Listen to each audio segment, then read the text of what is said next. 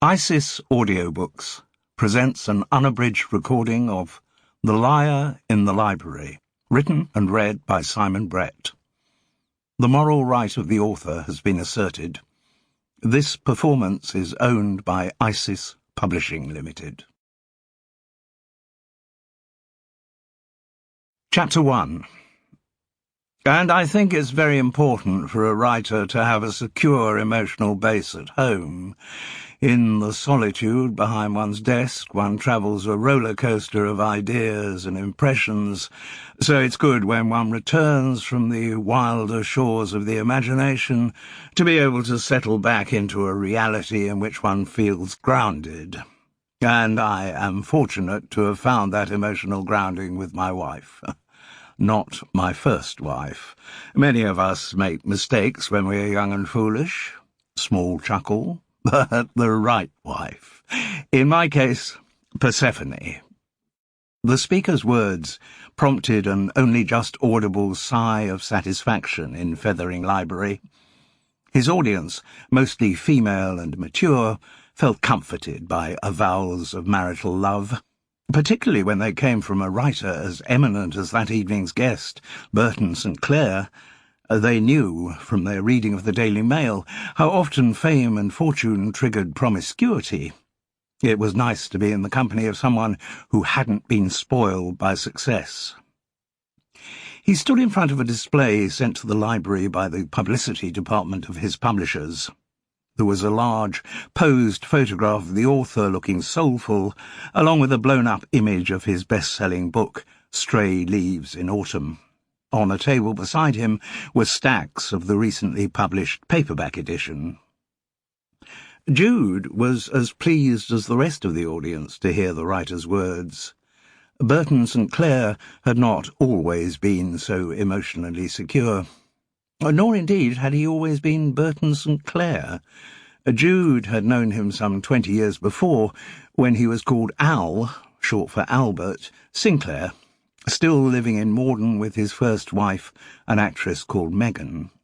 And if marrying her had been the mistake he had made when he was young and foolish, Jude reckoned that during the marriage Burton's irrepressible habit of trying to get into bed with every other woman he met had possibly been another mistake. She had not been surprised when she heard through mutual friends that Al and his wife had split up after 4 years. Soon after they got married, Megan had gone through one of those moments in the sun which happen in actresses' careers. A supporting role in one television series had led to a starring role in another, and for a couple of years Megan Georgeson, her maiden and professional name, was everywhere on the box.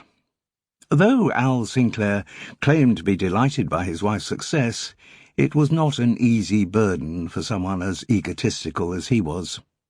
After a few experiences of accompanying her to premieres and award ceremonies as the token spouse, increasingly he let her do that kind of stuff on her own. He was sick of being seated next to show business successes and being asked the question, "And what do you do?"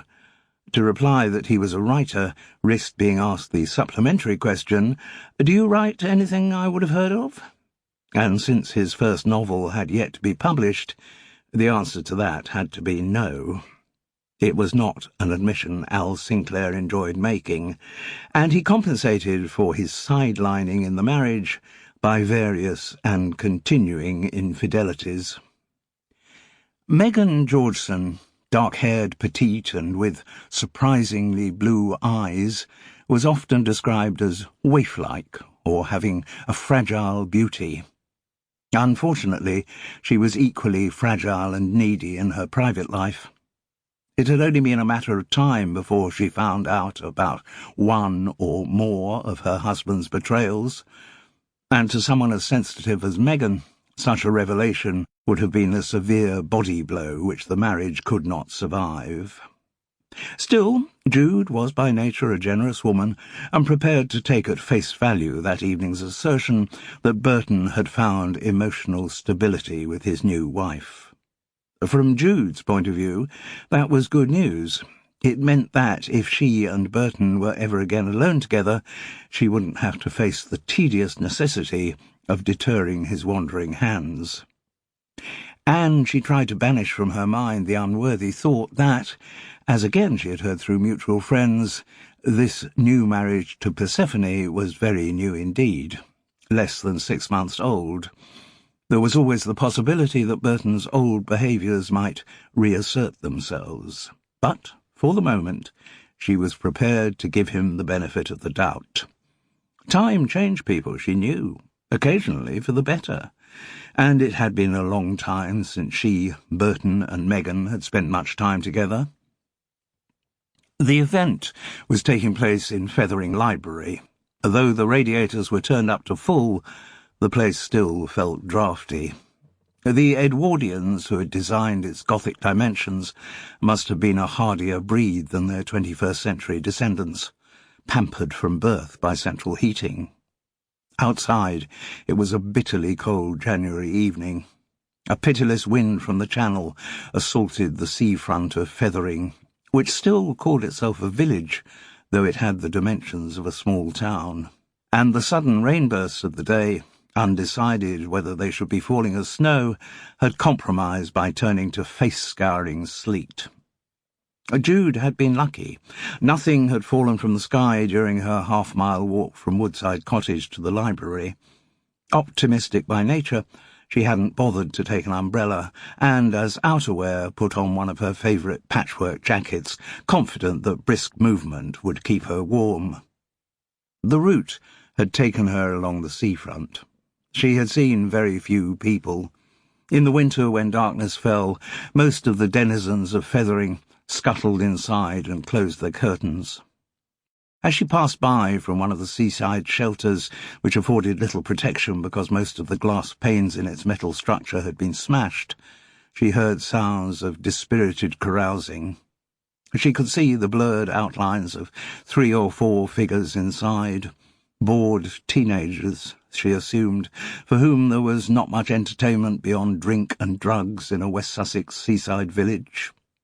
Or maybe the people in the shelter could be described as, a term that was anathema to the righteous locals, vagrants.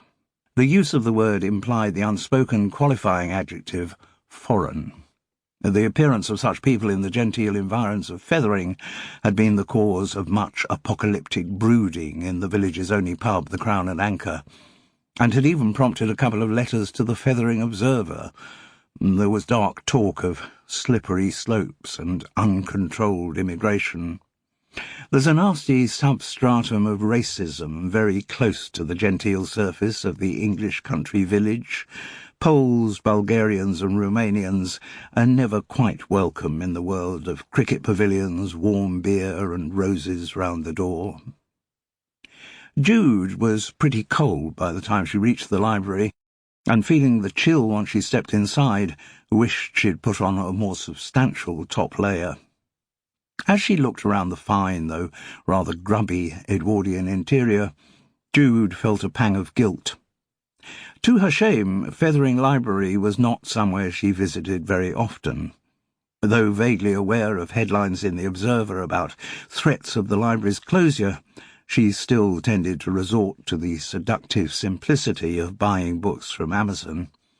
She justified this to herself on the grounds that most of the books she bought, in the mind, body and spirit category, were essential to her work as a healer, and needed to be permanently available for reference on her shelves at Woodside Cottage. Also, she justified to herself, buying a book was putting money directly into the pocket of the author, which had to be a good thing. But she still knew she ought to have given more support to her local library. Her next-door neighbour, Carol, used to be equally absent from the place, but that had changed with the appearance of her granddaughter, Lily. As the little girl grew, her parents, Stephen and Gabby, like all middle-class parents, were very keen for her to develop a love of books, and enrolled her in their local library in Fulham. So, for the precious days when Carol looked after her granddaughter in her home, High Tor, it made sense to get the little girl a ticket for Fethering Library. In order to effect this, Carol had had to get an adult ticket for herself. From then on, visits to the library could provide the focus for a major excursion, which would always end up with an ice cream or a millionaire shortbread, depending on the time of year, at the Seaview Cafe on Fethering Beach. Carol would have preferred to take Lily to the rather more genteel Polly's Cake Shop, but that had closed, to be replaced by a Starbucks, and there was no way Carol Seddon was going to take her granddaughter into one of those. Jude had asked her neighbour whether she wanted to come along with her to hear Burton St. Clair's talk, but had received the predictably frosty response that Carol had better things to do with her time than listening to some writer moaning on about what hell it is being a writer. Carol Seddon was wary of anything that might involve pretension or showing off, so treated everything to do with the creative arts with considerable suspicion. She was not a Philistine, but found, now she lived in Fethering, that books and television supplied her cultural needs.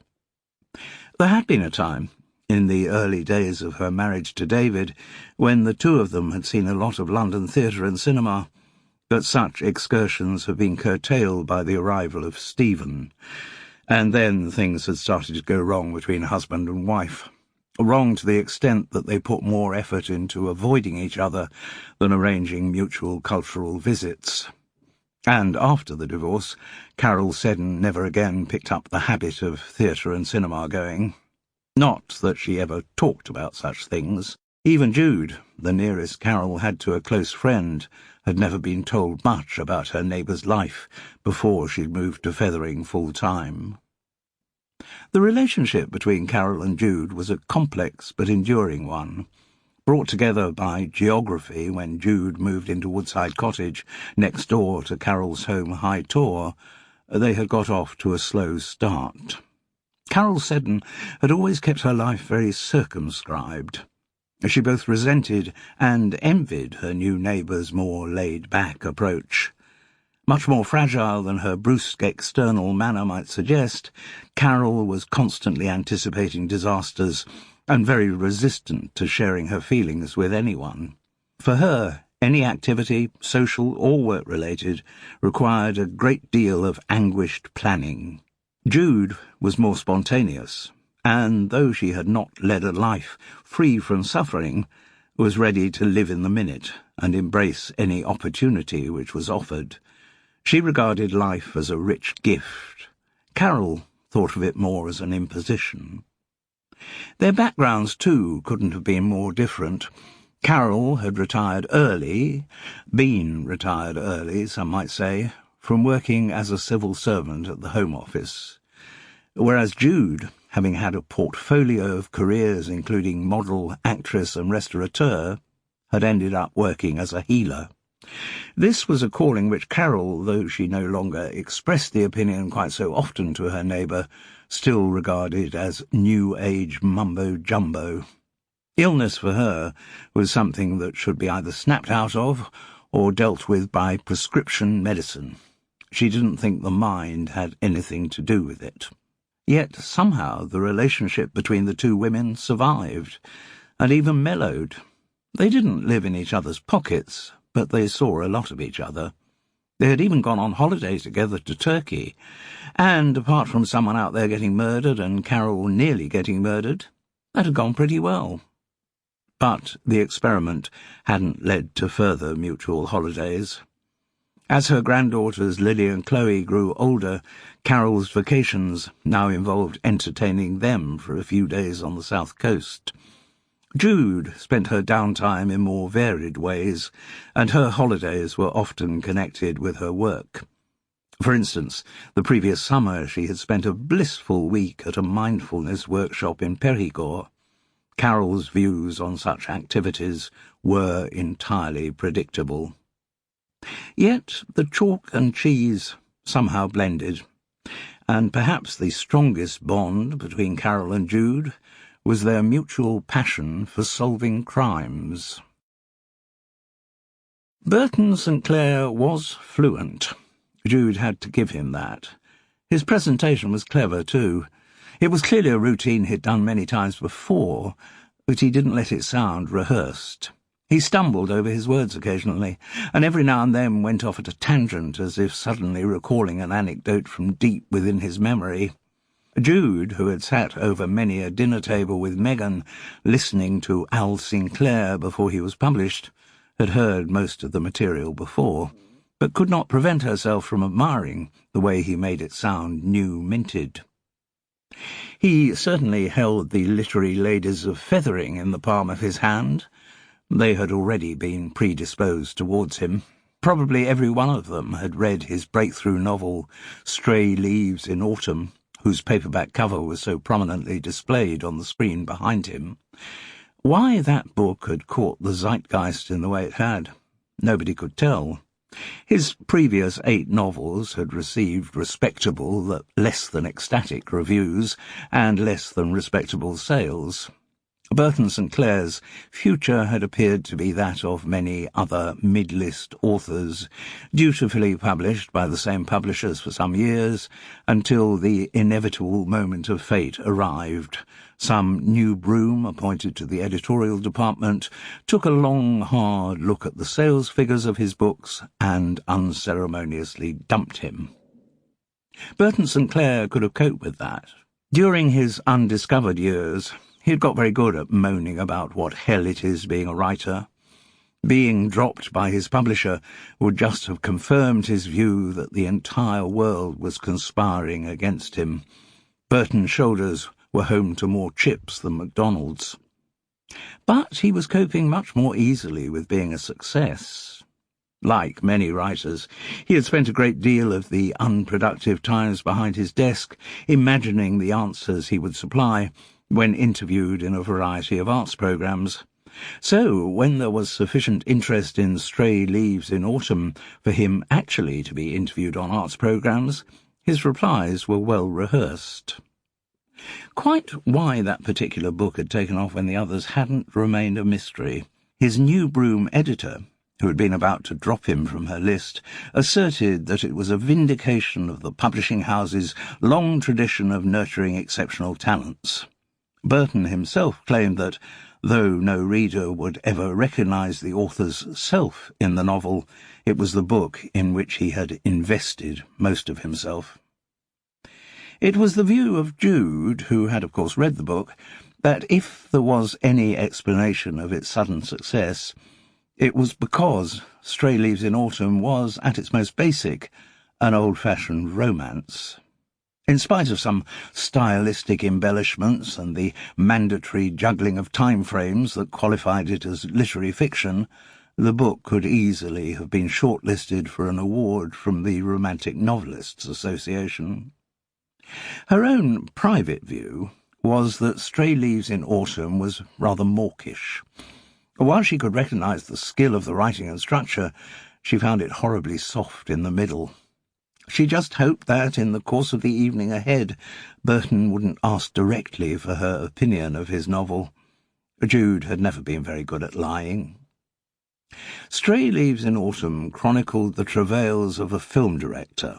Clever that. Not a writer, so that no one could ever imagine that the central character was actually the author.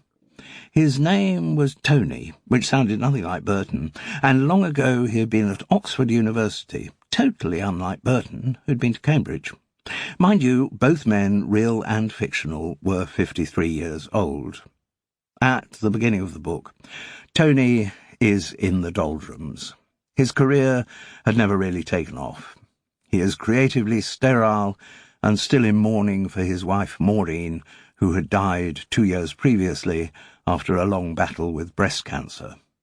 Tony's prospects and the possibility of happiness returning to his life revive when he meets Celia, a former wild child from the fringes of the music industry who, now a divorcee in her 50s, has written a so far unpublished novel which she is convinced would make a great movie. She is also convinced that the right person to direct it is Tony. Experienced readers of romance would, by this point in the book, have realised that he and Celia were not only the right people to bond creatively, but also the right people to bond emotionally. Tony, however, proves remarkably unaware of this blindingly obvious fact, so it is not until the couple and the development of their film have endured a sequence of setbacks and tribulations that he eventually recognises true love. This revelation happens, needless to say, at the premiere of the movie, which of course goes on to be an international success. Though Burton St. Clair would never have admitted it, Jude reckoned it was by serendipity rather than calculation that he had managed to press so many relevant buttons in Stray Leaves in Autumn.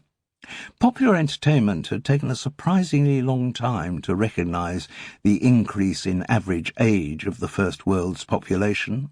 It kept its focus on attracting new, younger audiences, rather than catering for the growing numbers of the robust ageing. When a couple of successful movies and television series featuring mature central characters woke the entertainment moguls up to this self-evident fact, suddenly you couldn't move for late-flowering lust, in movies, on television, and in bookshops. The publication of Stray Leaves in Autumn fortunately coincided with this wave of geriatric romance. Rather than fulfilling his own fantasies, like most middle-aged male authors, and making the object of his hero's affections a much younger woman, Burton had been shrewd to focus Tony's interest on someone of his own age. And the fact that his novel was just an old-fashioned romance with a happy ending had been disguised by enough tricks of postmodernism and magical realism for the literati not to feel they were demeaning themselves by reading it. Thinking about Burton's past had distracted Jude from listening to what he was pontificating about. She gave herself a mental rap over the knuckles and concentrated to hear him saying, "And obviously writing a book is an activity during which the author is constantly having to make moral judgments, and I am always aware of the ethical implications when I kill someone." Chapter 2. The suggestion of murder got a predictable little frisson of indrawn breaths from the ladies of Fethering. Burton St. Clair held the pause after his statement. It was clearly an effect that he had honed over many years of repetition. Then, with a wry smile, he picked up. "I should say at this point that I never have actually killed anyone in real life. But as an author, one frequently is in the godlike position of deciding whether a character should live or die, and that's a responsibility that one has to take seriously. I'm not in the business as a crime writer might be," he spoke the words with appropriate contempt, "of killing people simply for the convenience of my plots. If a character in one of my books dies, I can assure you I have considered the termination of their life very seriously. He or she does not deserve to die, far from it in many cases, but they need to die to obey the artistic and emotional demands of the book that I am writing. I would be failing in my duty as a novelist if I did not kill them. I must say it's very interesting how much debate killing a character generates on social media."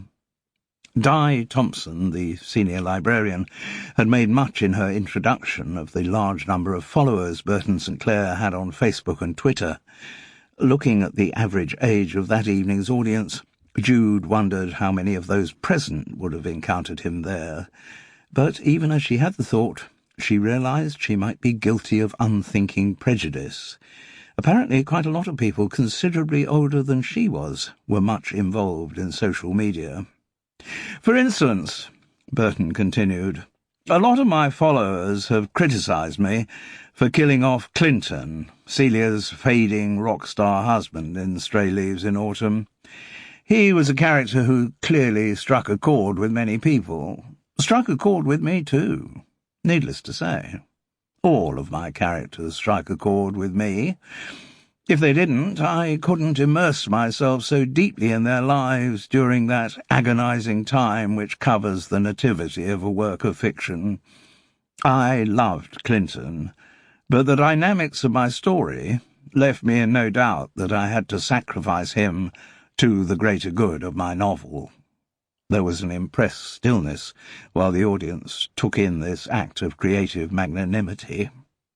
"And now," the author broke the silence, nonchalantly picking up a copy of his novel, "before I open up to questions from you, I would like to conclude with a reading from Stray Leaves in Autumn. And I think I dare mention to you now, you'll be the first people to know this, that all the T's are not quite crossed and the I's dotted, but there is a strong interest from Hollywood in developing the book for a movie. Early days, of course, a lot can go wrong, but there's talk of Meryl Streep being interested in playing the part of Celia, and as for Tony, well, there is talk.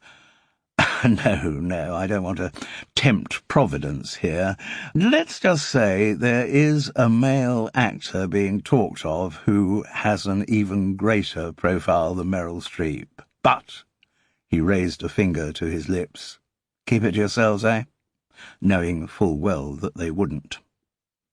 Burton St. Clair's reading, like the rest of his performance, sounded almost offhand, but again was the product of meticulous preparation. He concluded on a funny line, and as he bowed his head, the audience's laughter melted into enthusiastic applause. While this was going on, he poured more water into the glass he had occasionally drunk from during his talk, and took a long swig. "Right," said Burton, with a self-depreciatingly boyish grin. "Any questions?" Jude wasn't to know, but when he'd started on his literary career, this cue had always been greeted with very English awkwardness, silence, and a lot of people concentrating on their shoes. Every author doing a library talk had experienced that aching hiatus, and it was frequently only ended by a member of staff from the library hosting the evening coming in with her own carefully prepared fallback question. But that was no longer the case. The Fethering librarian who had introduced Burton St. Clair, Di Thompson, did not anticipate any such awkwardness.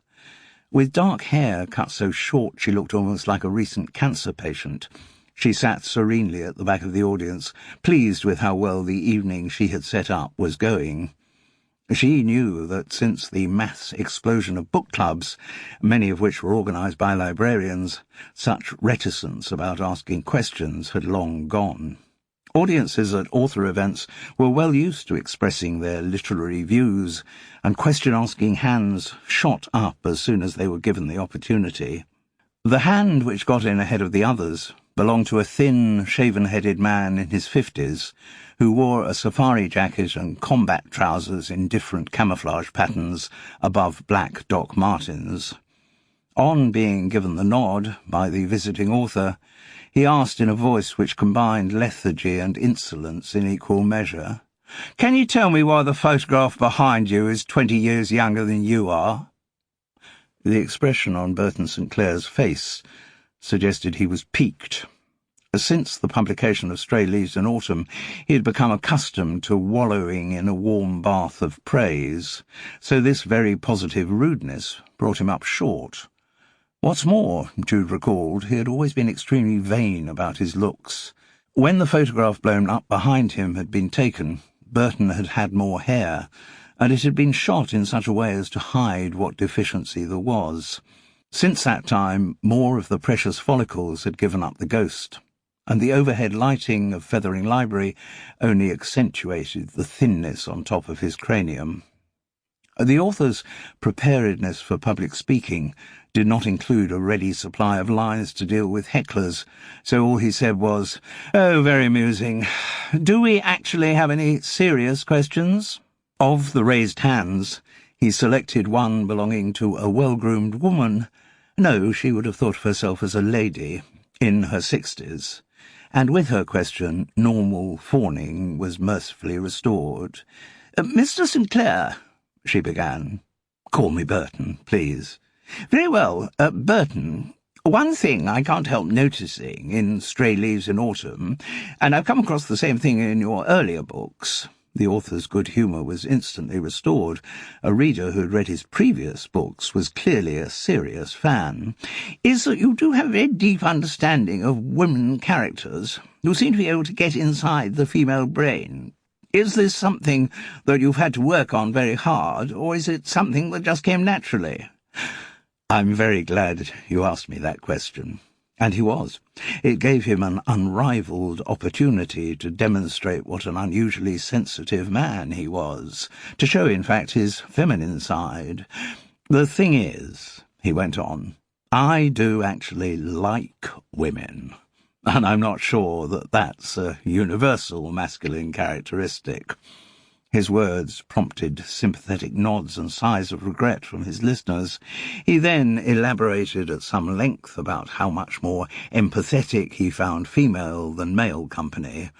Burton St. Clair drew around himself the mantle of the perfect man, caring, appreciative of women's contributions to life, aware of the shortcomings of his own gender, and yet safely and loyally married.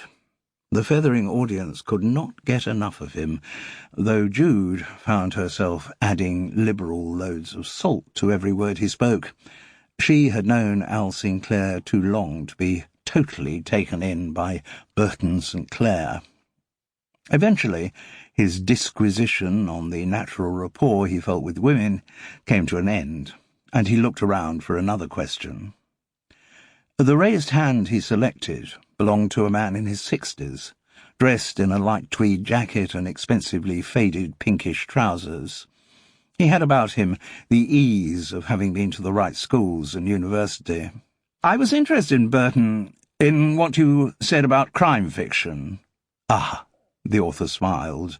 "I'm not really here this evening to talk about crime fiction." "Perhaps not, but your comments on the subject—" The questioner looked down at some notes he had made.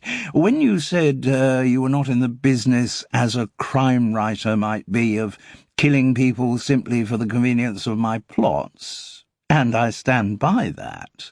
Though plot is a significant ingredient in any kind of storytelling, in literary fiction it does not have the primacy that it does in crime fiction.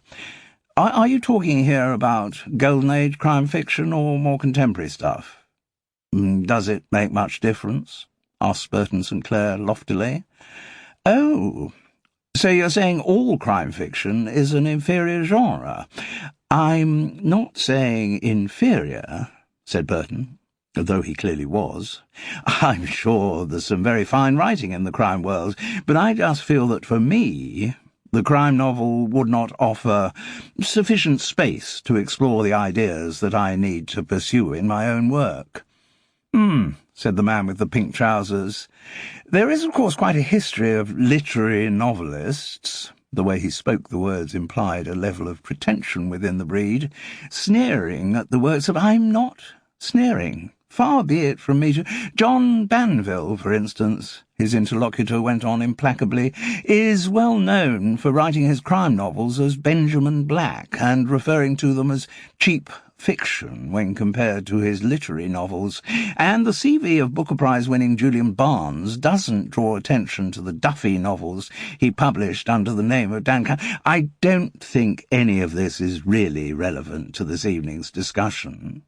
"Oh, but it is," the questioner persisted. His manner was not aggressive, it was infinitely reasonable. He argued with the skill of an experienced debater, someone who had always dealt with words. "We're here to talk about your work, and I'm particularly interested in the books published, self-published, under the name of Seth Marston," which Burton St. Clair was clearly rattled now. "I'm going to have to cut you off there," he interrupted. "Are you saying you don't know the works of Seth Marston?" "I've never heard the name. We're here this evening to talk about my novel Stray Leaves in Autumn." The author appealed to his audience. "Do we have another question on that subject?" The woman, whose raised hand was favoured this time, was inordinately tall and expensively blonde, dressed in a slightly fussy pink jacket over an extremely fussy cream blouse. "I don't think we should leave the subject of mystery fiction." Her voice had the relaxed refinement of an East Coast American intellectual. The gentleman who spoke before mentioned the Golden Age, and that is a topic on which I have done considerable research, and indeed on which I teach a college course. I'm very interested in the relationship between classic mystery fiction and its so-called literary counterparts.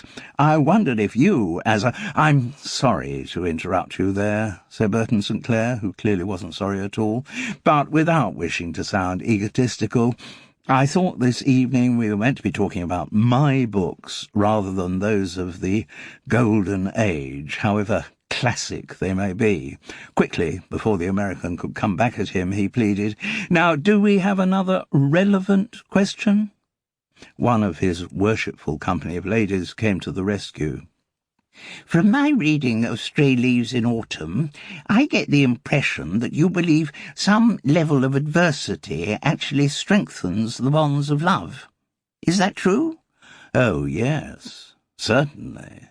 And it's very perceptive of you to pick up on that. Shakespeare tells us the course of true love never did run smooth, and I think that there, as in many other areas of life experience, and not always happy experience, can intensify the emotional reaction to—" And Burton St. Clair was off again, laying bare the depths of his sincerity to the good people of Fethering.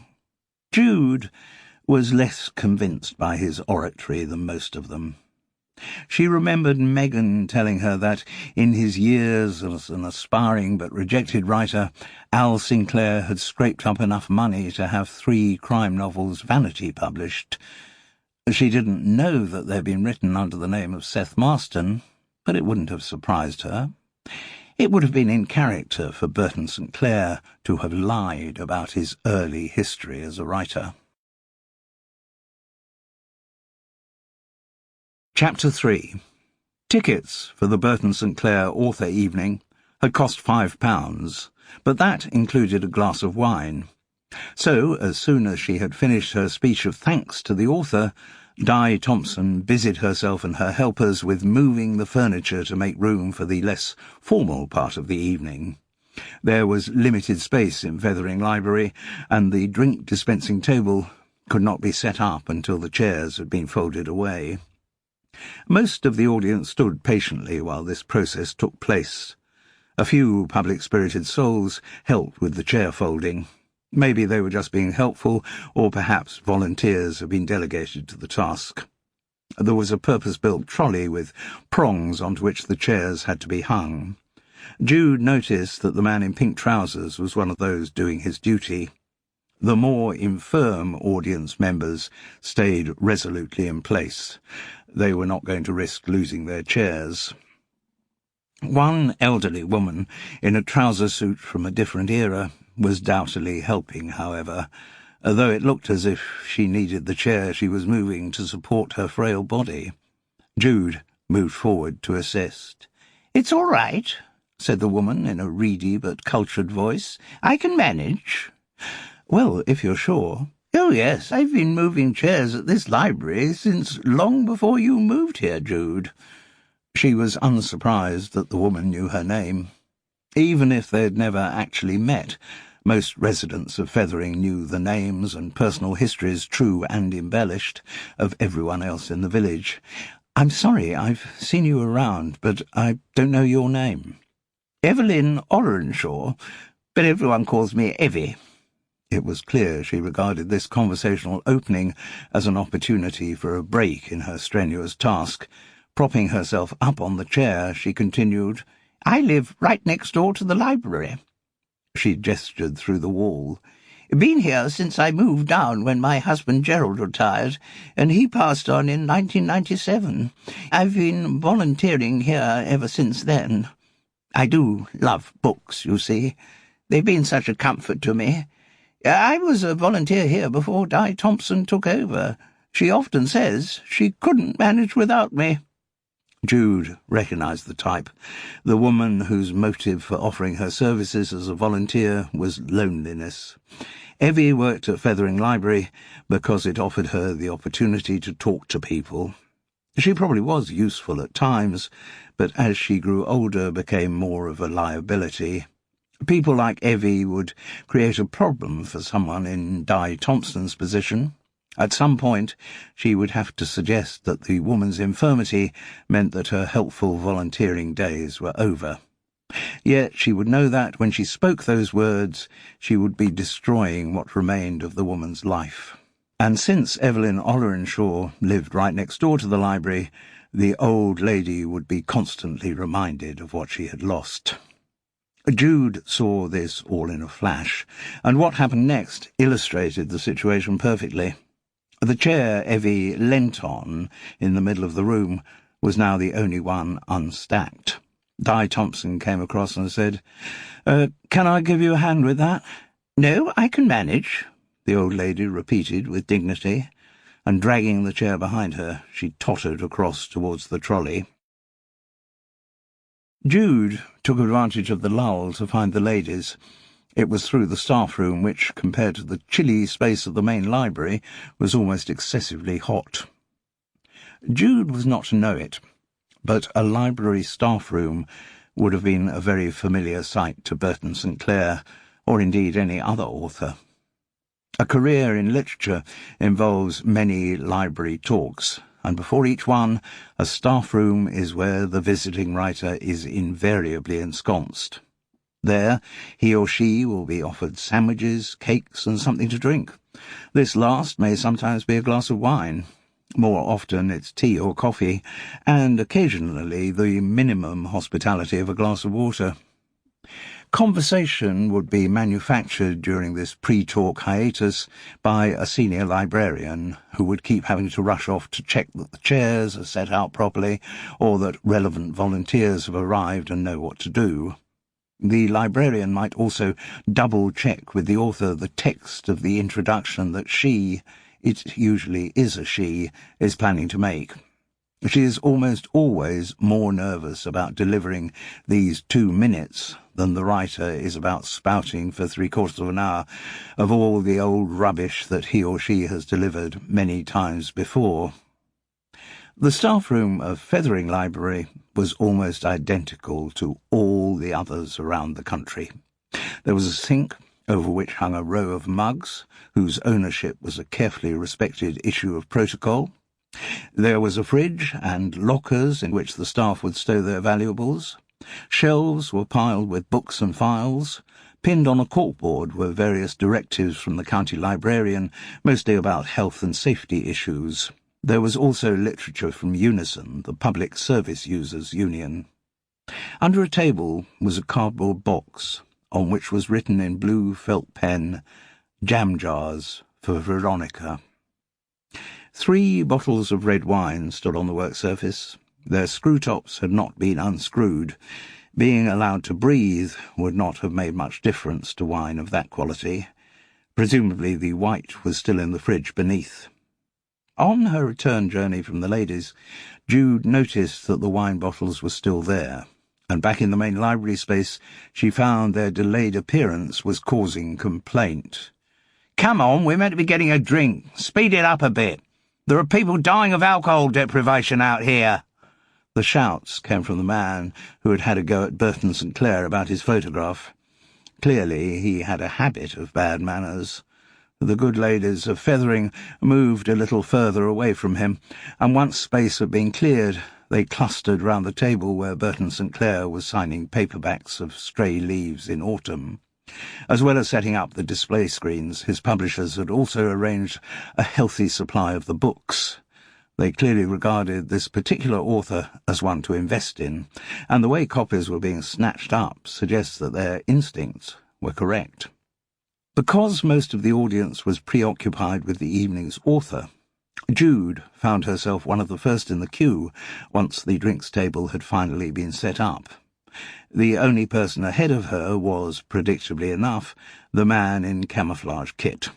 A junior member of the library staff, a dumpy girl with green-dyed hair and too many facial piercings, was rather shakily pouring white wine into lines of glasses. "You got any red?" asked the man. "Yes, I was just about to pour." "Well, move it along, darling. I'm panting for a glass of red." The girl fumbled with opening the relevant bottle. Thank goodness it was a screw-top.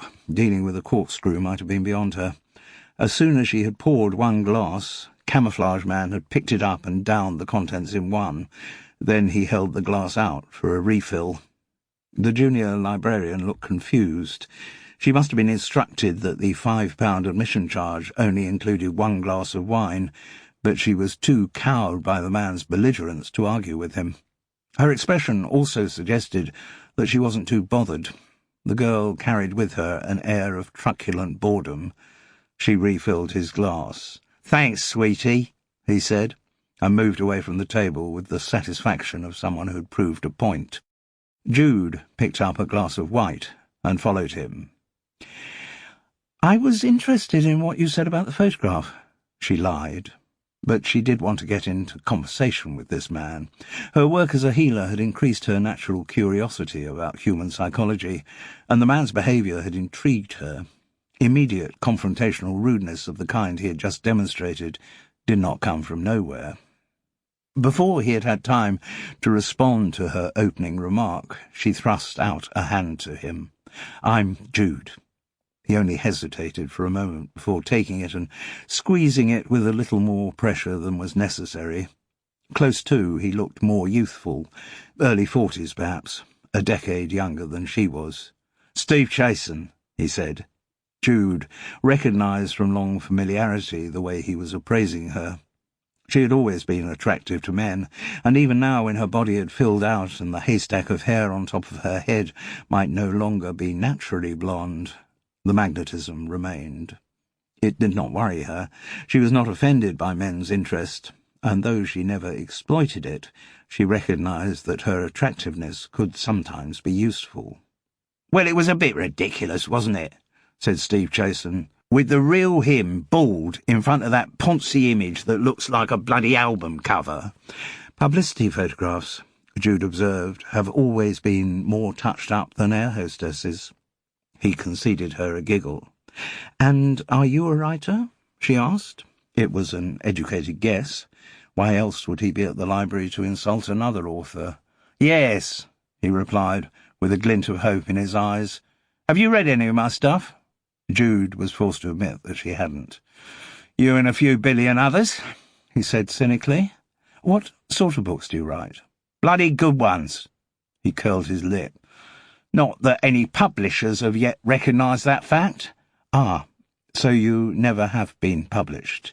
He raised an admonitory finger and shook it at her. "Ah, depends what you mean by published. Not so easy to define these days. There are more possibilities out there than chopping down trees to produce stray leaves in autumn."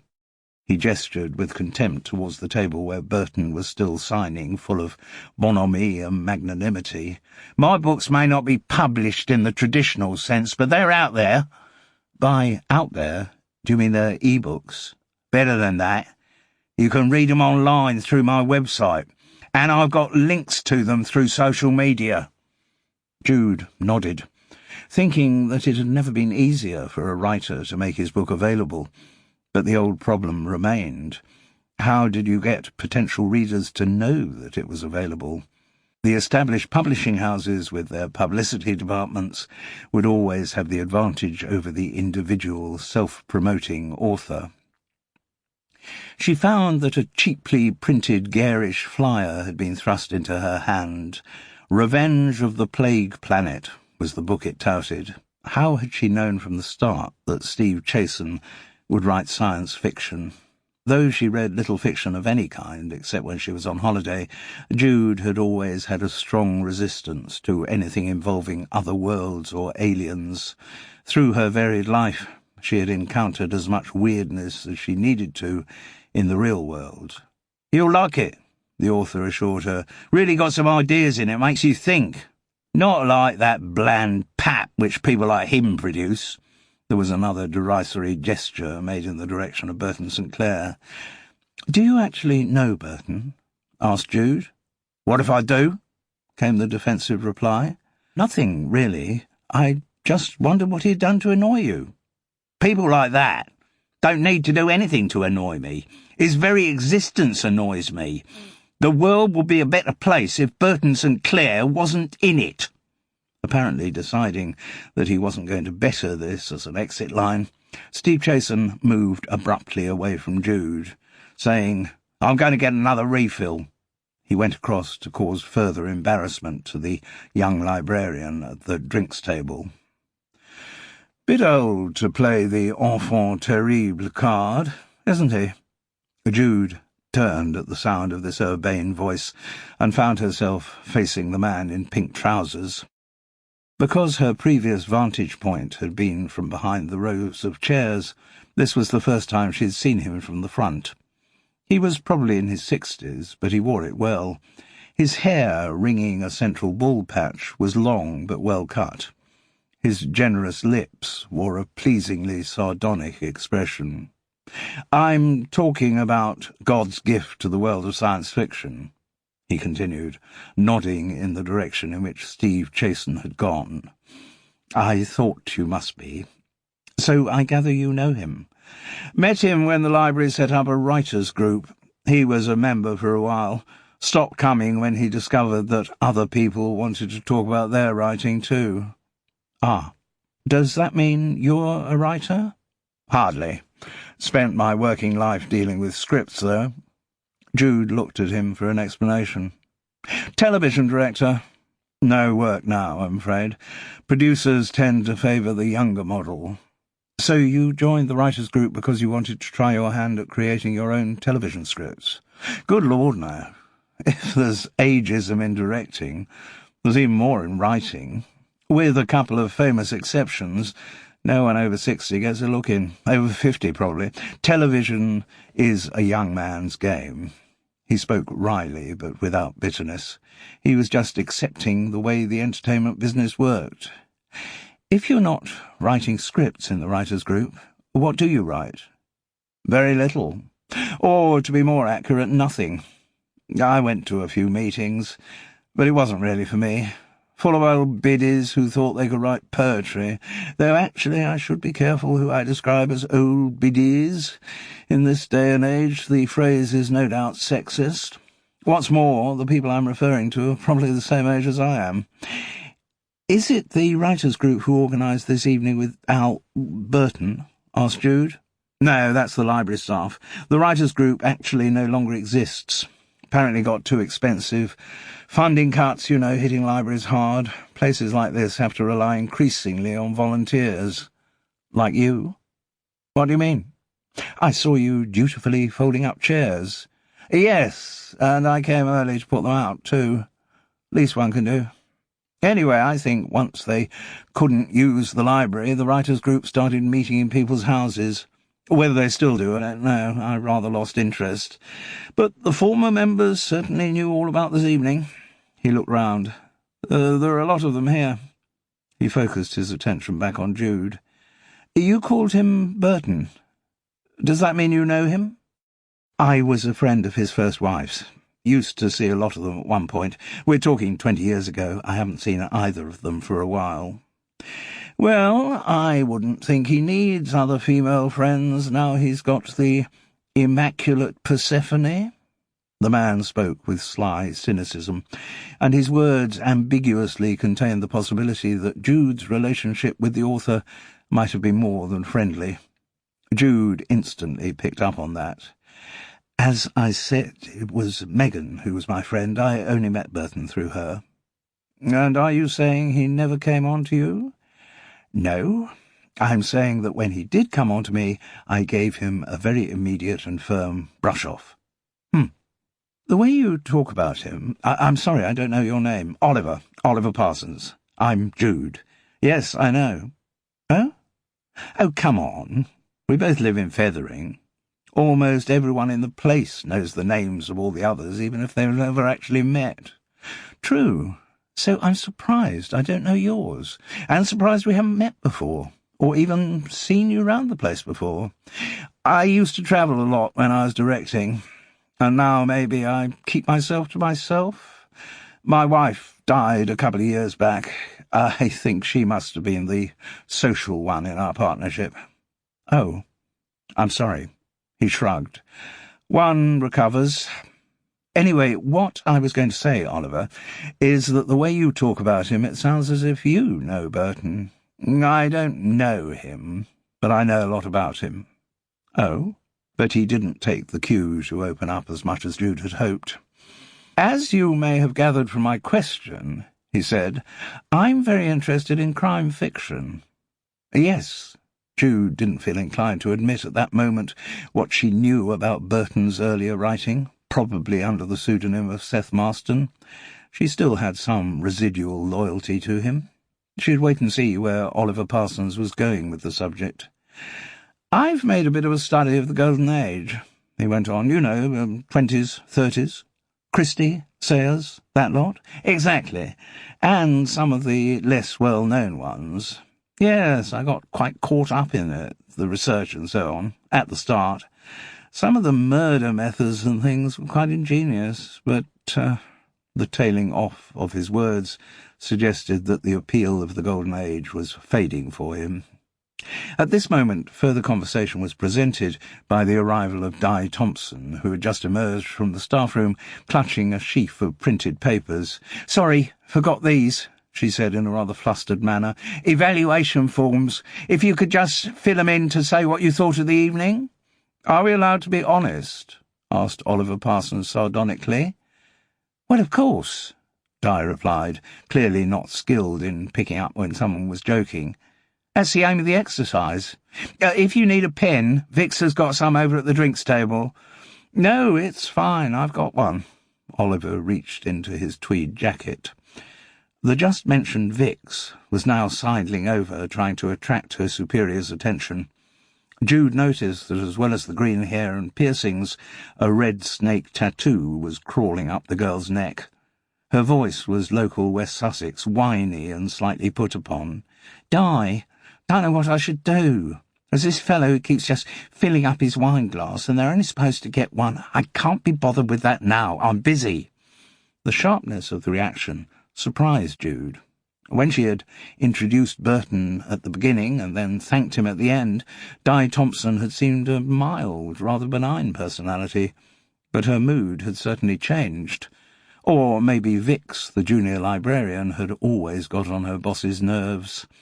There was a recalcitrance about the girl's body language which suggested she might not be the easiest person in the world to work with. But even as Jude had this thought, another explanation offered itself.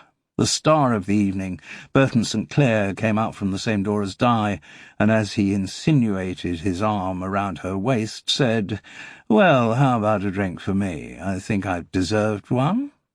The way the librarian flinched, and the speed with which she disconnected herself, asking a sharp "red or white," suggested that, however well he had gone down with most of his female audience, here was one Fethering woman Burton St. Clair had failed to charm. Chapter 4.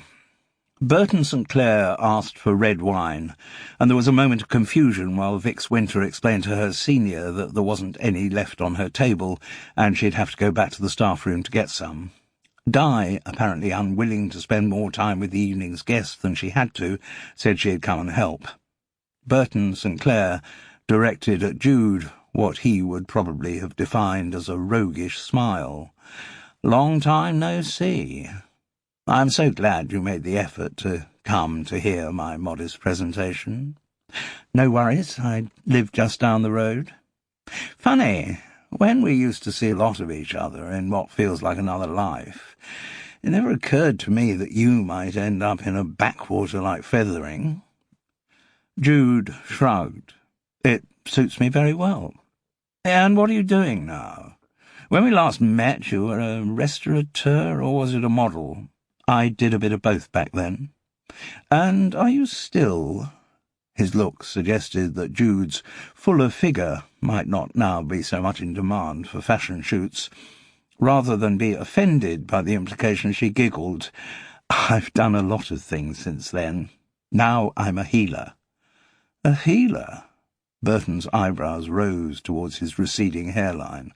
"What, you mean laying on of hands and ginseng and bloody dumping hot stones on people's—" "Fortunately, Before she had time to defend her profession against this predictable flood of scepticism, their conversation was interrupted by the opening of the door to the staff room. An unwilling Steve Chasen was the first to emerge, being pushed out by Di Thompson. "It wasn't my bloody fault," he was protesting. "I didn't spill it." "Yes, you did," countered the librarian. "And you shouldn't have been in there anyway. The staff—" "You pushed the bottle over. I saw you," said Steve Chasen. "Do you need a hand?" interposed the urbane voice of Oliver Parsons. Di Thompson looked gratefully at her saviour as Oliver took over her pushing duties. "Come on, old chap. You've had a little bit too much to drink, and I think it'd be better if—" "I'm going," said Steve Chasen, shaking himself free of his latest ejector and turning to face Burton St. Clair. "I don't want to stay in the same room as a bloody liar like you." He shook a finger at the more successful author. "But don't worry, you'll get your comeuppance." Then, with a failed attempt at dignity, Steve Chasen staggered out of the library. Burton chose to ignore the interruption, and, with a smiling face, turned towards the staff-room door from which Vix Winter was issuing with his long-awaited glass of wine. She, too, was serenely pretending the recent scene hadn't happened, but as the girl passed, Jude heard her whisper to Di Thompson, "I'll clear it up." "Thanks," her superior hissed back. "Thank God we haven't got a carpet in there." And Vix Winter scuttled through into the staff-room.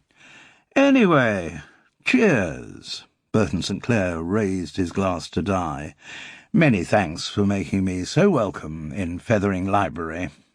He sounded sincere, but Jude knew him well enough to know just how patronising he was being. Never forget the little people. That's what his mind was saying. "I think maybe we should call it a day," said Di Thompson. It was nearly half an hour later, and she looked exhausted. The evening had gone on longer than expected, and she had the demeanour of someone who desperately wanted to get home. Through the library windows, a sheet of sudden rain was illuminated by the moonlight. "Yes," said Jude. By then, most of the audience had melted away. The only others still there were Burton, Di, and Vix. The junior librarian was looking even more keen to get away than her boss, but apparently Di was going to give her a lift home, so she had no alternative but to wait. "How long will it take you to drive back to London?" asked Di pointedly.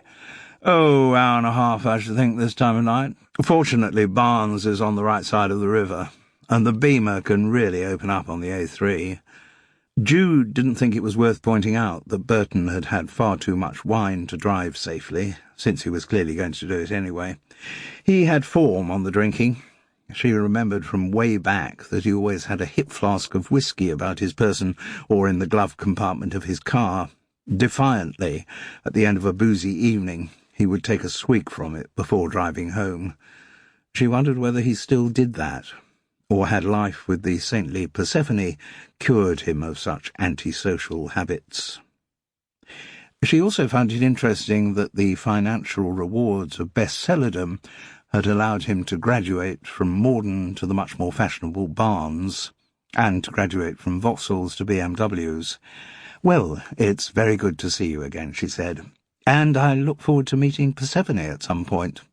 He didn't respond to that suggestion. Instead he asked, "How are you getting back home?" "Walk. It's only half a mile." He looked through the window. "In this lot? Won't take long. Have you got an umbrella? Or a waterproof?" "No, but apart from the rain, it's bloody cold out there." "I'll give you a lift in the Beamer." He seemed very keen to mention his car. Maybe it was a new toy. "Well, that sounds fine," said Di Thompson, whose body language was urging them towards the door. "Now, if we could—" Yes, the car was a new toy. Even in the face of horizontal icy rain, Burton St. Clair could not help taking an appreciative look at its sleek lines before zapping the unlock button. Jude, protected only by her patchwork jacket, needed no invitation to leap in through the passenger door. The seat where she found herself was reassuringly plush in its leather upholstery, and the interior was redolent of that new car smell. "So, you live right here in Fethering?" asked Burton, as he closed his door. The howling of the wind and rain dropped in volume. When he turned the ignition key, cool jazz filled the space around them. "Yes," she said, "it's not far. I'll give you directions." "With you, Jude? I don't need any directions." His left arm was suddenly around her shoulders. His right had found its way under the jacket to her breasts. "Gosh, Jude, how I've longed to do this," he murmured as he pressed his face towards hers. "It was agony for me every time I was with you and Megan, because you were the one I really fancied, and fortunately Jude had not had time to do up her seatbelt, which meant that her left hand was free to administer a stinging slap to Burton's cheek. "What's that for?" he asked, aggrieved.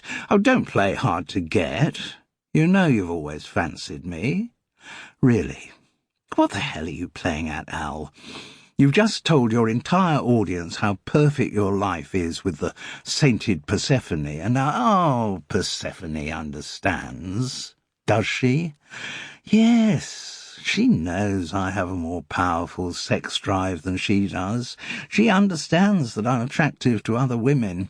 She wouldn't make any fuss about... She might not make any fuss, but I would. And if you think, just because you've got a book in the bestseller list, that gives you some kind of droit de seigneur over every woman who... Oh, come on, Jude. Be grown up. You know you've always fancied me." "I know many things," she responded with uncharacteristic hauteur. "That I fancy you is not among them." She found the door handle and let herself out into the maelstrom of wind and rain. "Goodbye, Al," she said. "You get back home to Persephone." She slammed the door of his Beamer and set off resolutely towards the seafront. Long before she reached it, the rain had seeped through her patchwork jacket and was trickling down her back and between her breasts. The cold penetrated to the very core of her being. Before going left along the promenade, Jude turned back to look at Fethering Library. The BMW was still where it was when she had left it, with no exterior or interior lights on. As she turned towards the sea, there was no sign of activity from the glass-shattered shelter. By the time she got back to Woodside Cottage, she was in desperate need of a hot shower to bring some warmth back into her frozen body.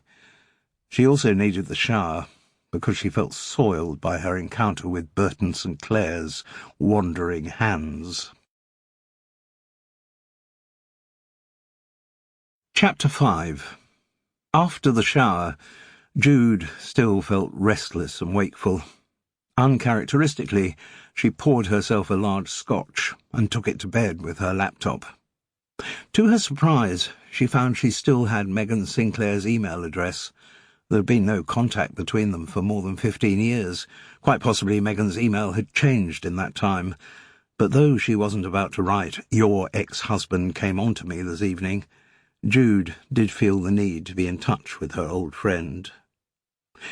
They had been very close at one time, even talked of sharing a flat together, though that never happened. But as girls to giggle with and shoulders to cry on, they had supported each other through a variety of dating disasters and false dawns of love.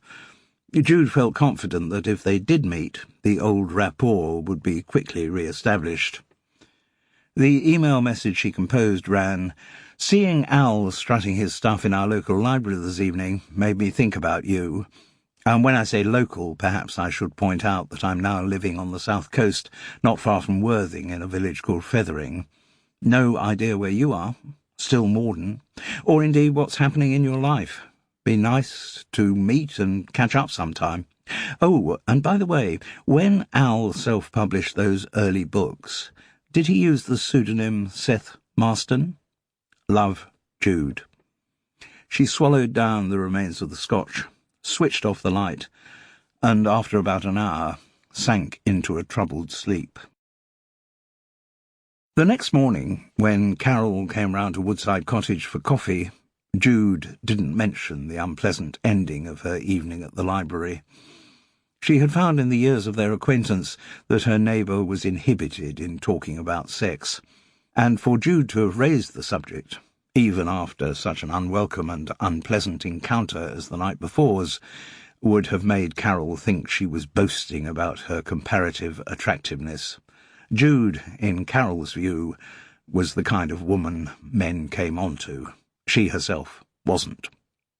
So Jude, sitting in the throw-covered clutter of her sitting room, let Carol initiate the conversation, which that morning, as on so many other mornings, centred on the doings of her granddaughters.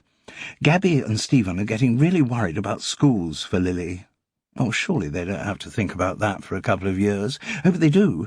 Living where they are, in Fulham, you have to think a long way ahead. They've got to get Lily into the right nursery to ensure that she goes to the right junior school, because a lot of those are feeders if they want to get into somewhere really good for the next stage, and obviously that's what's really important." "Are we talking state education here?" asked Jude, only for the benefit of the reaction she knew she'd get, which duly arrived. "Good heavens, no!" screeched Carol. "State education is a very dangerous course to embark on if you live in London. State secondary schools are full of drugs and violence and teenage pregnancies.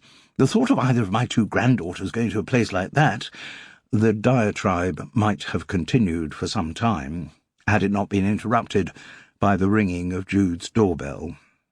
When she opened her front door and felt the clutch of cold air, she found herself confronted by two people. The woman was dressed in a smart trouser suit, the man more casual in a red zip-up fleece. The woman was carrying a large-screened iPhone. Behind them, in the street, was parked a police panda car. "Good morning," said the woman. "Are you Jude Nichols?" "Yes." "I'm Detective Inspector Rollins, and this is Detective Sergeant Knight. We'd like to talk to you about the death of Burton St. Clair." Chapter 6. Though she was being interviewed in her own home, Carol had conveniently remembered something she had to do back at High Tor, Jude was left in no doubt that her police interrogation was a serious matter. Once they were seated on the sagging, throw-covered sofa and armchairs of her sitting room, the first thing Detective Inspector Rollins said was, "You reacted with surprise, Mrs. Nichols, when— Call me Jude. Everyone calls me Jude." A slight wrinkle of the woman's nose showed that she didn't warm to such intimacy, but all she said was, "Very well, Jude. You reacted with surprise when I mentioned Burton St. Clair's death. Does that mean you didn't know he was dead?" "Of course that's what it means." The delayed shock of the news suddenly caught up with her. "But I can't believe that Burton's dead. I was with him only yesterday evening." "We know you were," said Rollins, "and we think it's possible that you were the last person to see him alive." "Which is why we're talking to you," added Detective Sergeant Knight, perhaps unnecessarily. Through the confusion of her thoughts, Jude got the impression that the junior officer needed to assert himself, to demonstrate that he wasn't just a weak male sidekick to a female boss. "Did Burton die at home?" asked Jude. "He was about to drive there when I left him." "No," the detective inspector replied. "His body was found in his car this morning in the Fethering Library car park." Jude was bewildered. "But that's where I last saw him." "Yes," Rollins confirmed. "Which is also why we're talking to you." This second intervention by Knight prompted the tiniest wrinkling of his superior's brow. He had overstepped some mark in their professional relationship. The detective inspector's iPhone lay on her lap. Jude assumed it might contain notes about the beginning of their investigation, but Rollins gave no sign that she would be writing anything down during their interview. "Well, how did he die?" asked Jude. "What did he die of?" "We don't know yet," replied the detective inspector, all police formality. "We will have more information when a post-mortem has been conducted." "And forensic investigations," Knight contributed. This again prompted a moo of annoyance from Rollins. Jude thought she knew why, as she asked the obvious question, "Forensic? Does that mean there's a suspicion of foul play?" "We're at a very early stage of our inquiries. At this point, any suggestions as to the cause of Mr. St. Clair's death would be nothing more than speculation." Jude felt appropriately deterred from asking further questions. The ball was still in the detective inspector's court. "But obviously, Jude, we are trying to get as exact a picture as we can of his movements during the last 24 hours. We've spoken to his wife." "And to his ex-wife?" "Yes, we know he was married twice." Rollins' tone was testy, as though Jude had been picking her up on some lapse in her investigative method. "We've left a message with Megan Sinclair, as she still calls herself, but she hasn't got back to us yet." "Ah." "One of her neighbours," Knight contributed, "believes she's visiting an actress friend in Scarborough." Again, Detective Inspector Rollins' expression suggested that her junior's intervention was unwelcome. She turned back to her interviewee. "Persephone St. Clair, the deceased's widow, said you used to spend a lot of time with him and his former wife." "Yes, there was a stage when we used to see quite a lot of each other. We're talking some years ago." "How many years? 15? 20? Detective Sergeant Knight thought he had been silent for too long. "And back then, were you close to Mr. St. Clair?" Again Rollins looked peeved by the intervention. Maybe that was the very question she had been about to ask. "I knew Megan before I knew him. She was my friend. When she got married, it was natural that I met up with them as a couple." "But as you got to know him," Knight persisted, "did you become closer to Mr. St. Clair?" "If you're asking if we had an affair, the answer is very definitely no." "That wasn't what the sergeant was asking," said Rollins in a manner that was definitely a put-down to him. "We are merely trying to get as much background to the case as we can." "Case?" echoed Jude. "Then you do think there was something suspicious about—" "I was guilty of using the wrong word," responded the detective inspector blandly. "I should not have said case. I should have said incident." "I see." "So, background," Rollins went on. "Had you kept in touch with Burton St. Clair since the days when you spent time with him and his wife some 15 or 20 years ago?" The way she echoed the words seemed to carry the implication that Jude was not necessarily a very reliable witness. "No, not really."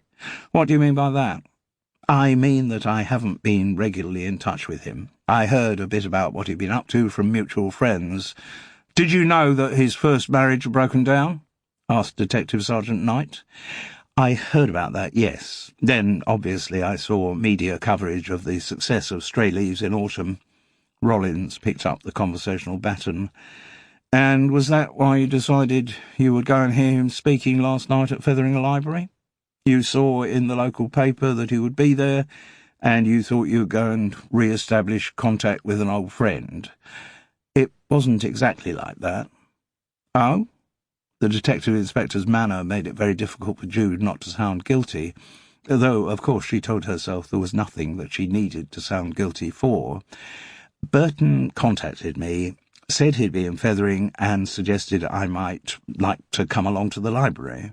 "So you had kept in regular touch?" said Detective Sergeant Knight accusingly. "No. He contacted me through Facebook. I don't use it a lot, but I do have an account. For some of my clients, it's their preferred means of communication." "Clients?" Rollins reminded herself. "Oh, yes, of course. You're a healer, aren't you?" Jude was well used to the layers of scepticism that could be lathered onto that particular word. "Yes, that's what I do." "So, until this approach through Facebook, you hadn't had direct contact from either Burton or his first wife, Megan, for 15, 20 years?" "No." "And you hadn't made contact with them?" "No." Jude suddenly remembered the previous evening. "Well, that is to say, yes. I did send an email to Megan yesterday." "Oh." Detective Inspector Rollins' tone made this sound like a major revelation. Was that after you had left Fethering Library? Yes, when I got back here. And why, after this long break, did you suddenly get in touch with her? There was a query about Burton St. Clair's writing that was raised in the Q&A session after his talk. I wanted to check a factual detail with Megan. I see. Well, we'll be able to see her emails when we get in touch with her. I can show you the text of what I sent right now, said Jude, as near to being rattled as her habitually serene temperament allowed. That won't be necessary, said Detective Inspector Rollins. For the first time she looked down at her iPhone, woke up the screen and consulted some notes she had written there. Now, according to Vix Winter, the junior librarian who found Mr. St. Clair's body in the car park this morning, last night, just as she and her boss were leaving, she saw you getting into Mr. St. Clair's car. She also said that by then all of the other people who had attended the talk had gone home. Yes, that's what happened. It was pouring with rain. Burton had offered to drive me back here. But he didn't drive you back here. The dry patch under his car suggested that it hadn't moved since he arrived at the library earlier in the evening. That's entirely possible, yes. So why didn't he drive you home, Jude? We had an argument. Did you? Yes. And could you tell me what that argument was about? Very well. In fact, could you tell me exactly what happened last night from the moment— Rollins looked down at her screen to check the name— Di Thompson locked up the library and left in her car with Vix Winter until you left Burton St. Clair in his car? Assuming that is what happened. The level of scepticism in the detective inspector's attitude and body language did not lessen as Jude began her narrative. If anything, it increased. Jude was punctiliously accurate in her reconstruction of the events inside Burton's BMW. They were so recent that she didn't have to dig too deep into her memory. But as she replayed the awkwardness of the encounter, she was annoyed to find herself blushing. And at the end of her narration, she could sense that Rollins did not believe the truth she had just been told. Before the detective inspector could pass any comment, however, the iPhone on her lap rang. "Rollins," she said. "Ah, Megan Sinclair. Thank you for getting back to me." She rose to her feet. "I'll take this in the hall," she announced as she left the room. Detective Sergeant Knight and Jude looked at each other. Neither had much to say. The silence felt heavy between them. Chapter 7. Burton St. Clair's death was reported on Radio 4's World at One. It was the last item on the bulletin, one of the "and we've just had a report that" ones, so no details were supplied, nor was there any trailer to say that his work and legacy would be discussed on the evening's arts programme Front Row. Burton himself would no doubt have reckoned he deserved such a tribute. The producers maybe did not think that one successful novel qualified him for that kind of accolade. All the 1 o'clock news report did say was that he had been found dead in his car in Fethering, a village on the south coast whose library he had been visiting. Jude listened to the bulletin in the irreproachably tidy environs of High Tor's kitchen. Carol had rung, characteristically, rather than going next door in person, as soon as the Panda car had departed, and invited her neighbour for lunch.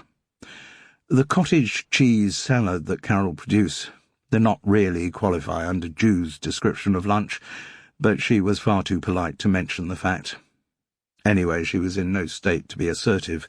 The shock of Burton's death, followed so quickly by the interview with the two mistrustful detectives, had shaken Jude's customary equilibrium.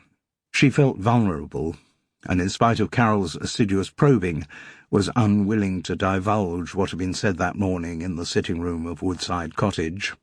After dutifully consuming her cottage cheese salad, she announced that she would go back home to have a sleep.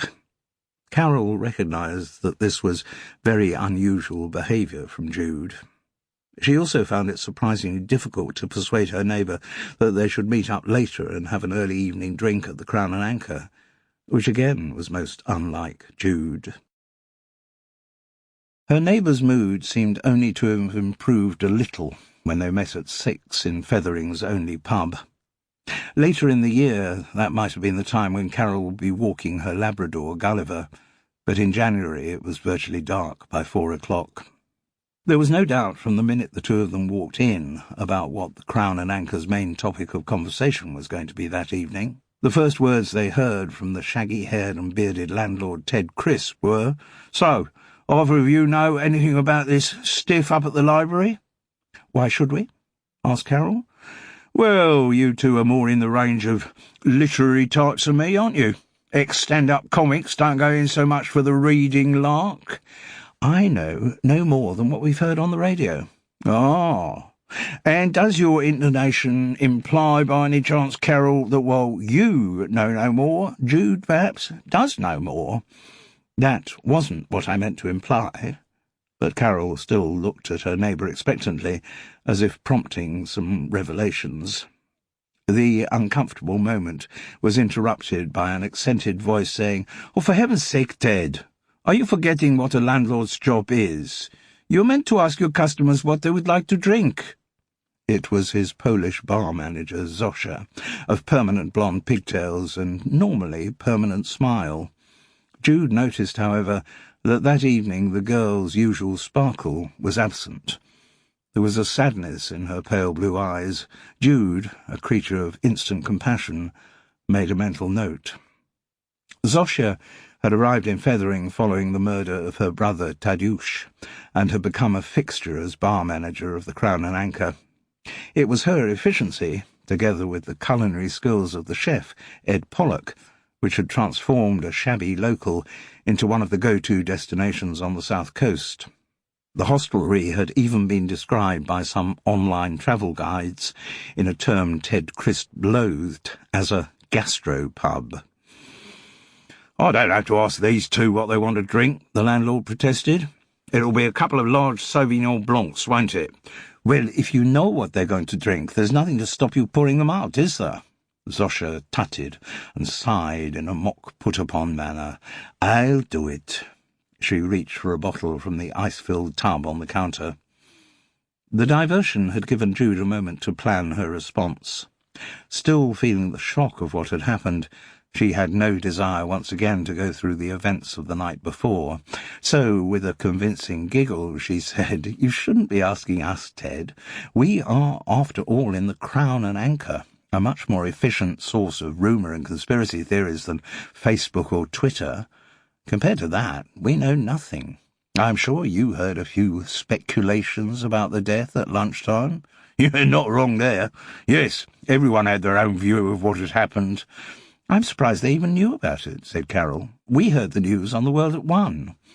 Jude flashed a quick smile of gratitude at her neighbour, who could easily have opened a whole can of worms by saying how the information had come into Woodside Cottage.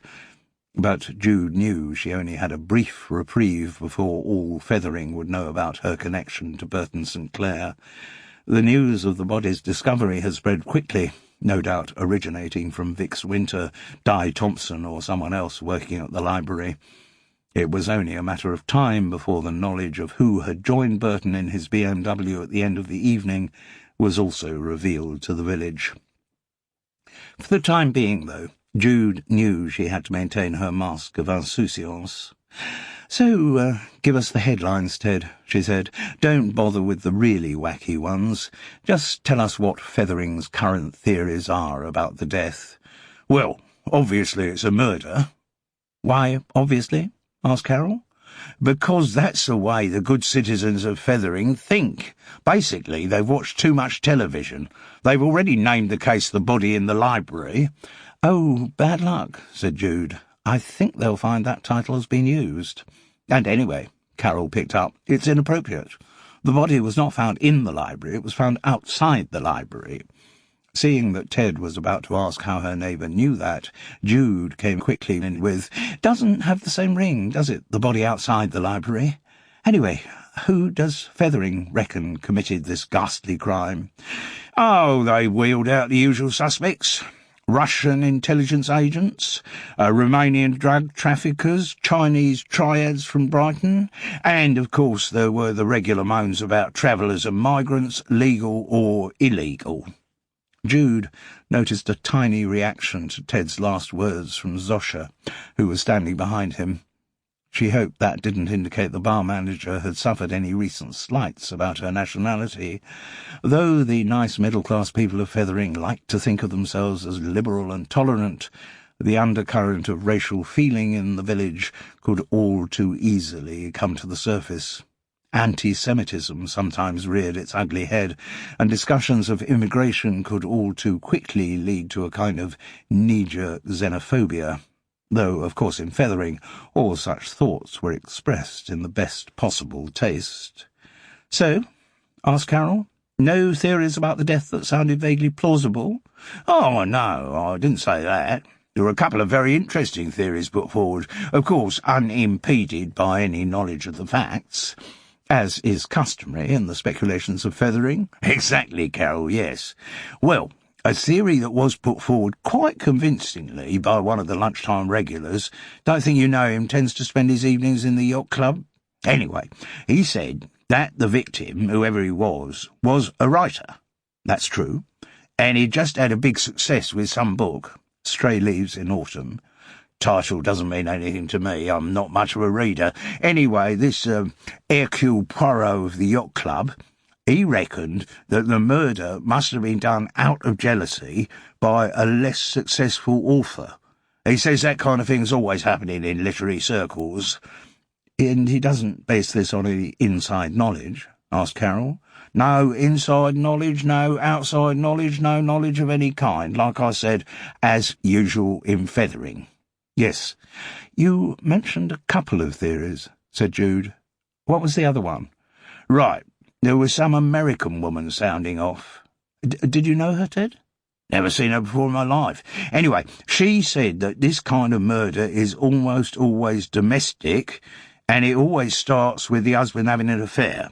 Then she said there are 3 possible scenarios that can happen, and she gave each of them like titles. Now, what was it?" His eyes beneath their shaggy brows screwed up with the effort of recollection. "Yes, HKW, WKM. Those were the first 2. "And what in heaven's name do they mean?" asked Carol.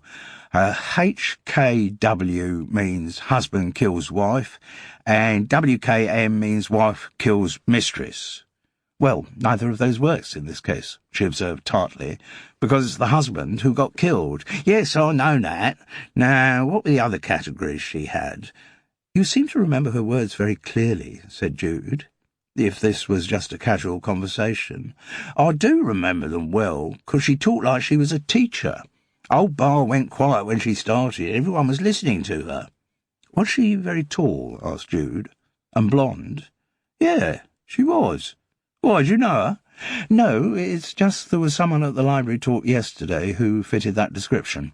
She said she taught mystery fiction." "Do people actually teach that?" asked a bemused Ted. "You bet, particularly in the States." "Oh. Anyway," said Carol, wanting to move the conversation on, "what was this woman's view of the current case?" Again the landlord screwed up his eyes. "Right. She said in this case we were up against either WKH or MKL. Wife kills husband or mistress kills lover," Carol translated unnecessarily. "Yes, or," Ted Crisp concluded with some triumph, WAMKH. "Wife and mistress kill husband," said Jude dryly. "You were spot on. So, this American bossy boots reckon all you got to do is churchy something. She said it was French. Cherchez la femme, Carol suggested. "That's it, right. She said all you got to do is find out who in Fethering this writer chap has ever had an affair with, and she'll be your murderer." Jude didn't like the look her neighbour was giving her. She knew, however much she insisted she was telling the truth, Carol would still believe that there had once been something between Jude and Burton. And if Carol thought that, it would only be a matter of time before the rest of Fethering thought the same. Chapter 8. The wine and the company in the Crown and Anchor had cheered Jude up, but when she said good-night to Carol at the gate of Woodside Cottage, she felt the darkness closing in again. The reality of Burton's death and the unpleasant recollection of her police interview in the morning dominated her mind. It wasn't yet 8 o'clock, and she hadn't had anything to eat since Carol's cottage cheese salad, so she knew she ought to be assembling some kind of supper. But the urge wasn't there. She didn't feel hungry. Jude opened the laptop to check her emails. There was one from Megan. It read simply, "Yes, we should be in touch. No love, no good wishes, no home address. Just a mobile number." Jude consulted the large-faced watch fixed to her wrist by a broad ribbon. It was a perfectly reasonable hour to ring someone. She dialed the number. "Hello?" The voice was breathless and slightly actressy, but also guarded, cautious, as if expecting a call it didn't want to take. Very familiar, though. Though they had been such close friends, Jude remembered the voice's tautness, its owner's inability ever quite to relax, her habit of watchfulness, always anticipating some kind of slight. "Megan, it's Jude." "Ah, I thought you'd probably be in touch quite soon." Megan made it sound as though Jude's quick response was in some way shameful. "I just wanted to say I heard about Burton. Al." "Well, of course you did. You were there when it happened. You know that because the police have talked to you?" "I was spending a long weekend with a friend in Scarborough." So Detective Sergeant Knight's information had been correct. "There was no mobile signal at her place. I only found out they'd been trying to contact me when I got on the train. I rang them as soon as I could. They checked out my alibi with my friend. It was when I was talking to Detective Inspector Rollins that I found out about you being there. Let's be clear, Megan. I was at Fethering Library for his talk in the evening. I wasn't actually there when he died." "No, of course not." Again there was an edge of scepticism in the voice. Jude was the last person in the world to get paranoid, but events of the last 24 hours had unsettled her deeply. "I think we ought to meet, Megan. As I said in my email, yes, I think we should. Where do you live now?" "Still in Morden." "Oh, the same house? I got it as part of the divorce settlement." Jude didn't have a car. Morden was the southernmost stop of the Northern Line. Trains from Fethering terminated at Victoria. "Probably makes sense if we were to meet in London. What, for lunch, maybe?" she suggested. "I don't go to London," said Megan. "What?" Jude reminded herself that she was talking to Megan Georgeson, who at the height of her television fame was photographed at every first night and queened it into the small hours at the Groucho Club and Soho House. Her not going to London was inconceivable. "What do you mean?" "I don't go to London," Megan repeated with no further explanation. "Well, do you want me to come to the house?" "No. I don't like people coming to the house. That's an invasion of my privacy." Jude tried to keep the exasperation out of her voice as she asked, "Is there anywhere you would like to meet?" "There's a restaurant in Morden called Ancient Persia. I go there quite a lot. The owners know me." "So, shall we meet there?" "Very well." Megan made it sound as though she was making a big concession. "When? I think it should be as soon as possible." "I agree." "Tomorrow?" There was a moment of hesitation from the other end of the line. "Yes, all right." "Fine. 1 o'clock, Ancient Persia." Jude had a couple of healing sessions set up for the Thursday, but she rang the clients and rescheduled them. This was unusual. In her professional life, her loyalty to her clients was paramount. She knew how dependent they were on their regular therapy, that she took such action was a measure of how important she considered her meeting with Megan Sinclair to be. There was probably an easier way to get from Fethering to Morden by public transport, but Jude didn't investigate it. Carol, she knew, would have done, but Jude was content to get the train from Fethering Station to Victoria, get to the southbound Northern Line, and stay on the tube as far as it went. She had taken a book with her, a treatise a friend had written about the relationship between the NHS and complementary medicine, but her gaze kept sliding off the page. She was tired. The last night had been a troubled one, though that wasn't the only reason for her poor concentration. Thoughts whirled around her head in unaccustomed agitation, and for some reason she felt worried about the forthcoming encounter with Megan. Her old friend's manner on the phone had set up a barrier between them, and though Jude was not a person to let grievances fester, she did not think their meeting was going to be an easy one.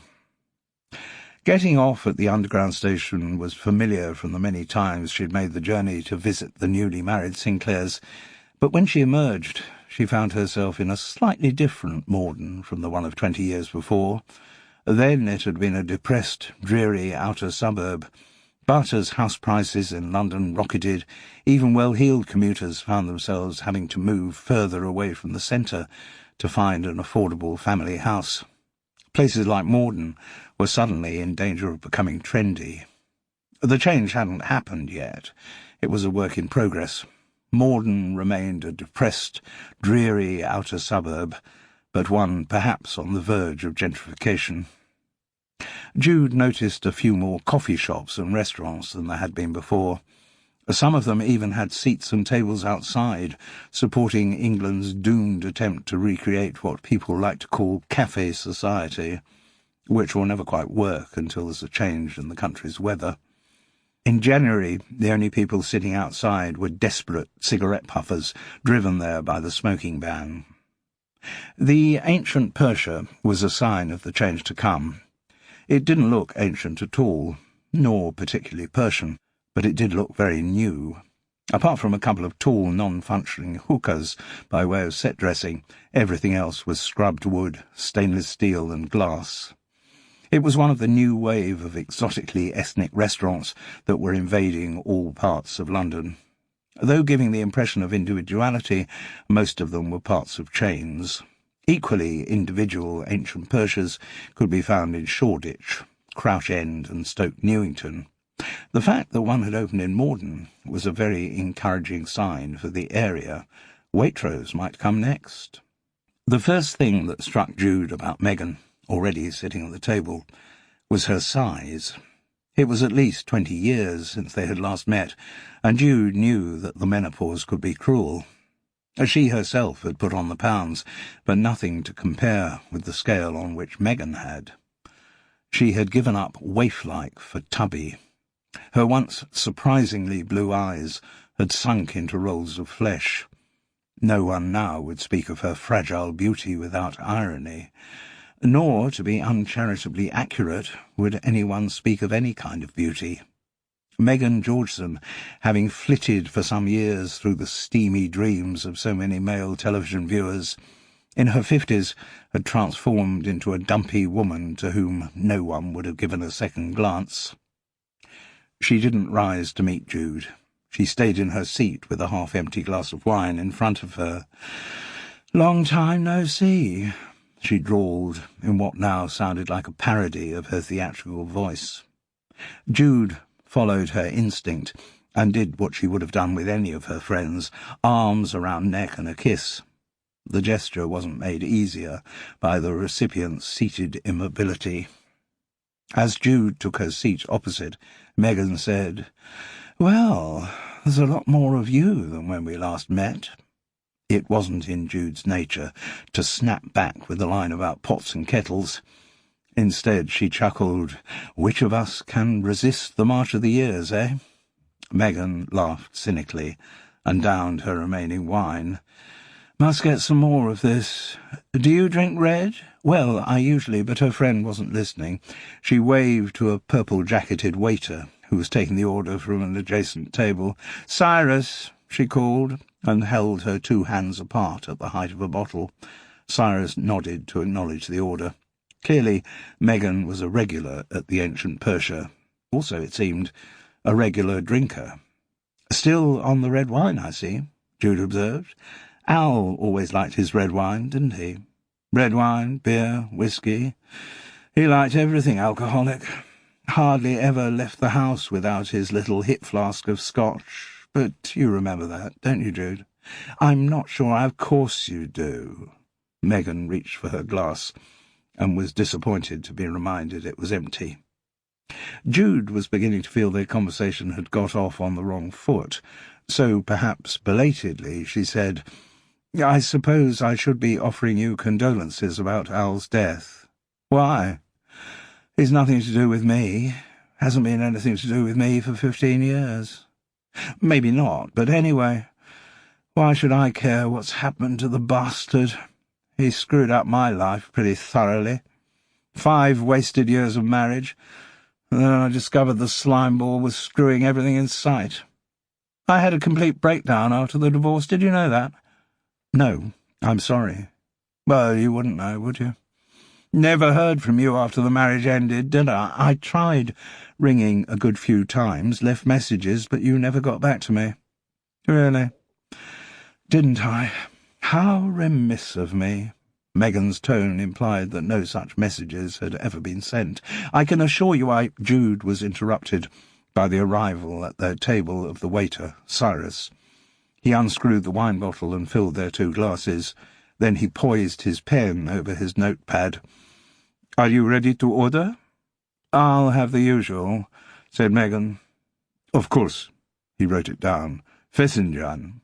"What's that?" asked Jude. "It is a very traditional Persian dish," the waiter replied. "Chicken with ground walnuts and pomegranate. Very good." "I'll have the same." She hadn't had an opportunity to look at the menu, but wanted to get back to challenging Megan's accusations of disloyalty. As Cyrus moved away, she picked up, "I can assure you I did everything to try and contact you, but got no response." "Oh, well, water under the bridge." But Megan didn't say it in a forgiving way. "So, the marriage took 5 years out of my life. The breakdown took 2, more than that, actually. I'm still not shot of the symptoms. And when I'm finally in a state to pick up my career, I ring my agent, and surprise, surprise, there haven't been any recent inquiries for my services. The news of my illness has somehow got out. And who wants to employ an actor who's got mental problems? Making television is such an expensive process. Producers can't risk casting someone who might crack up at any moment. So, bye-bye career. And, of course, that bastard Al was always stringing me along about having children. He knew I wanted to, but he kept putting it off." Jude's own view was that Al Sinclair had never wanted children. He was one of those men whose ego was so huge he didn't want his women's adoration of him to be diluted by any other demands. But she kept that opinion to herself, saying, "To be fair, your television career was doing so well at that time, you wouldn't have wanted to interrupt." "I would have dropped it all in a moment to have a baby." Megan was now in full tragic heroine mode. Jude didn't believe her, but understood how she had refashioned her past into something she now thought was the truth. "Well, I'm sorry, but you never had children, did you, Jude?" Megan looked at her beadily. "No." "And doesn't it make you feel dreadful?" "No," Jude replied evenly and honestly. "The right time and the right man never coincided. Al was the right man for me, and I'm sure if we had had a baby we could have saved the marriage." Jude disagreed completely. Having Megan tied to the house by a baby would have just given someone like Al Sinclair further scope for his infidelities. But there was no point in saying anything. Nothing would shift Megan from the version of the past that she had forged. "Well, who knows?" said Jude, resorting to a safe platitude. "I know," Megan responded. "The point about being married to a bastard like Al is that..." Fortunately, the diatribe was stopped. by the arrival of Cyrus with their Fethering, the dark brown stew served on a bed of rice and garnished with pomegranate seeds smelt wonderful, rich and warming, perfect for an icy January day. Cyrus refilled their wine glasses. Megan's was empty. Jude's only needed topping up. And that wasn't because of her preference for white wine. She was finding the Shiraz they were drinking quite acceptable. It was just that Megan was drinking faster than she was. The Fethering was as delicious as it smelt, rich, creamy, and probably devastating to the waistline. For a moment there was a silence as the two women started eating. Then Megan said, "Pity Al isn't with us today." "No, it's very sad. I didn't mean that." "Oh?" Megan's next words were accompanied by a vicious grin. "I mean that this would kill him." She gestured to the Fethering. "What do you mean?" "Oh, come on, Jude. Don't pretend you've forgotten." "Forgotten what?" "That Al was allergic to walnuts. For God's sake, he was always going on about it. Turned it into a drama like everything else in his life. Never went anywhere without his EpiPen. Kept going on about spending his life on the edge of death. Seemed to think it turned him into a tragic doomed artist like bloody Keats. Oh, Jude, of course you knew about it." "I'm sorry, I didn't." "Oh, well, if that's the way you want to play it." She took another big swallow of wine. Once again her glass was emptying considerably faster than Jude's. "Megan, you seem to be under the misapprehension that I knew a lot more about Al than I did." "What? You stopped listening to him after a while, did you?" "I know what you mean. I did the same. He did go on a bit, didn't he? But I thought you would have taken in the information about his precious allergy, given how much time you spent together." "We didn't spend any time together. I don't think Al and I ever spent more than 10 minutes together without you present." Megan let out a little cynical laugh. "Okay, if that's your story, stick with it by all means. It's not a story." Jude seemed to have been closer to anger in the last 36 hours than she had for a very long time. "It's the truth." "Then why were you suddenly so keen to get in touch with me? And don't tell me it had anything to do with Al's Seth Marston books." "That was the original reason. But then, when Al's death became public, you had other reasons to contact me, the main one being that the police contacted me." "And that got you worried?" "I wouldn't say that." "No? Detective Inspector Rollins, was it?" "Yes. I spent a long time talking to her yesterday." "Right." Megan smiled complacently, not about to divulge what she and the inspector had talked about. "And Rollins got you worried, did she?" "Not particularly." "Oh, come on, Jude. You're not going to persuade me that you were so keen to see me just to offer condolences." "I'm not saying that. Offering condolences was obviously part of it anyway." Megan interrupted. "Shouldn't it be me offering condolences to you? You loved Al a lot more than I ever did." "What?" "As soon as he was on the scene, you seemed to be round all the time. We saw no more of each other than we did when you were single." "Rubbish. You were my friend. When Al came along, I was just pleased you'd found someone, that's all." "If that's all, why did you see so much of us, then?" asked Megan aggressively. "It wasn't me you wanted to see once Al was around. Don't be ridiculous." "Ridiculous? As I mentioned, I haven't noticed much sign of you being in touch with me since the divorce, whereas I'm sure you and Al have been permanently in touch." "Megan, that is absolute nonsense. Till he contacted me about his talk in Fethering Library, I'd hardly heard from him since the divorce." "You and I haven't been in touch since then either," said Megan, rather wistfully. "I know we haven't, and I regret that much more. You were the one I wanted to keep in touch with." For a moment there was a softness in Megan's eyes, a flicker of the friendship that had once existed between them.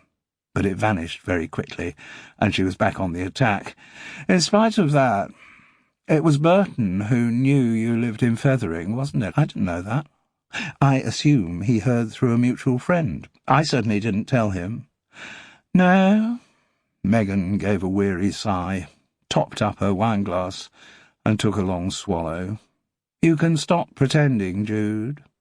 I know that your affair with Al started soon after our wedding, and it was your affair with Al that broke up a perfectly good marriage. That is just not true. In her shock, Jude spoke louder than she had intended. A few of the other customers looked with characteristically English embarrassment towards their table. "Oh, I know what's true," Megan assured her, and Jude realised how firmly the details of her recreated past had taken root in the woman's mind. "And did you tell Detective Inspector Rollins about what you've just accused me of?" "Well, of course." Megan smiled complacently. "When you're questioned by the police, you have to tell the truth, Jude. Surely you know that." Chapter 9. On the train back from Victoria, Jude had a call on her mobile from Detective Inspector Rollins. She didn't answer it. Partly this was because she didn't want to share such potentially sensitive subject matter with a carriage full of commuters, but also she wanted a bit of time to digest her encounter with Megan Sinclair. The main feeling it had left her with was not resentment that her actions had been so traduced, but sadness. Before her marriage, Megan and she had been very close, but now that relationship was irreparably damaged. Her gloomy prognostications of the morning had proved justified. Jude found herself mourning the loss of a friend. She also found herself chilled to the bone. In another of a series of lapses by Southern Rail, on that day, one of the coldest of the year, the heating in the carriages wasn't working. It was late afternoon when she arrived back at Woodside Cottage. Immediately she put on leggings, 2 jumpers, the central heating, and an electric fire. For good measure, she lit the open fire in her sitting room. She had intended to ring Rollins the moment she got back, but was waylaid by a message on her answering machine. "Hello, it's Oliver Parsons. We met at the library the other evening. I hope you don't mind my calling. I got your number from the phone book. I just thought that, further to our conversation at the library, well, things have turned out rather surprisingly, haven't they? A bit of a shock, what happened to our speaker, wouldn't you say? Anyway, I just thought, if you'd like to talk about it further, give me a call." He provided his mobile number. "Look forward to hearing from you. Maybe." His voice, she remembered, was urbane, slightly teasing, and there was more than a hint of flirtatiousness in his final maybe. Jude also wondered about the truth of his assertion that he had found her name in the phone book. It was certainly there, but under one of her married surnames, Nichols. Few people knew that. She reckoned Oliver Parsons would have had to do a bit of research to track it down, which was interesting, possibly even flattering. She had no hesitation in deferring contact with Detective Inspector Rollins and calling Oliver Parsons instead. The more information she could get about what had happened on the Tuesday night, the better equipped she would feel to face another interrogation from the police. "Hello, Jude. How very nice to hear from you." Again the warmth and gratifying enthusiasm in his voice. "I was just ringing to say thanks for your message. And does this mean you would like to talk further about Tuesday night?" "It does." "Excellent. As I believe I mentioned at the library, I have had an interest in crime fiction, but crime fact is so much more exciting." "What makes you think there's actually a crime involved?" Her question seemed to throw him for a moment. Then he replied smoothly, "One has only to listen to the views of anyone in Fethering. They're all certain that Burton Sinclair was murdered, and from all accounts the police are crawling all over the village. Would they do that in the case of a natural death?" Jude recognised that it was a moment for her to be discreet. "Who knows? I'm not very familiar with the workings of the constabulary." "Nor me. Well, that is to say, I am only familiar with the workings of the constabulary in Golden Age crime fiction, when all it involved was being in a state of perpetual bafflement and waiting around for a polymathic amateur sleuth to come and solve the case. But where do you find a polymathic amateur sleuth in Fethering?" "Where, indeed. Anyway, you would be happy to meet up and talk about the case?" "Yes. Maybe meet for a drink sometime." "That would suit me. The Crown and Anchor?" "Oh, I think not. Anything that happens in the Crown and Anchor is shared within seconds by Le Tout Fethering. I would advocate somewhere a little further off the radar." "Fine. You tell me where. I could give you a lift there, since you don't have a car." "How do you know I don't have a car?" "If you had a car, why would you be accepting Burton St. Clair's offer to drive you home on Tuesday?" "Fair enough. When do you want to meet?" "When you like, Jude. The end at which I am is permanently loose these days." "I could do this evening." "How serendipitous, so could I. Tell me when, and I'll be outside Woodside Cottage at the appointed hour." 6? Perfect. Jude had an hour to bathe and change clothes. Megan and Morden needed cleansing from her body, and the bones within that body needed the chill of Southern Rail thawed out of them. She didn't dress with any particular thoughtfulness for her meeting with Oliver Parsons, or at least that's what she told herself. Somehow, within the hour she had before she was scheduled to arrive, she didn't find time to get back to Detective Inspector Rollins. Oliver Parsons appeared at the appointed hour in a black Range Rover which looked huge in the street outside Woodside Cottage.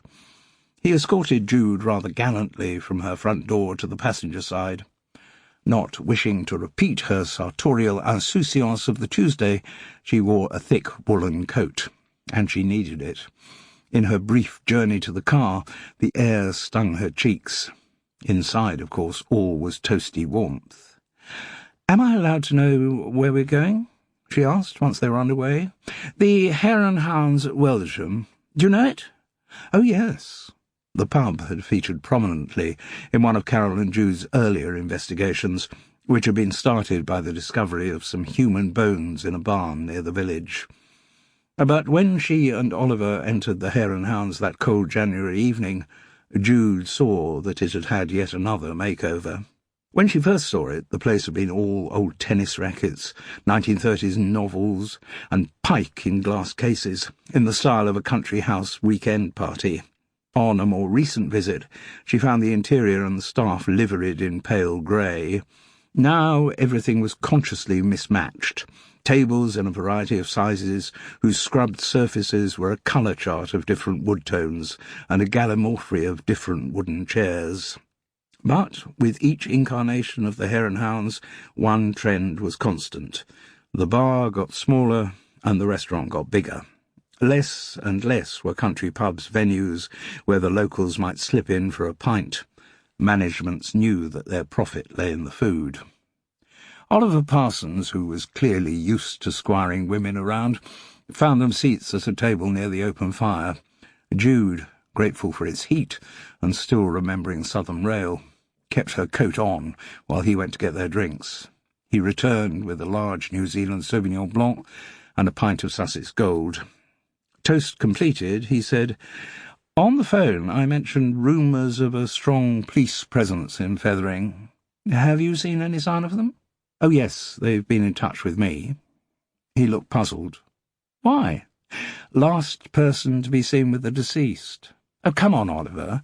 Surely your reading of Golden Age crime fiction has taught you that someone in that position is bound to be the police's first suspect, at least until eliminated from their inquiries." "And have you been eliminated from their inquiries?" Jude wished she could have given a more positive reply than, "I have to hope so." So what were the circumstances of you being the last person to see him alive?" "Well, you heard him offering me a lift home." "Yes." But you didn't hear whether or not I accepted the lift. I didn't. Well, I knew it was out of his way, so I walked home. While the facts were accurate, Jude knew that she was lying by omission. So how come you were the last person to see him alive? As soon as they'd locked up, the two librarians went off in Di's car. I was still there saying goodbye to Burton, and then I walked home. In the pouring rain? Yes. He seemed about to follow on from this, but fortunately he didn't. Instead, he changed tack and asked, "Presumably, when the police spoke to you, they didn't mention the word murder?" "Oh, no, they're far too canny for that. Just making routine inquiries?" Again, she would have preferred to be more certain that they were just routine inquiries. "They haven't talked to you yet, have they, Oliver?" He looked a little shaken by the suggestion. "No? Why should they?" "Well, presumably if they do continue to believe that there's foul play involved, they will be contacting everyone who was present at Burton's final appearance in Fethering Library." "Yes, I suppose they might." He sounded intrigued by the idea. Then, almost hopefully, he asked, "You say if they continue to believe that there's foul play involved. That doesn't mean—" "No. Sorry to disappoint you, Oliver, but they didn't use the expression foul play any more than they used the word murder." "Ah, I was afraid you'd say that." There was a companionable silence. Jude undid the buttons of her coat as the fire's warmth spread through her body. She was enjoying the Sauvignon Blanc much more than she had enjoyed what little she had got of the Shiraz at lunchtime. The company was more relaxed. "If this were a Golden Age murder mystery," Oliver began slowly, "and we were two amateur sleuths— polymathic amateur sleuths— well, let's not go that far, just amateur. Anyway, if we were, we would now be going through everything we'd seen happen last Tuesday night at Fethering Library and extracting clues. We would be comparing notes on everyone's suspicious behaviour, including our own. Let's exclude ourselves for the moment, Jude. And then we can have a startling revelation in the penultimate chapter that one of us was actually the murderer." He chuckled. "Yes, all right, if you like. But who was behaving suspiciously on Tuesday?" "Well, assuming that Burton St. Clair was murdered, and that is a very big assumption, but if he was, then the person who behaved most aggressively towards him, who actually threatened him, was your friend from the writers' group." "Hardly my friend. But you mean Steve Chasen?" Yes, I'd forgotten his name, but the one whose genius as a writer of science fiction had yet to be recognised by an insensitive and misguided world. That's Steve. He's one of those people who from time to time has to be hospitalised so that he can have more chips put on his shoulders." Jude chuckled. "Not a million miles from Burton St. Clair, in that respect. But do you know if there was any history between them?" "You mean, did Steve actually know Burton?" Oliver shrugged. "If he did, he never mentioned the fact in my hearing." "Then why would he be so aggressive towards him?" "You don't know Steve. He's aggressive towards everyone, but particularly people who are successful in the writing game. A conspiracy theorist, he regards every published author to be part of the conspiracy against him. They only had their books published in order to prevent him having his published." "I see. So his ranting against Burton wasn't anything personal?" "No. He's got form. He's barracked other visiting writers in Fethering Library. In fact, thinking about it, I'm surprised Di Thompson let him in on Tuesday." "And the drinking?" "Oh, he's got form there too. Bit of a sad case, really. But one of those sad cases who behave so obnoxiously it's hard to feel any sympathy for them. I dare say you've come across some of those in your work as a healer?" Jude nodded, but made no further comment. She was very strict about client confidentiality. "I was just thinking, Oliver, if we go along with the prevalent Fethering view that Burton St. Clair was murdered—" "Yes." "Have we any idea what killed him?" "No." His forehead wrinkled in frustration. Police are very reluctant these days to share their information with amateur sleuths. Oh, if only we were back in the Golden Age, Lord Peter Wimsey is lacking a vital forensic detail, and Inspector Parker, tugging his metaphorical forelock, immediately shares with him the findings of the police post-mortem. Don't get that kind of cooperation now. Police no longer know their place. They are even, he chuckled as he framed the witticism, getting ideas above their station. Jude winced. Oh, that's dreadful. He didn't argue. So, my dear, not having any helpful police information to rely on, we must resort to conjecture. Was Burton St. Clair perhaps shot, stabbed, or strangled in his car? She shrugged. All possible, I suppose. But, following our Golden Age theme, let's concentrate on a murder in the library, and ask ourselves, was there any way whereby his life could have been cruelly curtailed before he left the premises? What, and then dragged out his car? But you said you saw the library doors locked by Di Thompson. Yes, I was thinking of other methods, though. Poison? Ah. Oliver Parsons looked at her nearly empty glass. Time for refills. What's your poison? Jude winced at the pleasantry before saying, It's my turn. Nonsense. The whole meeting was my idea, so it's my treat. Jude didn't buy the argument, but made no objection. She slipped her coat off her shoulders. For the first time since meeting Megan, she felt warm. Oliver returned with the order as before. Poison as a murder method, he said, once they were settled with their drinks. Very much in the Golden Age tradition, of course. How could Burton St. Clair have been poisoned in the library? I didn't see him eat anything, so it must have been in his drink. The conjectural poison must have been in his drink. Oliver was slightly sending her up with his scepticism. Exactly, which means it was either in the water he drank during his talk or the wine he drank after it. The wine came from bottles everyone else was having their glasses filled from. There hasn't been news of a massive death toll of Fethering library goers, has there? Not that I've heard of, no. Jude didn't think it was the moment to mention Burton's walnut allergy. She and Oliver Parsons were really just playing games. She didn't want too much reality to intrude into their speculation. Increasingly, she was beginning to think that Oliver's interest in Burton St. Clair's death was just an excuse to get to know her better, and increasingly, the more time she spent with him, she found herself warming to the prospect. So, I think, Jude, we should probably concentrate on the water he drank during his talk.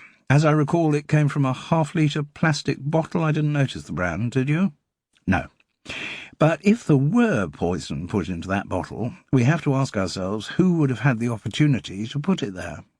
Oh, I think there can only be two suspects. The two librarians, Di Thompson and Vix Winter. Why do you say that? Well, think about it. Presumably they were the only ones there when Burton arrived. They'd have set up the room, moved the chairs and so on. They would also have put up the screens from his publishers and made everything else ready for his talk, setting up his table and chair and his water bottle and glass. I suppose you're right. So perhaps we should be investigating Di Thompson and Vix Winter. Perhaps we should. Though why? Jude wondered. She herself had a personal interest in the case. The attitude of the police made her want to remove her name firmly from their list of suspects. But why was Oliver Parsons so interested? She asked him. Oh, my interest arises, like so many things in my life, from sheer idleness. Or do I mean boredom? As I said, for a while I got fascinated by reading about amateur sleuths. Now I'm fascinated, at least for the time being, by the idea of being one. It's just a game, nothing more than that. You enjoy playing games? Oh, yes. Well then, let's move to the next stage of the game. Very well. And imagine what would happen if the poison was not in the water that Burton drank, but in the wine. I'm happy to run with that. I was thinking back to last Tuesday, and when Burton actually got his glass of wine, there was some confusion, as I recall. That's right. Oliver snapped his fingers unconsciously as he tried to visualise the scene. They had run out of red, and the junior went into the staff room to get another bottle, and I think Di went in too. She did. Yes, she seemed quite keen to get away from Burton, I remember. And why would that be? If past form's anything to go by, Oliver, it would be because he had just made a pass at her. Ah, right. The scene was now coming back very vividly to Jude. Then, suddenly, both librarians were bustling Steve Chasen out of the staff room, and you told him he'd had too much to drink and helped him on his way out of the main doors, and Vic said something about a wine bottle having been knocked over, and Di said Steve had been responsible, and Vic said she had cleared it up. So, if we're going down our poison in the wine scenario, Jude began to sum up. Steve Chasen went into the staff room, ostensibly to get himself a glass of wine, but in fact to put poison in the bottle from which Burton's glass would be poured, and then, once it had been poured, he knocked over the bottle to ensure that no one else got poisoned. And Vic Swinter cleared up the mess, which effectively removed any evidence of the crime that had been committed. Glowing with triumph, Jude's eyes engaged with Oliver's. He looked equally triumphant. I think the next thing we have to do, he said, is to talk to Steve Chasen. Jude didn't object to his use of the word we. In fact, she rather liked it. She had enjoyed her evening. It had been fun playing amateur sleuths with Oliver Parsons, and as he dropped her outside Woodside Cottage, she looked up at High Tor with a slight feeling of guilt. After all, it was Carol with whom she usually played amateur sleuths. Chapter 10. Jude's first client wasn't booked till 2 p.m, so she didn't hurry to get up in the morning. The world beneath her duvet was a comfortingly warm one, and her evening with Oliver Parsons had done much to restore the spirits brought down by her encounter with Megan Sinclair. Though she had not realised until getting home, her mobile had stayed on her bedroom table while she was at the Hare and Hounds. There was another message on it from Detective Inspector Rollins, and one on the landline. Jude didn't feel inclined to answer them in a hurry. Around 8:30 in the morning, she went down to the kitchen for long enough to make herself a cup of coffee, and then crawled back in bed with it. She didn't read or put on the radio. She just enjoyed the snugness. This feeling was increased when, on the dot of 9, she had a call from Oliver. He said how much he had enjoyed their evening, and, what's more, I have made a positive move following it. What do you mean? Left a message with Steve Chasen. Said I'd like to meet. Do you think he'll get back to you? I certainly will. I said I had some other ideas of publishers to whom he could offer his science fiction novel. You're a crafty bastard. Thank you. I'll take that as the compliment I'm sure it was meant to be. I'll let you know when I hear back from him. Oh, you must come along too when we meet up. And how will you explain my presence? I'll say you're a literary agent. She must have gone back to sleep again, because when she was wakened by the ringing of the doorbell, her watch told her it was nearly 10. She tugged on a woolen dressing gown and went downstairs. When she opened the front door, she found herself confronted by Rollins and Knight. "Good morning, Mrs. Nichols," said the detective inspector. "I told you Jude was... I left a series of messages to which you didn't reply. I know didn't it occur to you that not getting back to me might make it look as though you had something to hide? And didn't it occur to you that I might have other demands on my time?" Jude was shocked by how near she had been to saying the words out loud. The last thing she needed to do at that moment was to antagonize the police any more. "May we come in? We need to talk to you." "Yes, of course." Jude moved back into the hall. "Do you mind if I just go up and put some clothes on?" "Very well," said Detective Inspector Rollins. "This may take some time." "Do sit down. I'll make you some tea or coffee when I've—" "We don't need any, thank you," said Rollins. "No, we don't," confirmed Knight, not willing to be left out. It was not in Jude's nature to feel guilty. In her personal and professional relationships, she was scrupulous about her honesty towards other people. And unlike some people, she never felt the necessity to feel responsible for events over which she had no control. But as she quickly dressed in her customary layers of floaty garments up in her bedroom, she could not deny that she felt uneasy. She didn't need convincing about her own innocence, but she feared that bringing Detective Inspector Rollins round to the same view might be an uphill struggle. So it proved. Having once again refused the offer of a drink, Rollins sat strictly upright, iPhone on lap, resisting the cushioned comfort of one of Jude's quilt-shrouded sofas, and said, "Further evidence that has emerged means we are now seriously considering the possibility that Burton St. Clair was murdered." Jude contemplated some remark about the people of Fethering being way ahead of the detective inspector in that conclusion, but decided it wasn't the moment. Instead, she stayed silent and listened as Rollins went on. "The cause of his death seems to have been anaphylactic shock. Do I need to explain to you what that is?" "No. I know it's a violent allergic reaction. And do you know what Burton St. Clair was allergic to?" "Walnuts." There was no point in lying. Rollins and Knight exchanged looks, as though something they had discussed earlier had been confirmed. "So, you knew about his walnut allergy?" "Well, I've known since lunchtime yesterday." "When you met Megan Sinclair," the detective sergeant contributed. "Yes." "You are saying," asked Rollins, "that until yesterday you did not know about Burton St. Clair's walnut allergy?" "That is exactly what I'm saying." The detective inspector touched her iPhone to wake up the screen and looked down at it. "That is not what Megan Sinclair says." "So, what does Megan Sinclair say?" "She says you've known about it for a long time. 20 years? She says Burton told you about it very soon after you first met." "I have no recollection of that." "Don't you?" Rollins' tone made Jude realise how unconvincing her assertion sounded. "Megan Sinclair recalled very distinctly the occasion when he told you about it." "It's not something I remember." "Are you saying you've forgotten being told that piece of information?" "No, I am saying that, so far as I can recall, I was never given that piece of information." "As far as I can recall," came the sceptical echo. "So you're saying you might have been given that information and you might have forgotten about it." Jude's cool was being severely tested, but she was determined not to lose it. "I am saying that when Megan mentioned the allergy yesterday, it was news to me. I hadn't heard about it before." "I see." It was amazing how much reproach Rollins could get into 2 words.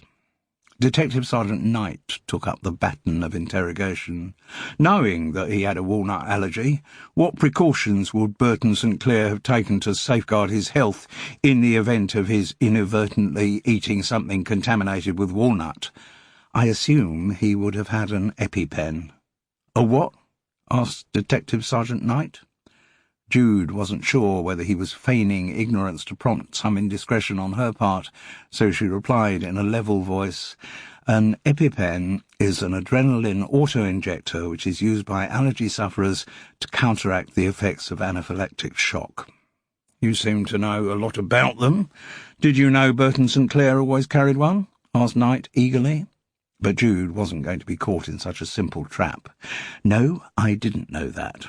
But for someone with an allergy like his, carrying an EpiPen would have been a normal precautionary procedure, and the reason that I seem to know a lot about them is that in my work as a healer, I come across a lot of clients with allergies, and most of them carry an EpiPen."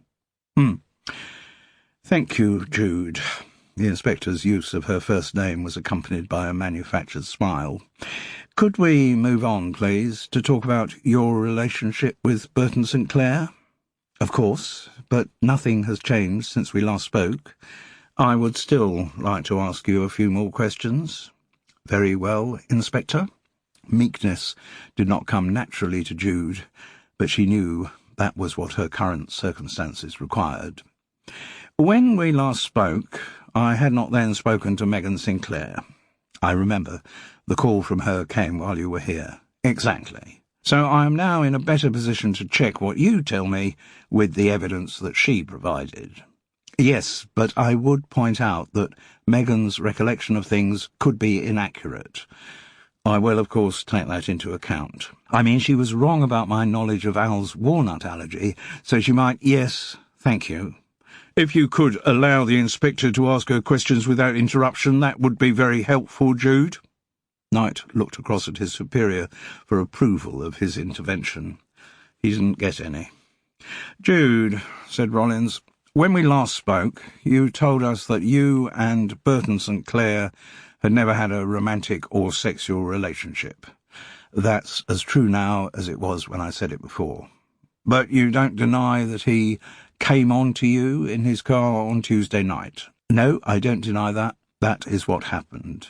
But why, having not seen you for 15, 20 years, I believe that was the timescale you suggested? Yes, nearer 15. He and Megan got married 20 years ago. It was round the time of their divorce that I stopped seeing them. Thank you for clarifying that. Why would Burton St. Clair suddenly come on to you if there had never been any previous relationship between you? Because that was the kind of man he was. He regarded himself as fatally attractive to women. Every woman he met was a challenge to him. Surely you've met men like that, Inspector? I don't think my experiences are really relevant in this situation. Very well. All I'm saying is that whatever woman had got into his car, Burton would have made a pass at her. And you know this why? Asked the detective sergeant. Because he had made passes at you on previous occasions? Yes. But you never responded to them, never agreed to take things further? Never, Sergeant. Well, here again, said Rollins, once again looking down at the screen, we have a discrepancy between your recollection of events and Megan Sinclair's. Do we? Asked Jude wearily. When we spoke to her on Wednesday afternoon, she told us that you and her husband had started an affair very soon after you first met him. Did she? In the Kafka-esque situation where Jude found herself, there seemed very little point in making further protest. Megan Sinclair said it was your relationship with her husband that broke up their marriage. Jude knew her friend had always been mentally unstable, but hadn't realised it had gone that far. Was it really possible that Megan believed the fabrications which she had elaborated during her years of loneliness? Or worse, a new thought invaded Jude's mind. Was it a case of deliberate lying? Had Megan made these accusations against her former friend in revenge for some imagined slight? It is a pity, Inspector, she said bleakly, that Burton St. Clair is no longer alive. He could at least have corroborated my story that the two of us never had an affair, however much he may have wished for such an outcome. I wouldn't be so sure of that, Jude. Oh? The detective inspector's expression was implacable. According to Megan Sinclair, it was her husband who told her about the affair you've been having. Jude's reserve finally broke. Then he was lying, she burst out. Either Burton lied or Megan lied. Yes, Rollins smiled grimly. There is, of course, a third possibility, Jude, and that is that you lied. Chapter 11. Carol was unused to seeing her neighbour in the state she was that morning. As soon as the police left, Jude had rushed round to High Tor and was now being comforted with coffee in its hospital-clean kitchen. Carol's Labrador Gulliver snuffled comatose sympathy from his cosy station in front of the Arga. And Jude, a woman whose healing brought ease to her many clients, was the one in need of healing. I mean, it's ridiculous, Carol.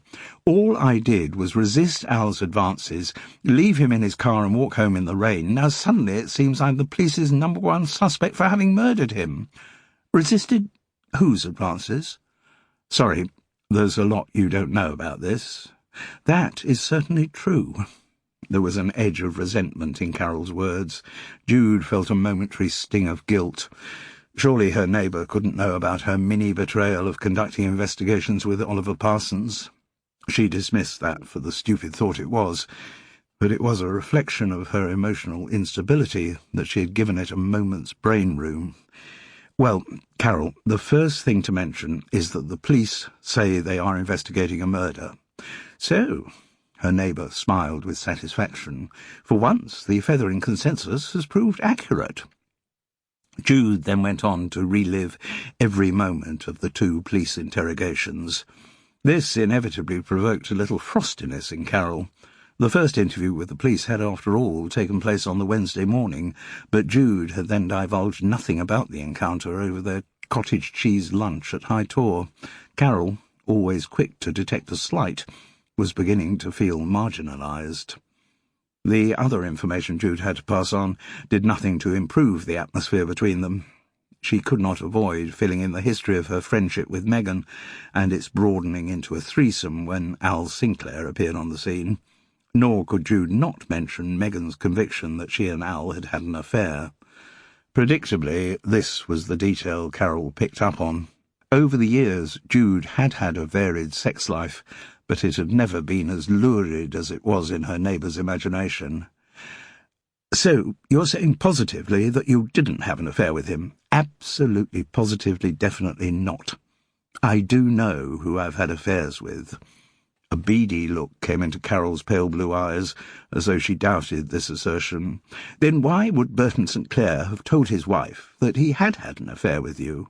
"Because that was the kind of man he was. He thought he was irresistible to women. He must have claimed me as yet another of his conquests. I still don't see why he'd do that. When would he have told her? I don't know every detail, do I? It was probably in the course of some marital row. He saw a way of needling her. Maybe she had expressed some jealousy of me. Why would she do that if there was nothing to be jealous of? Just take my word for it. Al must have fancied me, but absolutely, definitively, nothing ever happened." "So, you admit that he fancied you?" Jude was finding this hard work. Carol seemed at least as sceptical as Rollins and Knight had been. She pursued the point. "But if nothing ever happened, why was Megan so convinced that something had happened? Because she was paranoid. Because the fantasy of Al and me having an affair had somehow, in her mind, been converted into truth. And the police believe Megan about the affair. Yes, she's convinced them. But why would she do that, and why would they believe her if it wasn't true? Carol, will you please stop going round the same bloody questions?" Jude never swore. Her use of the word was another indicator of the stress she was under. "Of course," said her neighbour. "There could be another reason for Megan to insist on her account of things." "Yes," said Jude wearily. "She might have pushed the suspicion towards you to cover her own tracks." "Sorry?" "Megan Sinclair would need the police to have another prime suspect if she herself had committed the murder." Carol sat back triumphantly, and Jude recognised that this line of thought was preferable to herself being cast in the role of prime suspect. "From what you say," her friend went on, "Megan Sinclair had plenty of reasons to hate her ex-husband. She would certainly have known about his walnut allergy, and she—" Jude had to stop her. "I like the way you're thinking, Carol. Sadly, though, there is no way Megan could be linked to the scene of the crime at Fethering Library on Tuesday evening. She was visiting a friend, another former actress in Scarborough. The police have checked that out.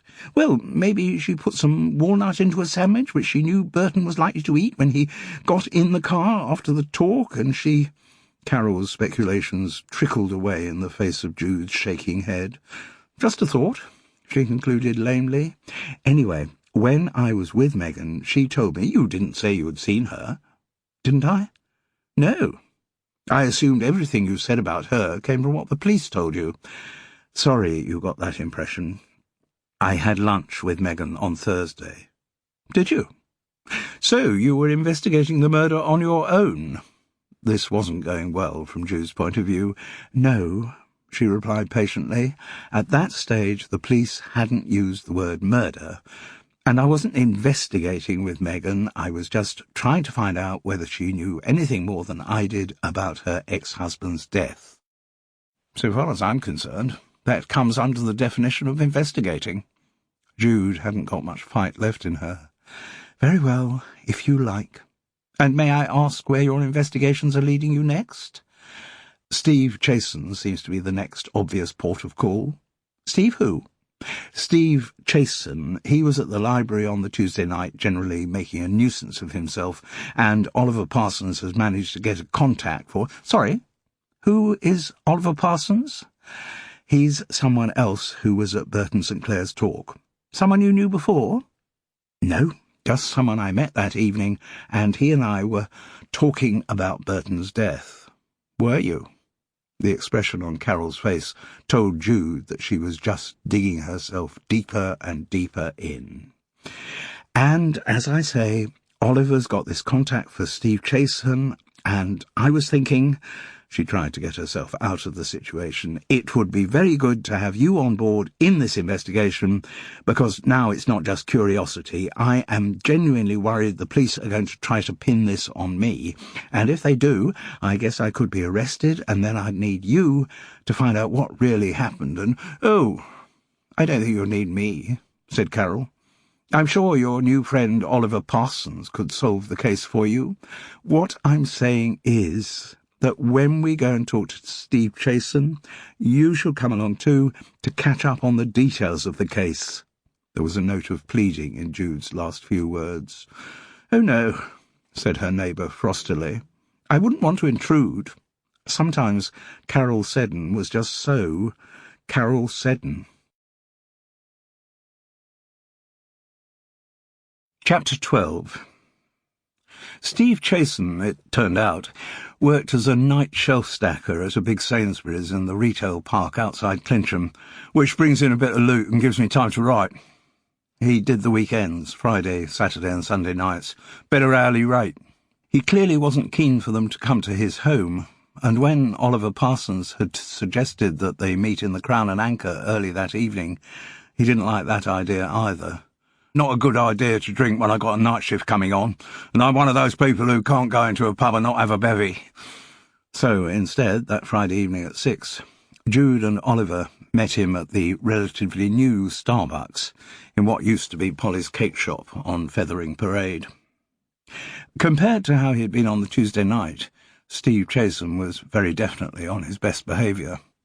Though still dressed in his uniform of various camouflage patterns and Doc Martens, he showed none of the aggression he had demonstrated at the library.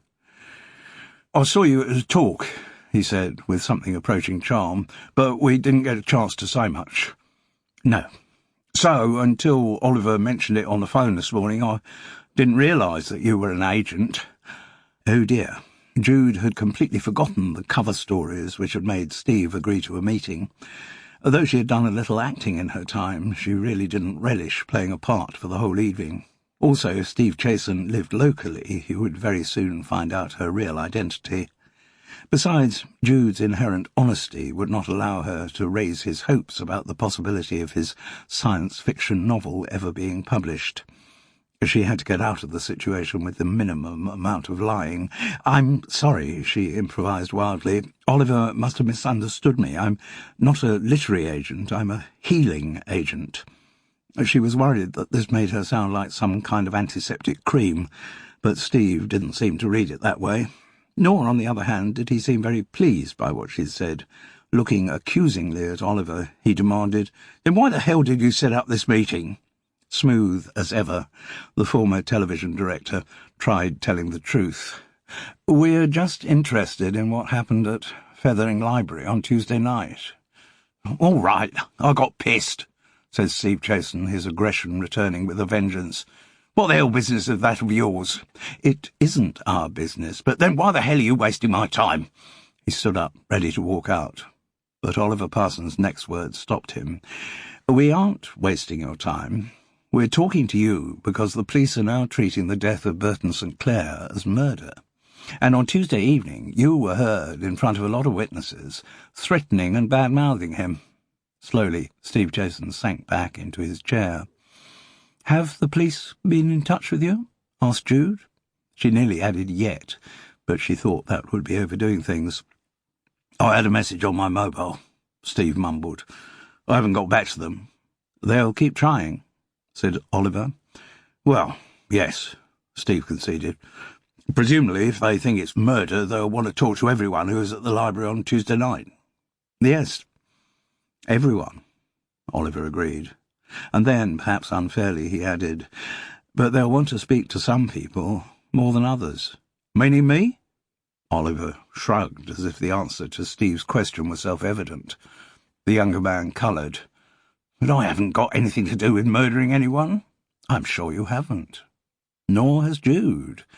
But the police have talked to her and given her quite a rough ride, so we thought we could probably help prepare you for when they do talk to you." Jude had to admire the way he'd brought the argument round, so that now it seemed they were supporting Steve Chasen rather than just picking his brains. The younger man nodded.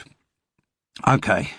Well, like I said, on Tuesday at the library I just got pissed, that's all. And all right, the guy got up my nose, but I certainly didn't murder him."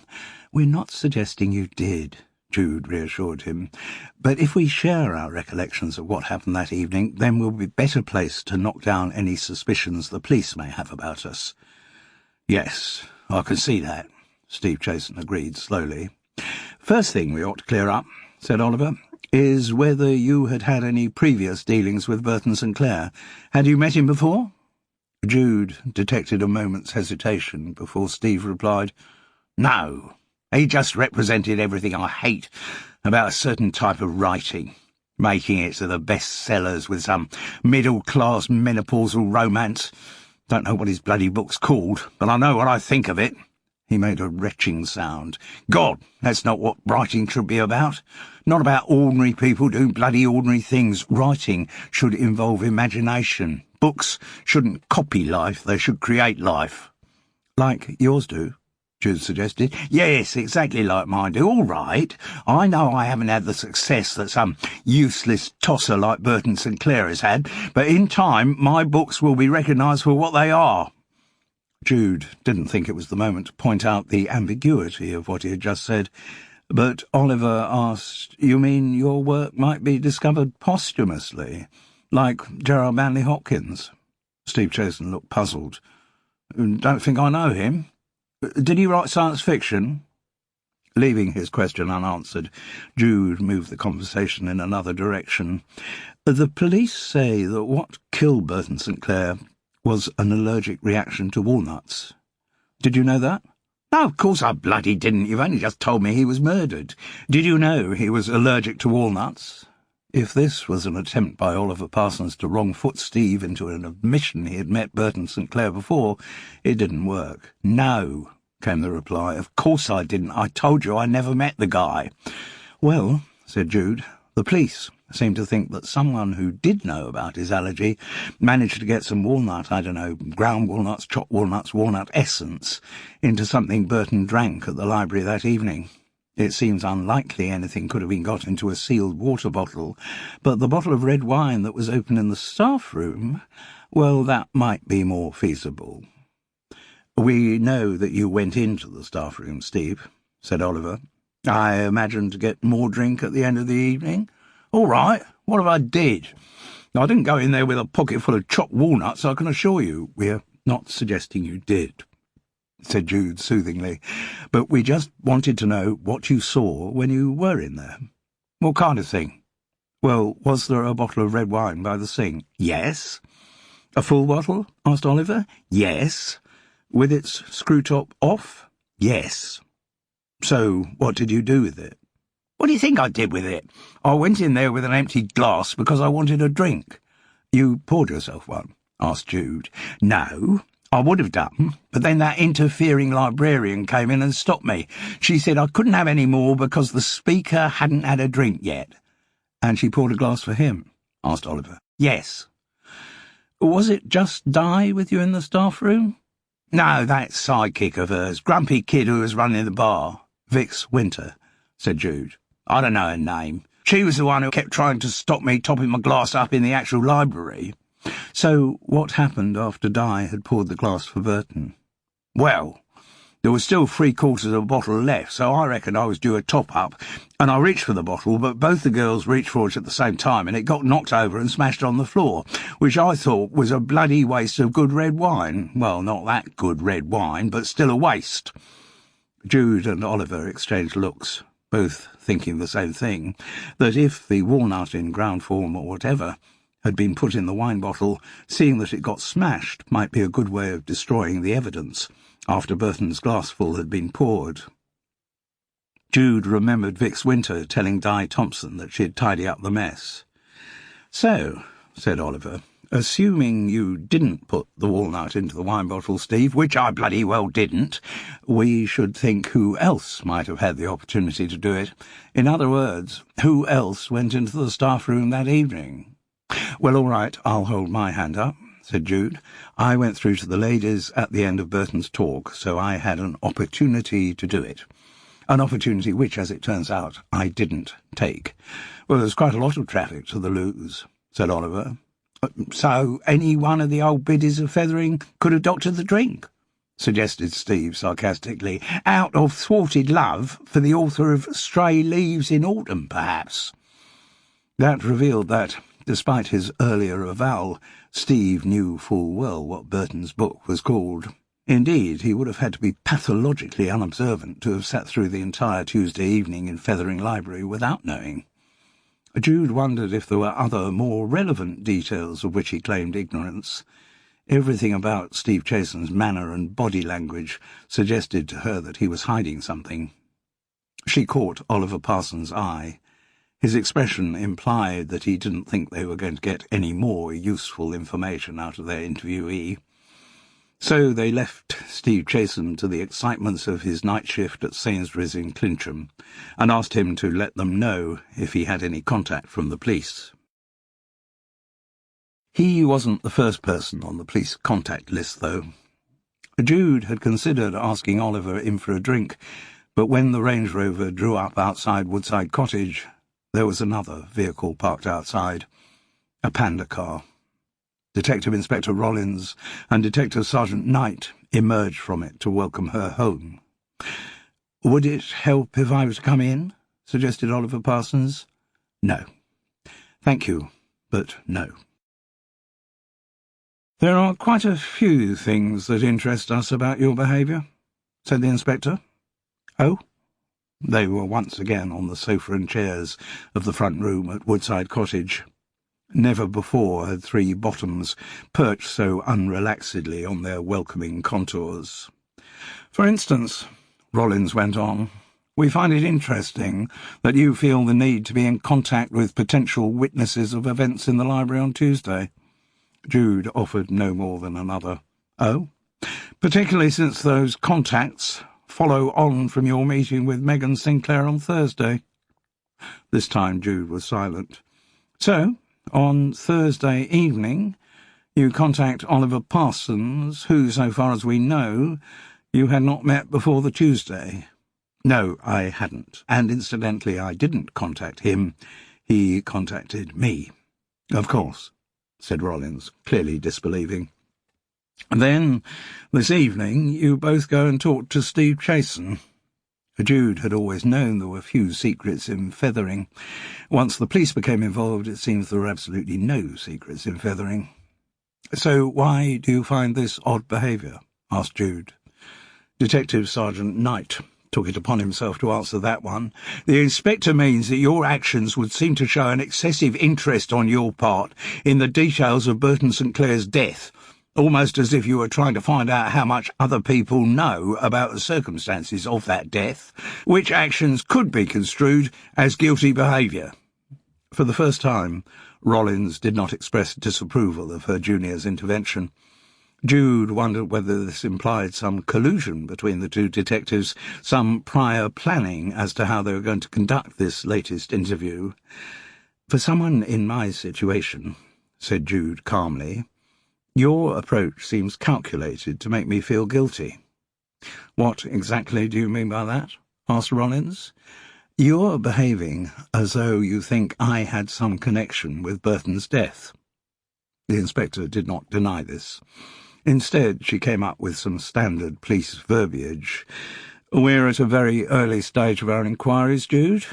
We haven't ruled out any possibilities. We're just trying to gather as much information as we can about the background to the case." "So are you saying I am not on your list of suspects?" "I am not saying that, no." "Are you denying that I am your number one suspect?"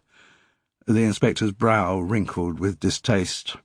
"I'm afraid expressions like number one suspect tend not to be used outside the confines of television police dramas. Let me put it another way, then. Am I high up your list of suspects? I'm afraid until we have solid evidence that will remove you from that list, you will remain there. But it should be obvious that I had nothing to do with it. Obvious to you, maybe. Perhaps less obvious to us. Listen, Jude, when we investigate a crime, we start off with almost no information. We don't know the place where the offence happened. We don't know the people involved, so we start gathering information, and that's something we're very good at. We have much more experience than the average amateur."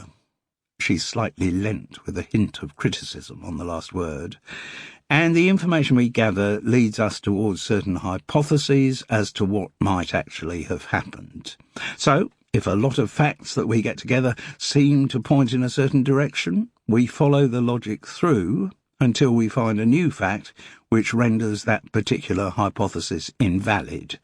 In this case, we have yet to find the fact that makes our current hypothesis invalid. Your current hypothesis being that I murdered Burton St. Clair. I didn't say that, Jude. It's not our habit to share the details of our investigations with people who might be significant witnesses, or who might be the perpetrator of the crime. I didn't say that either." "No, but the implication was there." The detective inspector shrugged. "What you infer is up to you." From her relish for language, Jude was getting the firm impression that Rollins must have been a fast-track graduate entrance to the police force, perhaps another cause of disharmony between her and the detective sergeant. But it wasn't the moment for such sociological observations. "So what you're looking for, Inspector," she asked, "is a piece of evidence that would rule me out as a suspect in this case?" "That would be enormously helpful," Rollins replied, "both to us and to you." But she couldn't resist adding, "if such a piece of evidence exists." Jude was silent. "Look at it from our point of view," the inspector went on. "We know the cause of Burton St. Clair's death. We think it likely that chopped walnut, ground walnut, something containing walnuts, was put into the bottle of red wine in the staff room at Fethering Library. We know you were aware of the deceased's allergy to walnuts. You only have Megan Sinclair's word for that. We also only have Megan Sinclair's word for the fact that your affair with her husband broke up their marriage, and I keep telling you that that affair never happened." Jude was beginning to lose her cool. "Megan seems convinced it did. And why should she make it up? Has she any reason for wanting to get you into trouble?" "I don't know. Megan is mentally very confused. She seems to have convinced herself that the affair did happen, so in her mind it did. Just in her mind. Yes." "Very well. Then we come on to your recent behaviour. If you had nothing to do with the crime, why have you been going round contacting witnesses?" "Well, obviously, to find that vital piece of information, evidence, whatever, that will convince you I had nothing to do with it. Don't you believe me?" "Yes, of course," said the inspector, who clearly didn't. Jude felt she was up against a brick wall. "Look," she asked, as near to despairing as her positive nature ever allowed her to get, "short of getting a confession out of me, which you're not going to get, I am not in the habit of confessing to crimes I didn't commit, what would be the next stage of your investigation so far as I'm concerned?"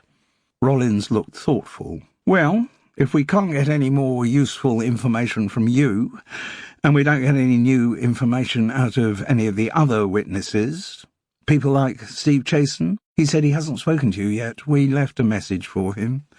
We'll get round to him in time. So, apart from talking to people like him, what would your next step be? I suppose at some point we would apply for a warrant to search your premises. To search here? To search Woodside Cottage? Yes. Somehow this news, more than anything else that had been said, made Jude realise how seriously she was being taken as a suspect. And then, what? If you can find some chopped walnuts in my kitchen, that's it? I must have committed the murder? I'm not sure that— Go on, then. Jude was up on her feet, gesturing towards the kitchen door. Have a look. See what you can find. Do it now, why not? There's no time like the present. There was a silence. The two detectives looked nervously at each other, not quite sure how to take the invitation that had been presented to them. Well, don't hang about, said Jude. It's a good offer. Detective Sergeant Knight, I guess this might be your territory. Why don't you search my kitchen while the detective inspector keeps an eye on me to see that I don't try to escape? Well, Knight looked again at Rollins. We don't actually have a search warrant. You don't need a search warrant, do you? Demanded Jude. If I have given you my permission? She appealed to the detective inspector, who nodded and gestured the detective sergeant to go into the kitchen. As he went through, Knight pulled a pair of rubber gloves out of his pocket and put them on. Good, said Jude. Let's get this thing sorted out, shall we? Now, while he's doing that, is there anything else you wanted to ask me? Rollins had recovered her equilibrium by now. Not so much that I want to ask you, but perhaps a few things I should tell you. Yes? Whatever happens next, I think you would be very ill-advised to continue to pursue your own investigations into Burton St. Clair's death. Oh, no. Jude clutched both hands to her ample bosom. This happens in every television cop show I've ever seen. I've been taken off the case. Perhaps unsurprisingly, Detective Inspector Rollins did not see the humorous side of this response. She continued as if nothing had been said.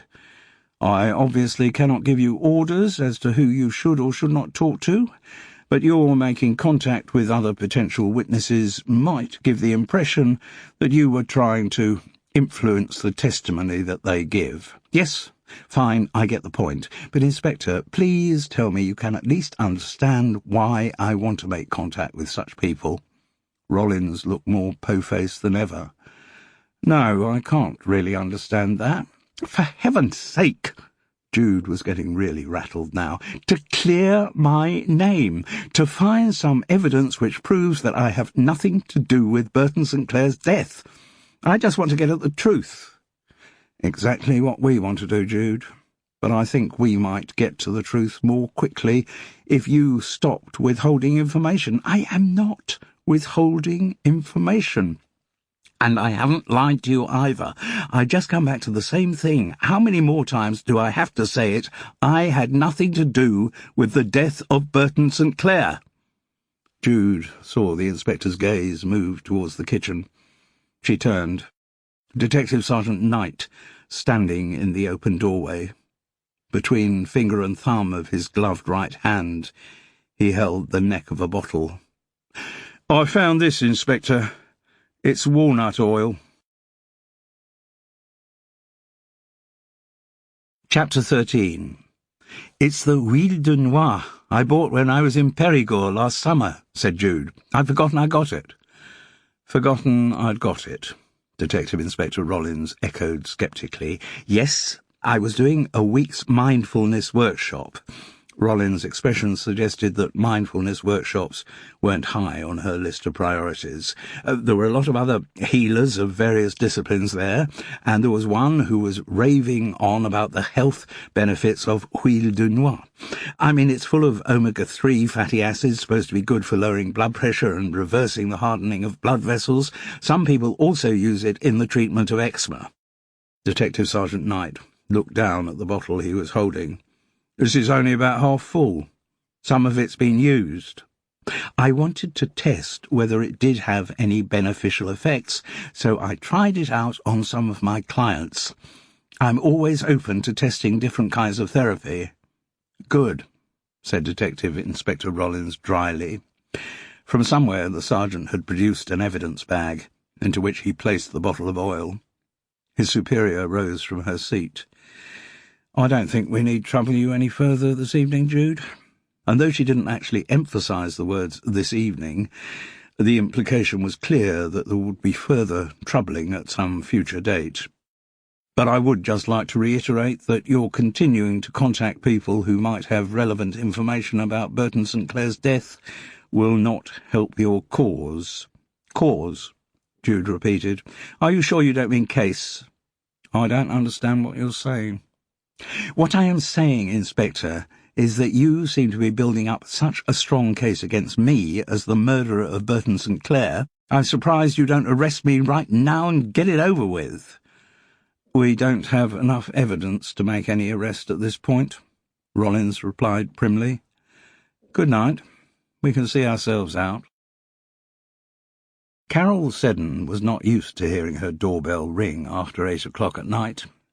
In common with most of the residents of Fethering, unless she had planned to go out for an evening, or much more rarely invited someone to visit her, the drawbridge of High Tor was firmly up as soon as Gulliver had had his final walk.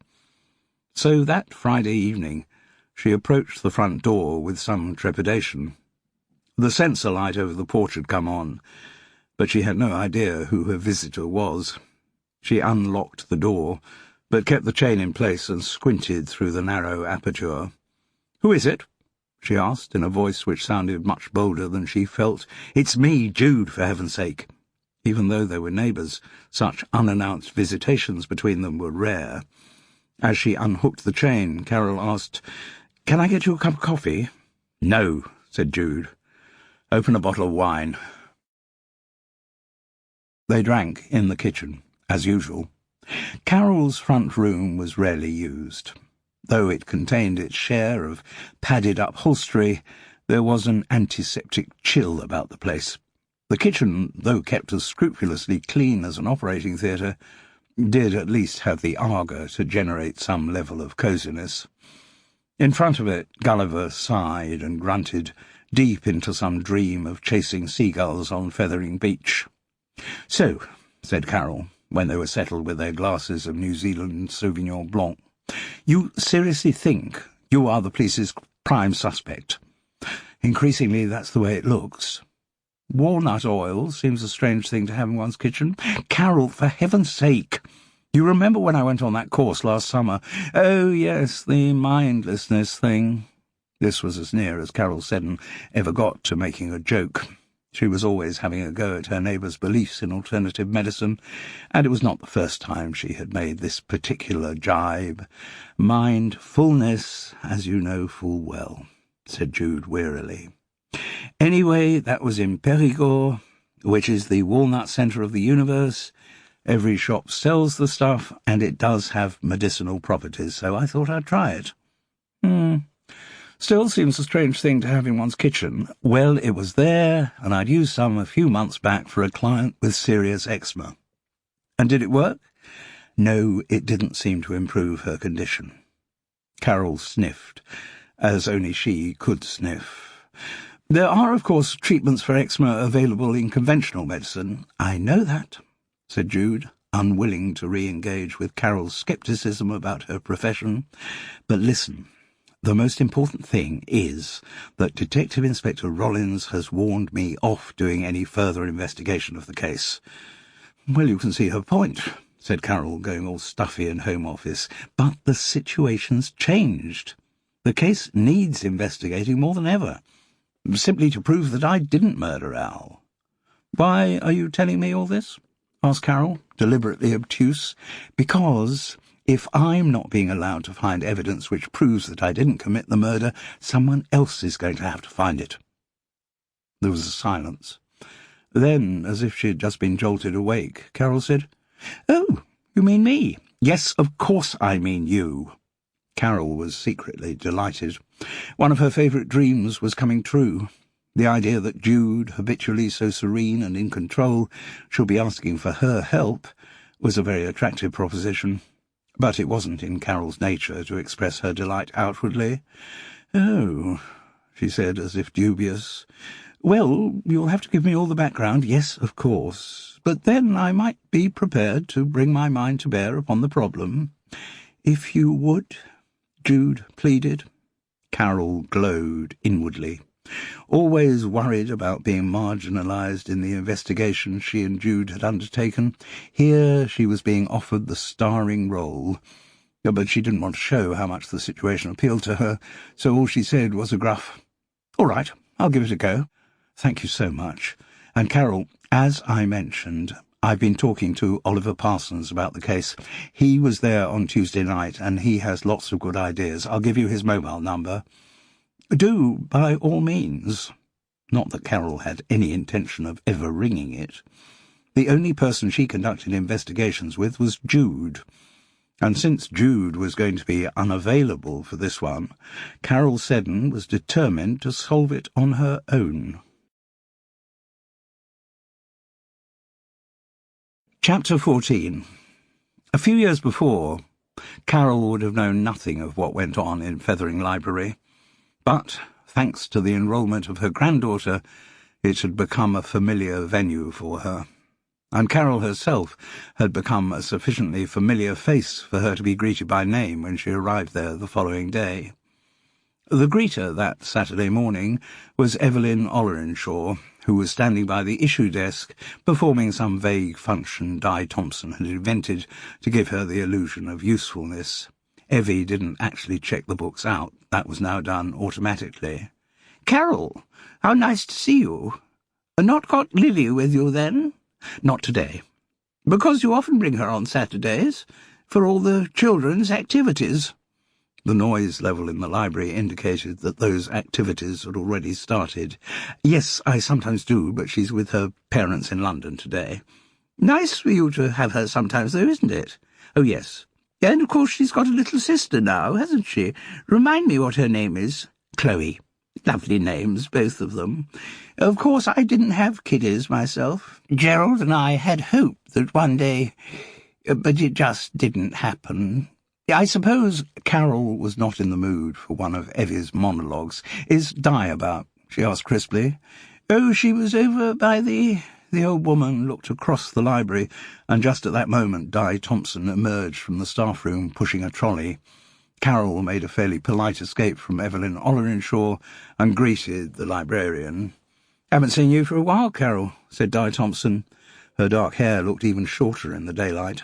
On the sloping shelves of her trolley, rows of books stood up like bricks on a builder's hod.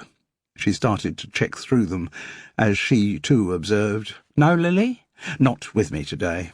"Oh, well, as you see, she's missing the usual Saturday morning chaos."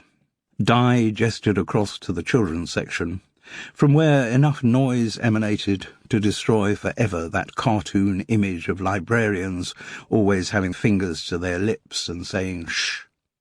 Children of all sizes, monitored by parents lying uncomfortably on the floor or perched on tiny chairs, scampered about. One or two sat unmoving, immersed in their storybooks. Others were being encouraged by a couple of 20-year-olds to make face masks out of paper plates. The white surfaces were decorated with scribbles in coloured crayon, stickers and bits of post-Christmas tinsel attached by glue stick. "They seem to be having fun," Carol observed. "Oh, yes. Do you mean the kids or the grown-ups?" "Both." They looked across. The 20-year-olds had both donned masks and were improvising some kind of slapstick routine, which their junior audience was finding hysterical. Carol grinned. Were such activities part of the job description when those two applied to become librarians? They're not librarians. Sadly, I haven't got enough staff to do that kind of thing. We can just about manage running the children's storytime sessions on Wednesdays, but otherwise we have to rely on volunteers, God bless them. Ah, people like Evie. Di Thompson didn't put any critical intonation into her words, but Carol knew exactly what she meant. "Ah," she said.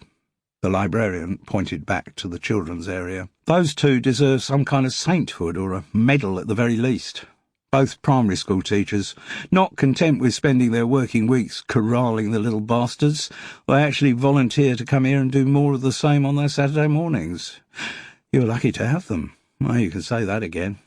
All the time she was talking, the librarian was working, picking up books from the trolley, checking them through, and according to their condition, placing them on one or other of the lower shelves. Without my volunteers and my part-timers, she went on, this place would close even sooner than it will do anyway. Is it going to close? Asked Carol. Di Thompson shrugged. Wouldn't surprise me. Government cuts are hitting all the local amenities, and libraries are currently in a pretty vulnerable state. Borrowing's down. People find it so easy to read e-books or order real books on Amazon. Then kids spend all their time playing computer games rather than reading. People who used to rely on the library for computer services seem mostly now to have their own laptops or tablets. The reference information we used to provide is all available at the touch of a button from Wikipedia. I could go on. The effects of all that are already being felt, even here in West Sussex. In other parts of the country, there are lots of libraries reducing their opening hours, stopping their mobile library services, some closing down completely, and a few continuing as community libraries all run by volunteers. It's not a great time for us. But libraries are part of our heritage, said Carol piously. There are people whose entire education has come from their public library. Surely they can't be allowed just to disappear. Somebody must do something about it. What, though? And more importantly, who? Who's going to do something about it? Di Thompson looked Carol straight in the eye. It's the old use it or lose it syndrome. And I often wonder whether the people who do say how terrible it is, who write letters to the papers saying we mustn't lose our libraries, saying that an efficient library service is an essential part of a civilised society, do they actually use their local branch as much as they should? Carol looked away. She didn't know whether Di was actually getting at her or not, but she still felt guilty. We keep trying to drum up more interest in this place, but it's an uphill struggle, special events, all that. Library talks, Carol suggested, seeing a way of getting to the subject she really wanted to talk about. Oh, yes, said Di.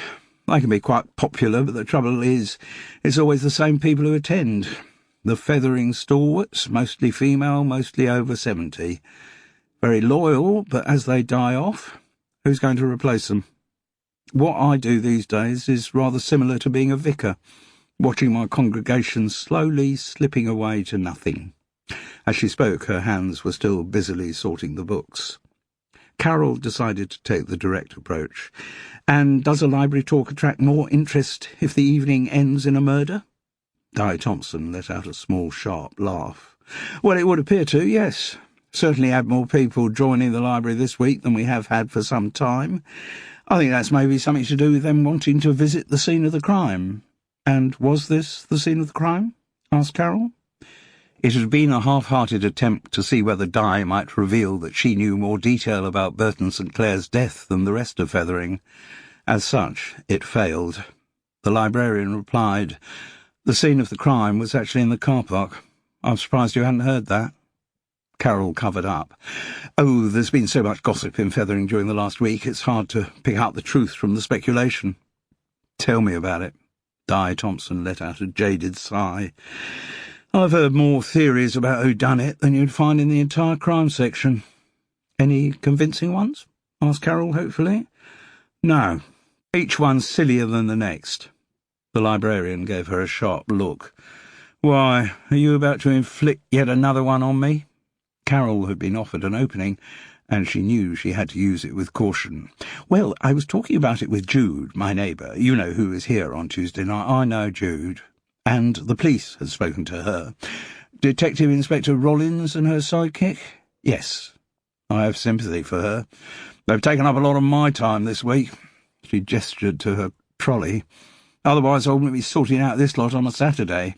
Jude said the police told her Burton St. Clair was killed by anaphylactic shock after eating something containing walnuts, to which he was allergic. Di Thompson looked at her with new respect, realising she was dealing with a Fethering resident who actually knew some of the facts in the case, which was quite a novelty. Yes, that's what they told me. And I had to close the library on Thursday while they searched the place. Kept the staff room shut up yesterday too, which was very inconvenient because they gave me so little notice about it. Presumably, said Carol, hoping to channel the librarian's resentment of the police towards further revelations, they checked the staff room where the wine had been kept for drinks after Burton St. Clair's talk. Yes, looking for traces of walnuts, I suppose. And did they find any? That was greeted by a cynical laugh. Well, if they did, they weren't going to tell me about it, were they? Of course not. Carol knew all too well how reticent the police could be when it came to sharing their findings with amateurs.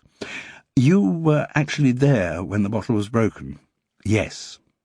From what Jude said, you had poured a glass for Burton St. Clair from the last remaining bottle in the staff room. That's right.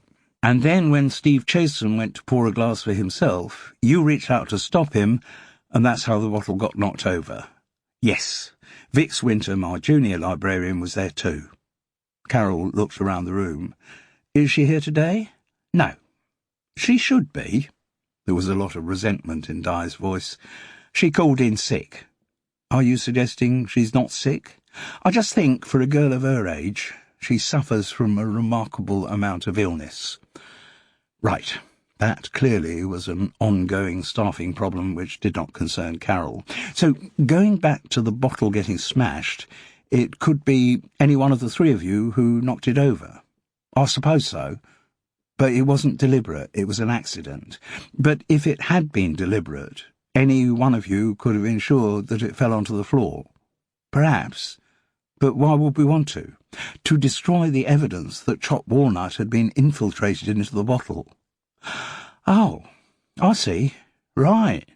Well, I can assure you, Carol, I haven't been infiltrating chopped walnut anywhere. I wasn't suggesting you had been. No? You are aware, aren't you, that you and Jude have got a bit of a reputation around Fethering for seeing yourselves as amateur sleuths? Have we? Asked Carol innocently. Very definitely. Why else do you think I'm answering your questions? Oh. Carol felt her face colouring. That's very kind of you. Anyway, I didn't like that Detective Inspector Rollins's attitude. If anyone's going to solve the case, I'd much rather it was the local amateurs. That's also very kind of you. For the first time that morning, there was a twinkle in the librarian's eye as she said, I think I've been spending too much time in the crime section. I'm afraid I'm a sucker for those golden age books in which the baffled PC plods have rings run round them by brilliant amateurs. Does this mean you're giving me a carte blanche to ask as many questions as I wish? Di pointed down to the few remaining books on the top shelf of her trolley. Not too many. When I finish this lot, I must go and once again engage with the public. Fine. Just a few quick questions, then. Jude got the impression that the remains of the broken bottle in the staff room had been cleaned up by your junior? Vix, yes. Do you know how she did it? I asked her that. She told me she got some kitchen roll and picked up the larger bits of glass with that over her fingers so she didn't cut herself. She put those in the pedal bin by the sink. She swept up the smaller shards with a dustpan and brush and put them in the bin too. Then she mopped up the wine and remaining tiny bits of glass and washed the mop out under the tap over the sink. The dustpan, mop and what have you, where were they kept? There's a broom cupboard just next to the staff toilets. When she'd finished, Vix put everything back in there. And was the pedal bin emptied subsequently? It would normally have been. That's part of the cleaner's duties. They come in at 9, but only 2 days a week. Their next day would have been Thursday, but of course with the library being closed, so the police have presumably got the remains of the wine bottle. They'll be pretty inefficient if they haven't. No sign of the pedal bin contents this morning, nor, come to that, of the dustpan and mop from the broom cupboard, which is another inconvenience. Taken away for forensic analysis? Assume so. That's what happens in all the television police shows, doesn't it? So they can be examined by some guest star playing a scientist way out on the extreme edge of the Asperger's spectrum. Carol grinned. Behind her quiet exterior, Di Thompson was a sharp and highly intelligent woman. "So soon the police will have proof that it was walnut extract in the wine bottle that killed Burton St. Clair?" The librarian shrugged. "That would seem to be the logical conclusion. But, as I said before, I doubt if that's data they're likely to share with us." She looked down at her watch, but before she had time to say anything, Carol got her oar in. "Steve Chasen." "Yes?" "According to Jude, he was bad-mouthing Burton St. Clair after his talk. True enough? And he would have had a chance to put something in the wine bottle. I don't know. I wasn't watching his movements all evening. But he could have deliberately ensured that the wine bottle got smashed." "I suppose he could." The librarian sounded reluctant to accept the suggestion. "I'm sorry. I know Steve's a pain, and on more than one occasion I've had to ban him from the library, but there is something about him I respect." "Oh?" "Well, I know he gets pretty unmanageable when he's been drinking, but he's completely self-taught. He's one of those people who's got all of his education from the public library. An autodidact, yes, the exact word, and not one that's heard very often these days. Nor do we get a lot of people in the library these days educating themselves. Most now seem to learn stuff from YouTube videos, so though I can't condone a lot of Steve's behaviour, I do think he's one of those people for whom the library service was set up, and I fear one of a dying breed." "Admirable," said Carol crisply. "But of course that doesn't rule out the possibility that he's also a murderer." "No, I'll concede that. And what about your junior? Vix Winter, is it?" Di Thompson's face tightened up. It seemed that her junior was not the most cooperative of colleagues. "What, do I think she's a possible murderer? I can't see it. Planning something like that would be too much like hard work." "Ah. Would you have a contact number for her?" Di provided it. "But I wouldn't try her today. Remember, she's ill." The last word was loaded with a wealth of cynicism. "Thanks. Anyway, one other thing." A weary, "I've been trying to contact other people who were here for Burton St. Clair's talk. Jude mentioned some tall American woman who was something of an expert on crime fiction." "Nessa Perks. Possibly Professor Nessa Perks. Don't know what her proper title is, but she's involved in the English department at the University of Clincham. She helped out on a few sessions for the library's writers' group." "Oh, yes, Oliver Parsons mentioned that. He used to come along for a while. Mind you, we don't run it anymore." "Funding?" "Partly. More lack of interest from the good people of Fethering.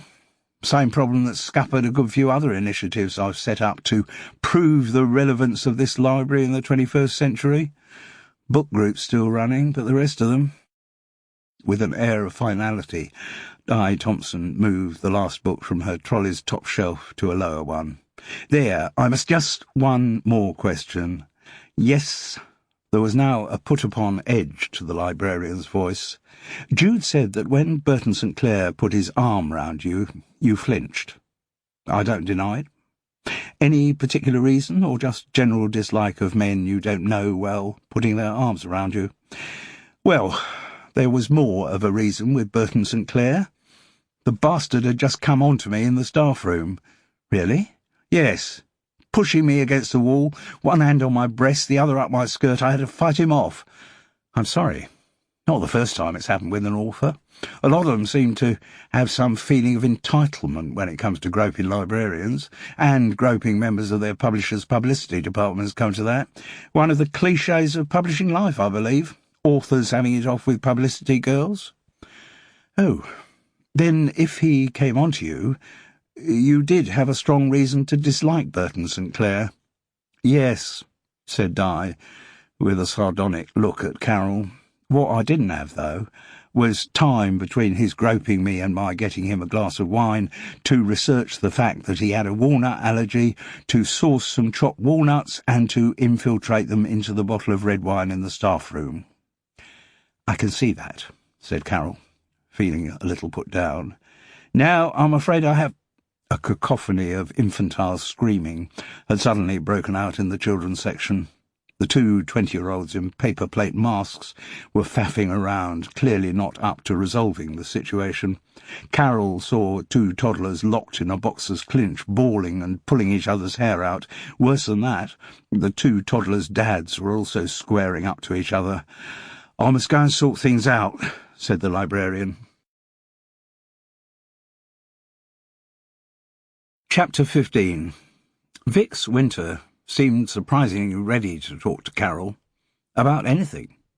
When told it was about Burton St. Clair's death, she was even more enthusiastic.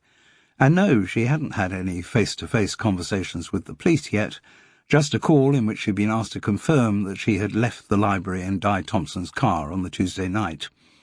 She had been questioned briefly about cleaning up the staff room when the bottle of wine had been broken, then told that the police would probably be contacting her again at a later date. But since then she hadn't heard anything more from them. She sounded disappointed, and Carol wondered whether that's why she'd agreed so readily to talk to her. "We can't do it here, though," the girl whispered conspiratorially down the phone line. "I live with my parents." "Well, when do you think you'll be well enough to meet up?" "What?" "I've just come from the library. Di Thompson said you called in sick." "Oh, yes. Actually, I'm feeling a bit better than I was earlier. Thank goodness. Could meet now, if that's okay with you." "Fine. Where?" "I don't know. Some pub. My local's the Crown and Anchor in Fethering. Don't know if you know it?" "Course I do. I've lived in the village all my life." "Whereabouts?" "Downside." "Right." Carol had duly taken note of this social marker. The Downside estate, to the north of Fethering, was made up of council houses, or, as they seemed to have become known, social housing. Their world was far from the middle-class gentility of High Tor. "Then of course you know the Crown and Anchor. Well, might that be suitable? Or would you worry about meeting Di there, what with you being off sick?" "That'd be okay. She never goes near the pub, doesn't drink." "So, when could you meet?" "I don't know. 12? "Sounds good to me. What, will you walk there, or do you have transport?" "Oh, no. Couldn't afford a car on my salary. But I don't really fancy walking, not with being off sick and all." "Of course not. I'll pick you up then." Carol's instructions were not to collect the girl from the house. She was to pick Vix up by the postbox at the end of her road. Whether the girl wanted the assignation to be a secret from her parents, or was ashamed of where she lived, Carol neither knew nor asked. So the immaculate Renault was driven sedately out of the High Tor garage. For a moment, Carol considered telling Jude what was happening, even suggesting she might come along. But she curbed the instinct. Her neighbour seemed to have been genuinely frightened by the cautions Detective Inspector Rollins had given her. Jude wanted to, indeed had to, keep her nose clean. Which meant that Carol Seddon was the sole investigator on the case, if you didn't take the police into account. And despite her Home Office background, when Carol was involved in an investigation, she very rarely took the police into account. Vix Winter hadn't said much on the short drive from Downside, and she didn't say much inside the Crown and Anchor until she had taken a long swig from her pint of cider.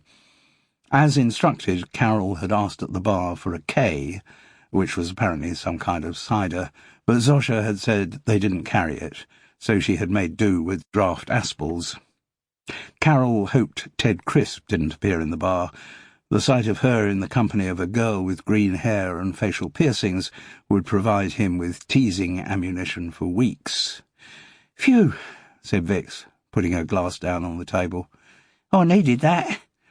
"Oh," said Carol, after taking a sip from her small Sauvignon Blanc. "Got a bit bladdered last night." She took her mobile phone out and placed it on the table right in front of her. "On the K I was, with my mate Jules, in this club we go to." "And then you woke up this morning, feeling ill?" "Yes." A sly grin crept across the girl's plump face. "Don't know why." The temptation for Carol to be censorious was only momentary. She was reminded that she needed to ingratiate herself with Vix Winter to extract the maximum amount of information from the girl. "You presumably know about everything that happened after you left the library on Tuesday evening?" "Well, I don't know everything. Or I'd know who the murderer is, wouldn't I? She giggled, and took another long, revivifying swallow from her pint glass.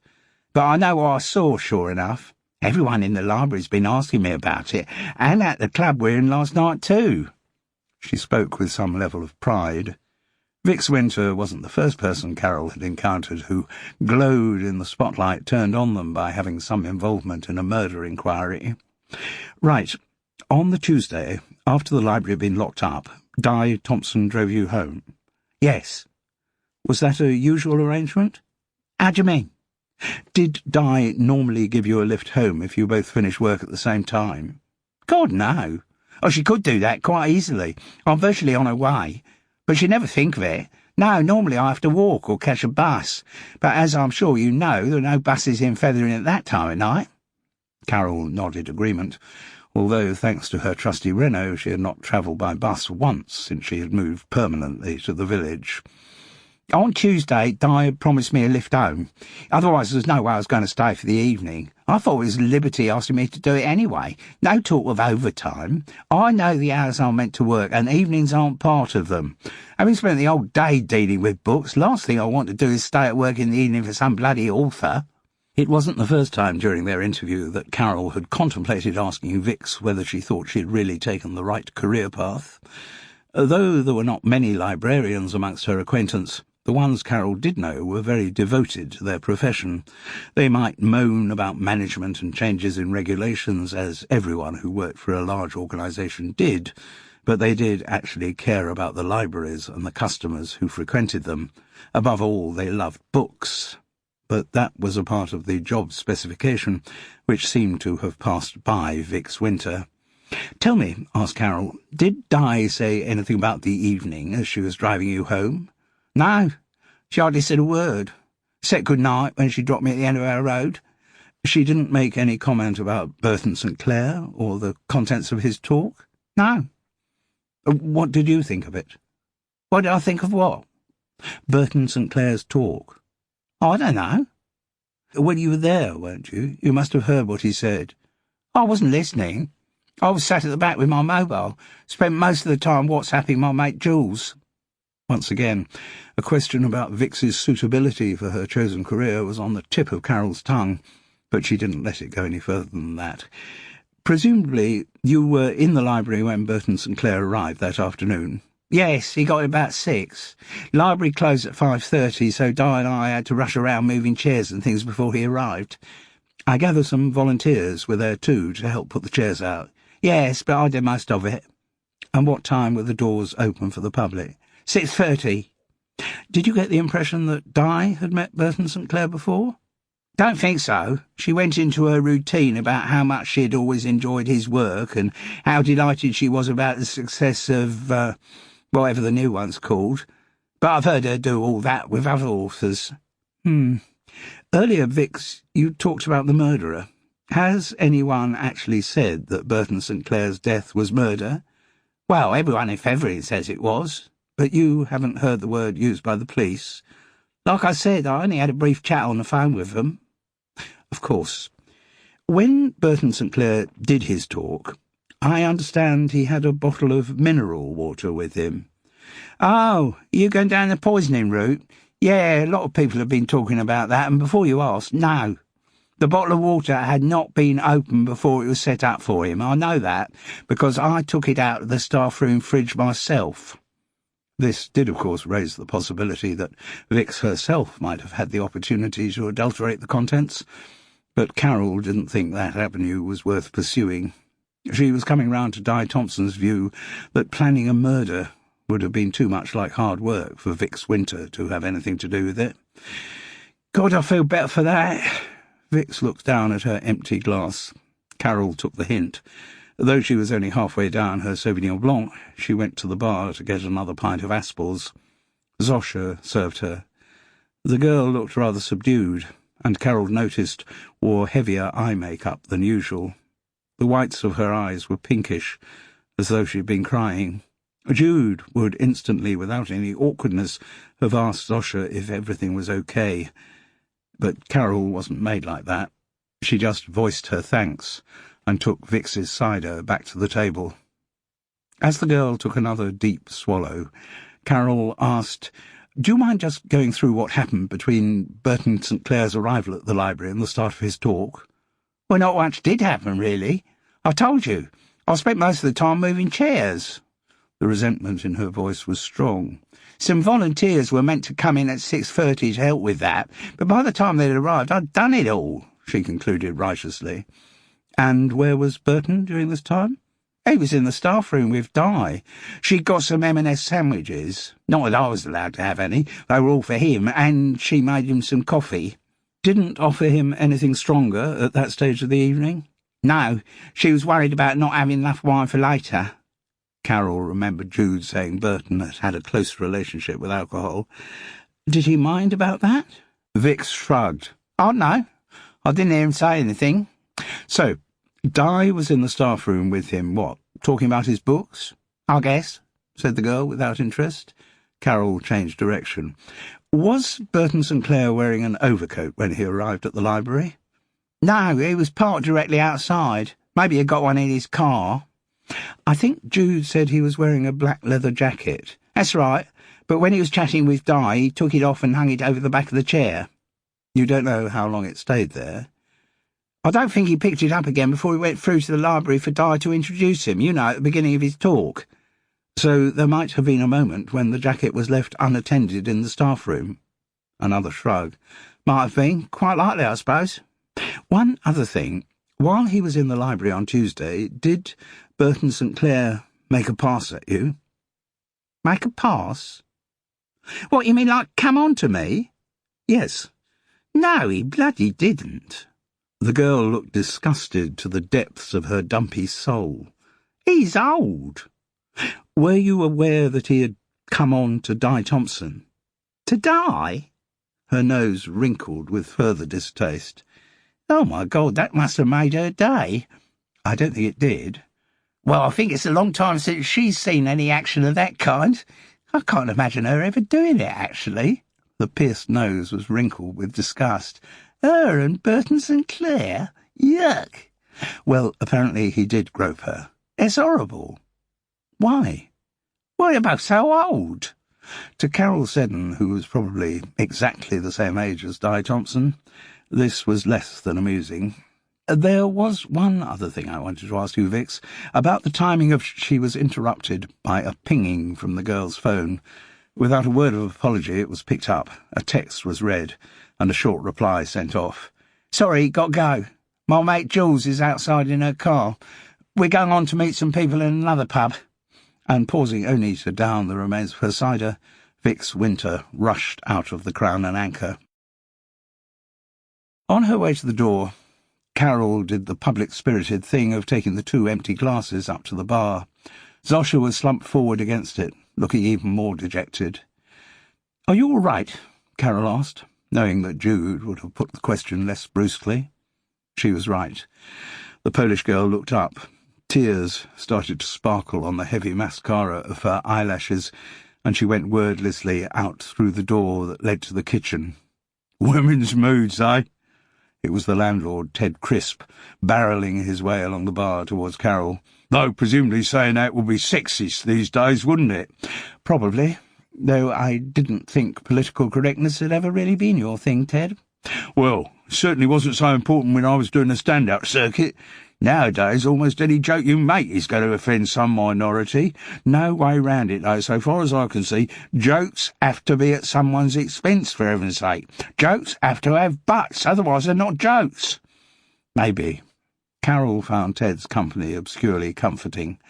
The fact that they had once had a brief affair was still a source of surprise to both of them. Though the differences in their personalities meant that a relationship of such closeness could never have lasted, it had remained a bond between them. She moved on. "Do you know what's wrong with Zosha?" He shrugged awkwardly. "Moods?" At least he hadn't said time of the month, thought Carol, though she knew exactly what he meant. She was constantly amazed by how embarrassed men got about the subject of periods, and how they assumed that they must be the cause of all of women's emotional upsets. "Let me fill the glass up. No, Ted, I really shall be on the house." She didn't argue. He poured out the New Zealand Sauvignon Blanc and pulled himself half a pint of Sussex Gold. This was unusual. Though Ted Crisp liked to build up the image of himself as a hard drinker, it was increasingly rare for him to sample his own wares. He had seen too many pub landlords ruin themselves and their businesses by sliding down the easy slope to alcoholism.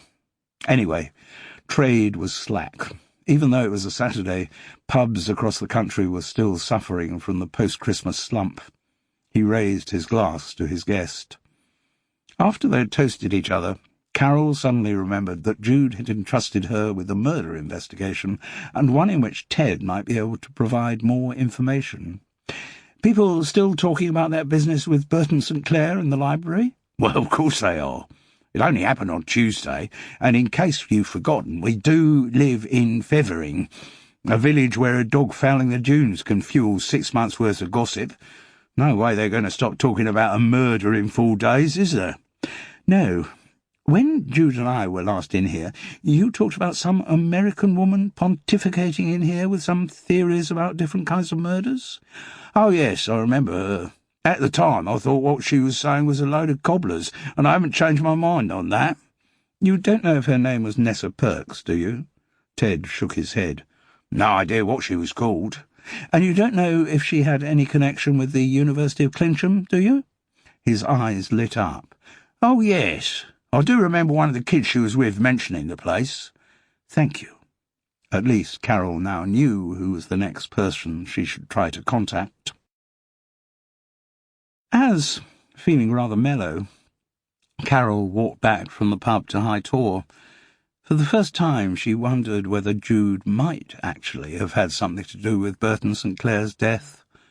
The thought was quickly suppressed, but she knew it was one which, once planted, would continue to linger just below the level of her consciousness. Chapter 16. Jude couldn't get away from the feeling that she was under house arrest. Detective Inspector Rollins had only warned her off continuing her private investigation, but it was as if a hold had been put on all other areas of her life. Going shopping, going out for a walk, nothing felt right. She even postponed a couple of healing sessions she had booked over the weekend. This was unusual. The needs of her clients always took priority over her own concerns, but she knew that in her current emotional state she would not have the focus required to channel her healing powers. Nor did her vast repertoire of therapeutic resources help. Though she knew a multitude of ways to bring peace to the troubled souls of others, nothing seemed to mitigate her own uneasiness. The biblical proverb, "Physician, heal thyself," was a difficult instruction to follow. Physicians have never been particularly good at applying their expertise to themselves. It was very out of character for Jude to be in such a twitchy state, but as the sequence of coincidences, culminating in the discovery of the Huile de Noix bottle, continued, she felt herself getting deeper and deeper into some Kafkaesque nightmare which could only end in her arrest. Of course, the one link in Rollins' chain of condemnation which Jude knew to be untrue was her supposed affair with Burton St. Clair. It didn't really matter whether Megan had affirmed its existence from sheer vindictiveness, or because a jealous suspicion in her paranoid mind had over the years hardened into fact. The accusation had been made, and the detective inspector believed it. For a moment Jude contemplated ringing Megan, trying to reason with her, persuading her to rescind the statement she had given to the police. But she quickly rejected the idea. For a start, Megan was probably convinced that the lie she had told was the truth. And, looking at the situation from the police perspective, if Jude were guilty of the murder, then it would be entirely logical for her to put pressure on their star witness to change her story. Doing that wouldn't help her cause one iota. No, every avenue Jude considered following appeared to be blocked. And she couldn't really blame the police for the direction in which their suspicions were moving. There was a logic there. Was it possible that she was the victim of some elaborate plan to frame her? Why? And who would do such a thing? It wasn't an idea to make her tangled thoughts any clearer. For the first time, she wondered whether she ought to contact a solicitor. At one level, it was insane she was even contemplating such a step. On the other hand, though, even if Rollins hadn't actually voiced the threat, she would clearly love to see Jude in court. If professional help was going to be required, perhaps she should start doing something about it. The telephone rang. Hearing Oliver Parsons' voice at the other end of the line did nothing to diminish Jude's confusion. "Just wondering how your interview with the police went yesterday." God, was it only yesterday? Jude had been through so much emotional turmoil since Oliver had dropped her home, it seemed like an age ago. "I'm afraid I can't really talk about it." "Oh? It doesn't sound like you, Jude." "No, it isn't like me. The fact is, Oliver, the police have told me that I mustn't investigate any further." "Have they? Worried that the amateur sleuth might solve the murder before they do?" "You've been reading too many of your Golden Age crime novels." "No, they have just told me to back off." "They reckon you're interfering with their inquiries?" "Something like that." "Does this mean they're near to a solution of the crime? Do they have a prime suspect?" "They have, and I'm afraid it's me." "What?" He sounded genuinely gobsmacked. "Are you serious?" "I'm afraid I am." "My God! And are they still thinking that Burton St. Clair was killed by some walnut extract in the wine bottle?" "Yes, well, I haven't heard to the contrary." "I was going to suggest meeting up for I don't know, a drink or a—" "No. Sorry, Oliver, but until I get the police off my back, I don't feel like socializing." "Oh, well, that's fine. I'll give you a call in a few days." She wondered whether he would. Had she choked him off too prematurely? She felt a little wistful. There had definitely been a spark between them. Something might have developed. But the potential end of an embryonic relationship was the least of Jude's worries. Any normal neighbour, obviously in the more relaxed north of England, but even in the frostily genteel south, would have knocked on the door of Woodside Cottage when walking past. But not Carol Seddon. Even after so many years of friendship, from the Crown and Anchor she went back to High Tor, then rang Jude from there and asked if she could call round. Her neighbour was still jumpy. Jude's paranoia was not decreasing. She was worried that her phone was tapped and that she was permanently under surveillance. Maybe Detective Inspector Rollins and her team were also now checking Carol's movements and would extend to her the ban on investigating Burton St. Clair's death. Jude expressed this anxiety, but her neighbour just said briskly, "If that is the case, then I shall bring you up to date with what I found out as quickly as possible." And she delivered a characteristically efficient report on her interviews with the two librarians and Ted Crisp. The detail that Jude clung onto was that the remains of the wine bottle had been taken off for forensic analysis. If they don't find any evidence of walnut contamination, or if they find it didn't come from Huile de Noix, then that'll finally prove I couldn't have had anything to do with the murder. Carol did not look convinced. "You're still apparently the last person to have seen Burton St. Clair alive. I'm not sure that the police will drop you off their list of suspects straight away." "Thanks," said Jude ironically. "Anyway," Carol continued, determined as ever, "until I am actually warned off by the police, I intend to go on with this investigation. So, what will be your next step?" "I'll try and make contact with this Nessa Perks woman. I'm not sure whether she'll have anything useful to contribute, but at least she's another witness to the events of Tuesday night." "Do you have a number for her?" "No, I'll have to go through the University of Clincham, though whether there'll be anyone around there at the weekend, I don't know. Good luck." "Don't worry, Jude. I'll sort this out. There's no way I'm going to let you get a life sentence for a crime you didn't commit." To Jude, this sounded a little over-dramatic, but it did address the basic source of her anxiety, and to know that she had Carol fighting her corner was very comforting. It was about 5:30 when the telephone next rang in Woodside Cottage. "Hi, Jude, it's Zosha. How lovely to hear you." But Jude recognised the tension in her voice. She remembered from her last visit to the Crown and Anchor how down the girl had been looking. "Everything all right?" "Yes," Zosha replied instinctively, but her tone told another story. "Are you sure?" "No, I am not sure."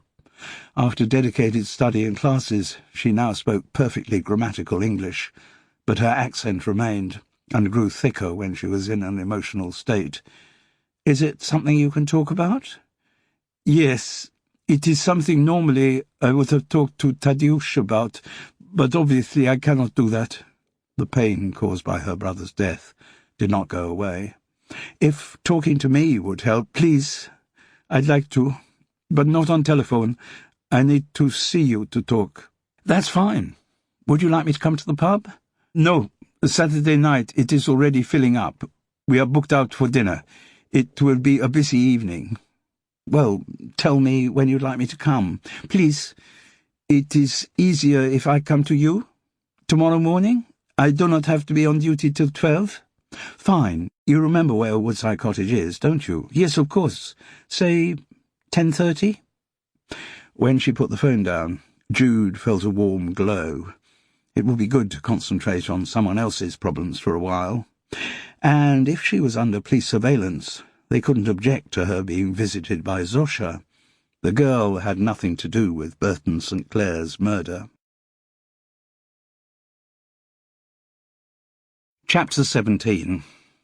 Carol reckoned she had done everything she could to get in touch with Nessa Perks. Without any personal contact, she could only make an approach through the University of Clincham website. She went to the creative writing degree course section and discovered that her quarry was listed as Professor Vanessa Perks. This confirmed a trend Carol had spotted. Every professor interviewed on Radio 4's Today programme nowadays seemed to be female and American. No direct email addresses for any of the teaching staff were listed, so Carol sent a message to the English and Creative Writing Department marked FAO Professor Vanessa Perks. Whether it would reach its destination and how long it would take to reach that destination, she had no means of knowing. It was frustrating not to be able to move her investigation on more proactively, but she reconciled herself to the fact that there would probably be no reaction from the University of Clincham at a weekend. So the highlight of Carol's Sunday would have to be a Skype conversation with her granddaughter Lily in Fulham. Initially wary of all new technology, but manically enthusiastic once she had embraced it, Carol had now become a devotee of Skype. And though she wished she saw more of Lily and her younger sister Chloe in the flesh, she did relish engaging on the screen with her older granddaughter's increasing articulacy. Zosha arrived at exactly 10:30.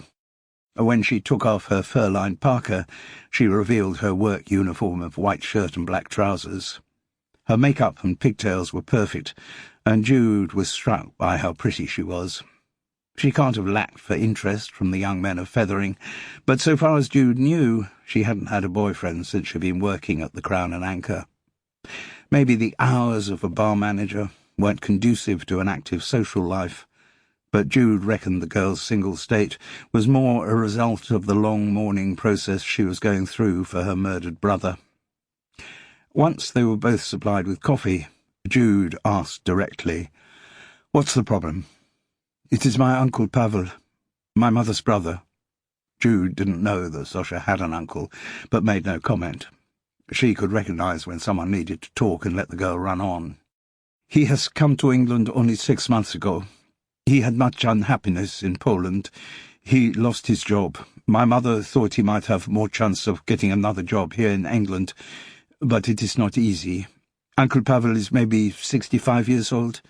It is as hard for him to get a job in England as it was in Poland." "What's his profession?" "I don't think you would call it a profession, it is a job. In Poland he was a builder, not a builder who runs projects, just a building labourer. So now he is old, although he would never admit it, he does not have the strength for the heavy work anymore. That is why he lost his job in Poland, and it is the same here. Even if he were English, he would not get a labouring job here. Even if he were English? Jude echoed. You know what I mean. You mean that there is prejudice in this country against the Polish? Of course. If you work in a pub, you hear a lot of it. I'm sorry, I thought you were quite settled here. I am, yes, and I have good friends, and I know many people who do not care what country I come from, but in the pub, you know, there are many Polish jokes. Jokes about the Poles being stupid. Yes, of course. Zosha dismissed the subject. It doesn't worry me now. Maybe it would worry me if I thought I was stupid. You are far from stupid. I know this. So for me it is sometimes an irritation, but not a problem. For Uncle Pavel, whose English is not so good, the problem is bigger. Where does he live? The girl grimaced. Since he has been in England, he has lived with me. He sleeps on a sofa bed in my sitting room. That doesn't sound ideal. No, it is not, Jude, but it is how it has to be at the moment. He is family. He is my mother's brother. The way she spoke suggested that she had never questioned the obligation such a relationship placed on her. Of course. So is that what the problem is? Finding somewhere else for him to live? Zosha sighed.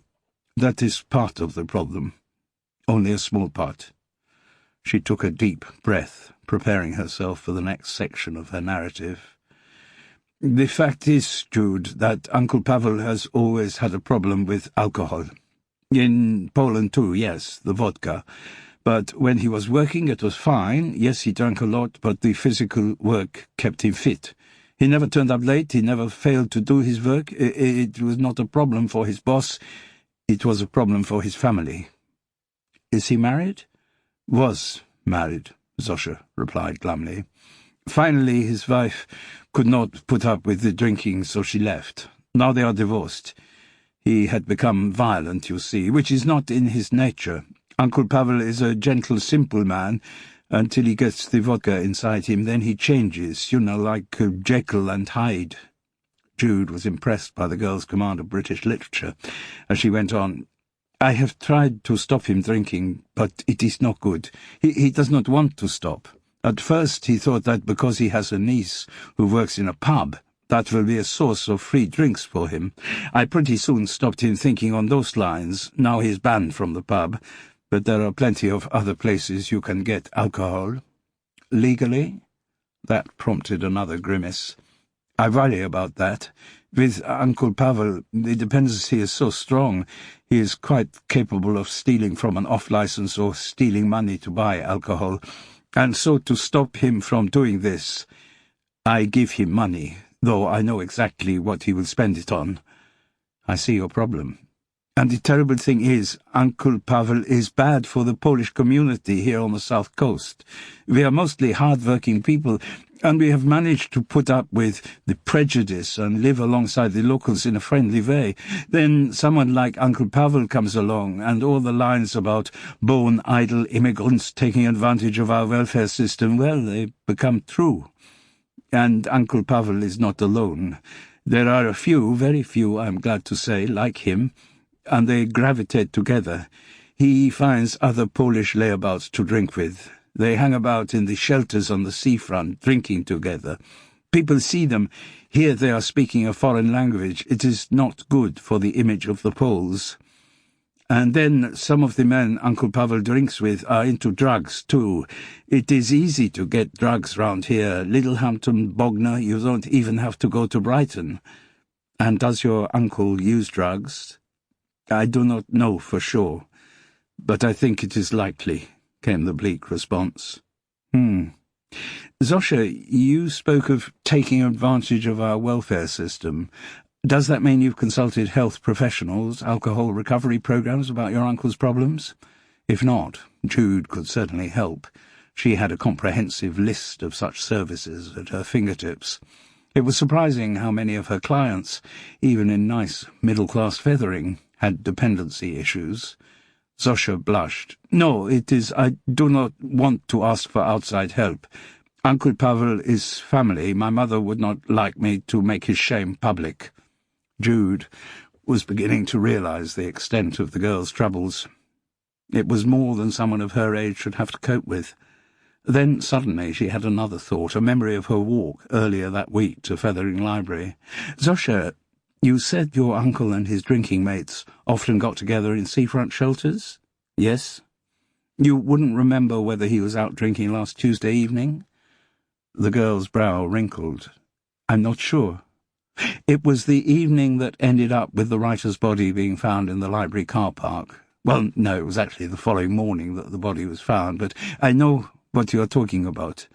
It has been the main topic of conversation in the pub all week. I bet it has.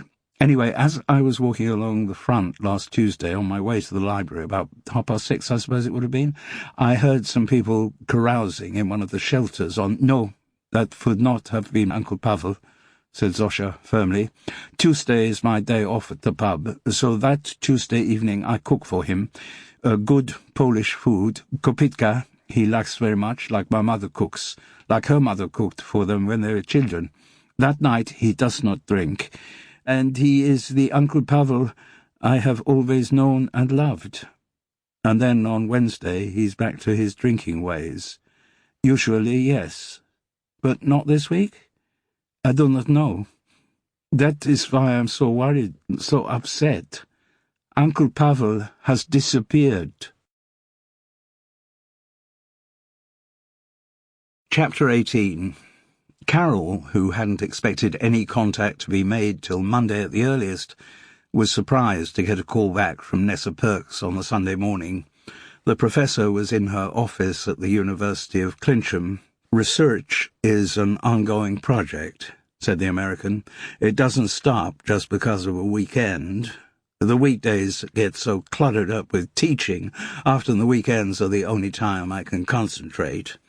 Carol explained that she would like to talk about the events of the Tuesday evening, "Because I gather you were present then at Fethering Library." "Yes, I was," Nessa confirmed. "Have the police talked to you about anything you might have seen?" "No, they haven't." The professor was clearly piqued by this official shortcoming. "You would have thought they would have done, knowing that I am an internationally recognized expert on crime." Carol didn't raise the question of how the police might have been expected to know that. Instead, she said, "I thought your expertise was in fictional rather than real-life crime." "You'd be surprised how frequently the two correlate," Nessa Perks replied.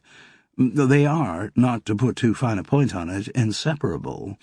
In fact, that is the basis of the research I am currently doing for a new book." "That sounds very interesting," said Carol, though something in the professor's manner suggested to her that it wouldn't be. "Anyway, I was wondering if we could meet to talk about Burton St. Clair's death." Professor Vanessa Perks was very keen on the idea. Miffed by the apparent lack of interest from the official inquiry, she was more than ready to share her theories with anyone who would listen. The agreed time was 4:00, by which time the day was colder than ever. The lethargic gatekeeper at the university's main entrance had been alerted to Carol's arrival and directed her towards the English and Creative Writing department. Then he returned to his electric fire and Fast and Furious DVD. Drawing close, as instructed, she rang the professor's mobile to announce her arrival, and was admitted through a door protected from intruders by a keypad code. The willowy Nessa Perks said little until she was actually in her office, and when they got there, Carol could see why. The professor wanted to impress all visitors with the magnificent contents of her shelves, for there, in serried ranks, stood a huge array of old books, all crime novels. The hardbacks looked to date from the 20s and 30s, and Carol recognized the green and white livery of the Penguin paperbacks. She was obviously expected to say something on the lines of, "You've got quite a collection there," so that was exactly what she said. "Yes, fairly comprehensive, probably as good a collection as there is in this country outside of specialist libraries." "And are they all yours, Well, technically the university purchased them, but I curated the collection. Carol had noticed that in contemporary life more and more people seem to be curating all kinds of things, but she supposed curating a collection of books was closer to the original meaning of the word than some other of its many current usages. She also got the firm impression that if the University of Clincham ever wanted to claim back the books they had bought for Professor Vanessa Perks, they might encounter a problem. When she looked at her shelves, it was with a proprietorial air. Though Carol didn't realize it, the professor represented a relatively new trend in academia, whereby genre fiction was given serious intellectual scrutiny. 30 years before, the idea of university students studying crime or science fiction would have been laughable, but they had both become serious academic disciplines. Like many, the trend had started in America, but quickly been embraced by British universities.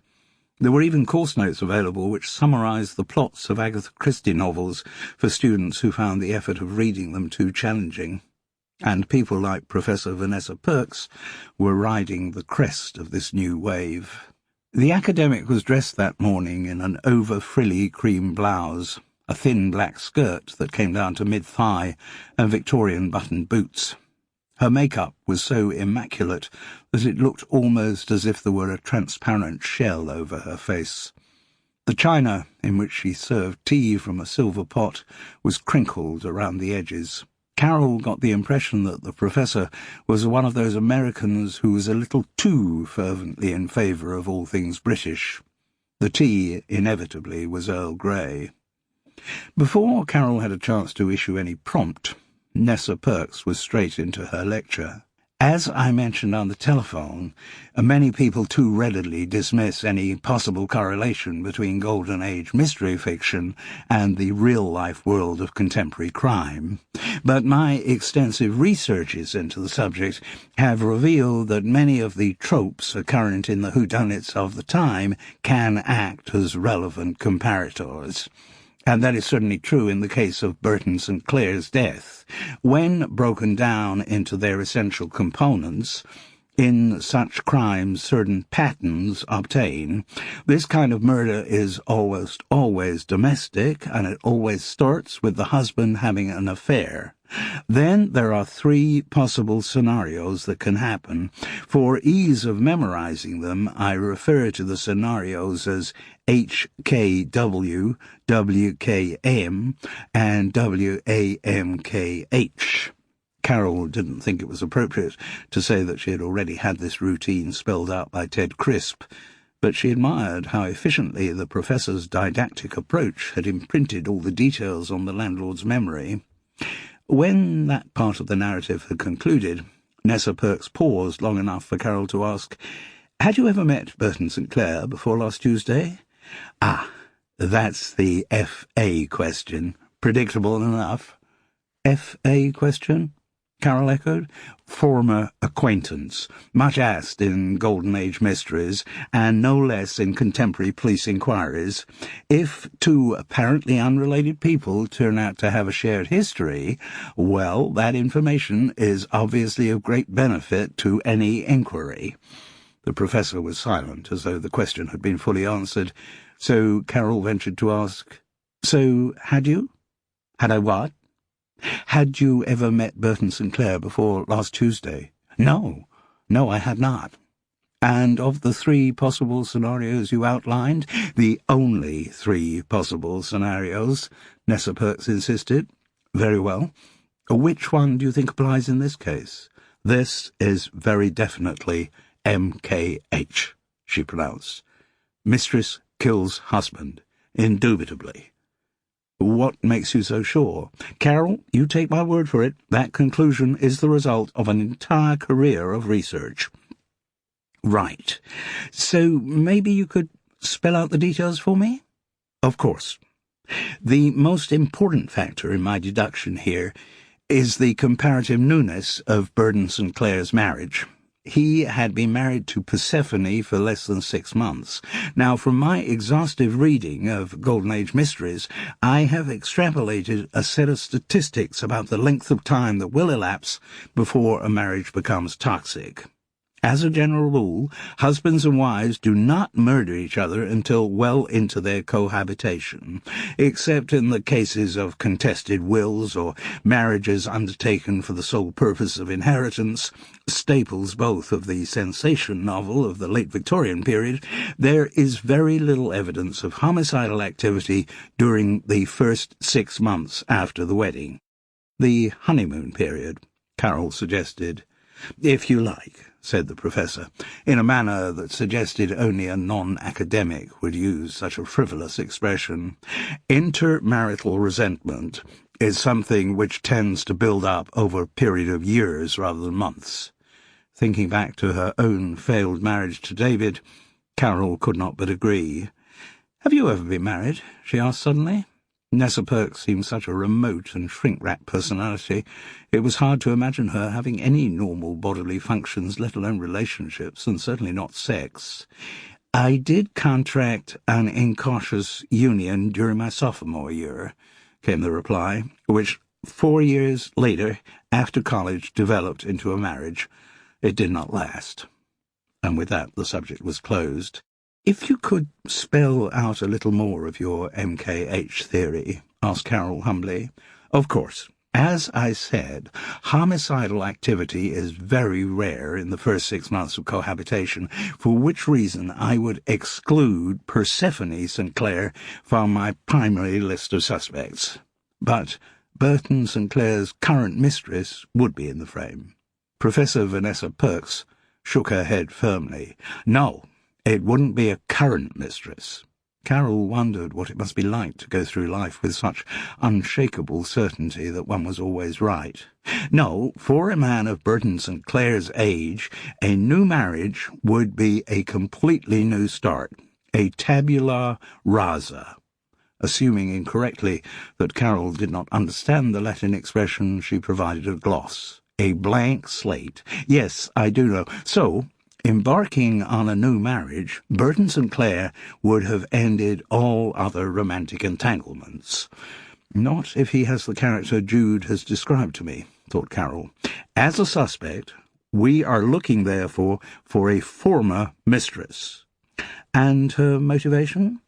"In Golden Age mystery fiction, there are only 5 reasons to commit murder. As she must have done in many lectures and seminars, she enumerated them on her fingers.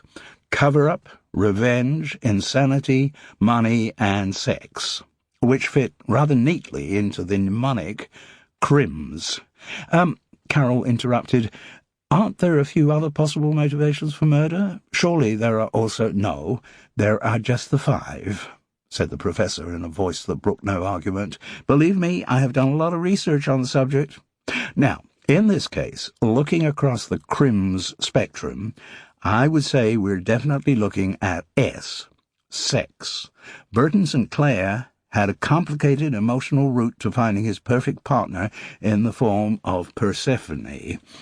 He had a lot of relationships. He also had a formal marriage. Yes, I know that, Carol." This was made to sound like a reprimand. "I have obviously done a lot of research on him, and it seems that he was responsible for various infidelities during the period of his first marriage. So I would say definitely what we are looking at here is an RIADBSC scenario." "RIADBSC," came the feeble echo from Carol. "Revenge is a dish best served cold," Nessa translated fluently. "A very popular scenario with Golden Age mystery writers. An offence is allowed to rankle for a very long time, and finally, when the offendee can take no more pain and humiliation, his or her restraint snaps, and the result is inevitably homicide." Professor Vanessa Perks sat back and took a sip of Earl Grey, confident that she had produced an unanswerable thesis. "Very well," said Carol. "Sorry if I'm being stupid, but could you tell me how this applies in the current case?" "You're not being stupid," said the Professor magnanimously. "It's just that very few people's brains work at the rate the mine does. This was something which became apparent in high school, and since then it's just something I've had to live with." Carol was tempted to say bad luck, but thought that might be seen as just another example of her lack of gravitas. "In this case," Nessa Perks condescended, "the person we have to look for in our search for the murderer is the woman whose affair with Burton St. Clair broke up his first marriage. That woman got a considerable charge out of seeing off his original wife, Megan. It was very good for her self-esteem, and she reckoned that, following the breakup, Burton St. Clair was her property. She has continued to believe that ever since." Carol felt she had to intervene. "Just a minute, we're talking about 15-odd years here. Very common in cases of RIADBSC, said Nessa. "The longer the perceived offence has had time to fester, the more violent the explosion when it is finally unleashed. And why suddenly should all that violence be unleashed? Well, obviously, in this case, because of Burton St. Clair's second marriage. His mistress has nursed the fantasy of his being exclusively hers for many years, put up with all kinds of lapses and infidelities, because finally she believes he will see reason and devote himself to her. No doubt he has also provided her with a plethora of reasons why the two of them cannot be married. But when he remarries someone else, that fantasy is no longer sustainable. The disillusionment is total. The long-term mistress, the woman who broke up his first marriage, realizes the only means she has to prevent her former paramour from the enjoyment of his newfound love is to kill him. So that is what she does." Carol let this sink in for a moment. Then she said, "And can you put a name to this homicidal ex-mistress?" "No," came the frustrated reply. "I suppose the police will have to sort that out." "They still haven't talked to you about the case?" "No, which is extremely lax of them. You'd have thought, having a homicide expert right on their doorstep, they would have made contact with me." "Perhaps," Carol suggested gently, "they are unaware that they have a homicide expert on their doorstep." "Maybe you're right," the Professor conceded. "Though I am internationally known and respected, that is probably more in academic than police circles. It would probably make sense for me to get in touch and put them out of their misery. Might be a good idea, yes." Nessa Perks nodded to herself, and then became aware of her hostess duties. "Would you like some more tea?" "Yes, please. I'll make a fresh pot." While the Professor busied herself with her English tea ceremony, Carol reflected that communicating her theory to the police would not be very helpful to Jude's cause. The scenario Nessa had outlined was all too close to the one that the official inquiry seemed to be favouring. Once they were both set up with more Earl Grey, Carol ventured to ask the homicide expert where, if she were investigating the murder, she would next direct her inquiries. "Oh, I don't do hands-on investigation," said the Professor. "I'm a theorist, an armchair detective." Of course, but who, connected to the case, would you talk to next?"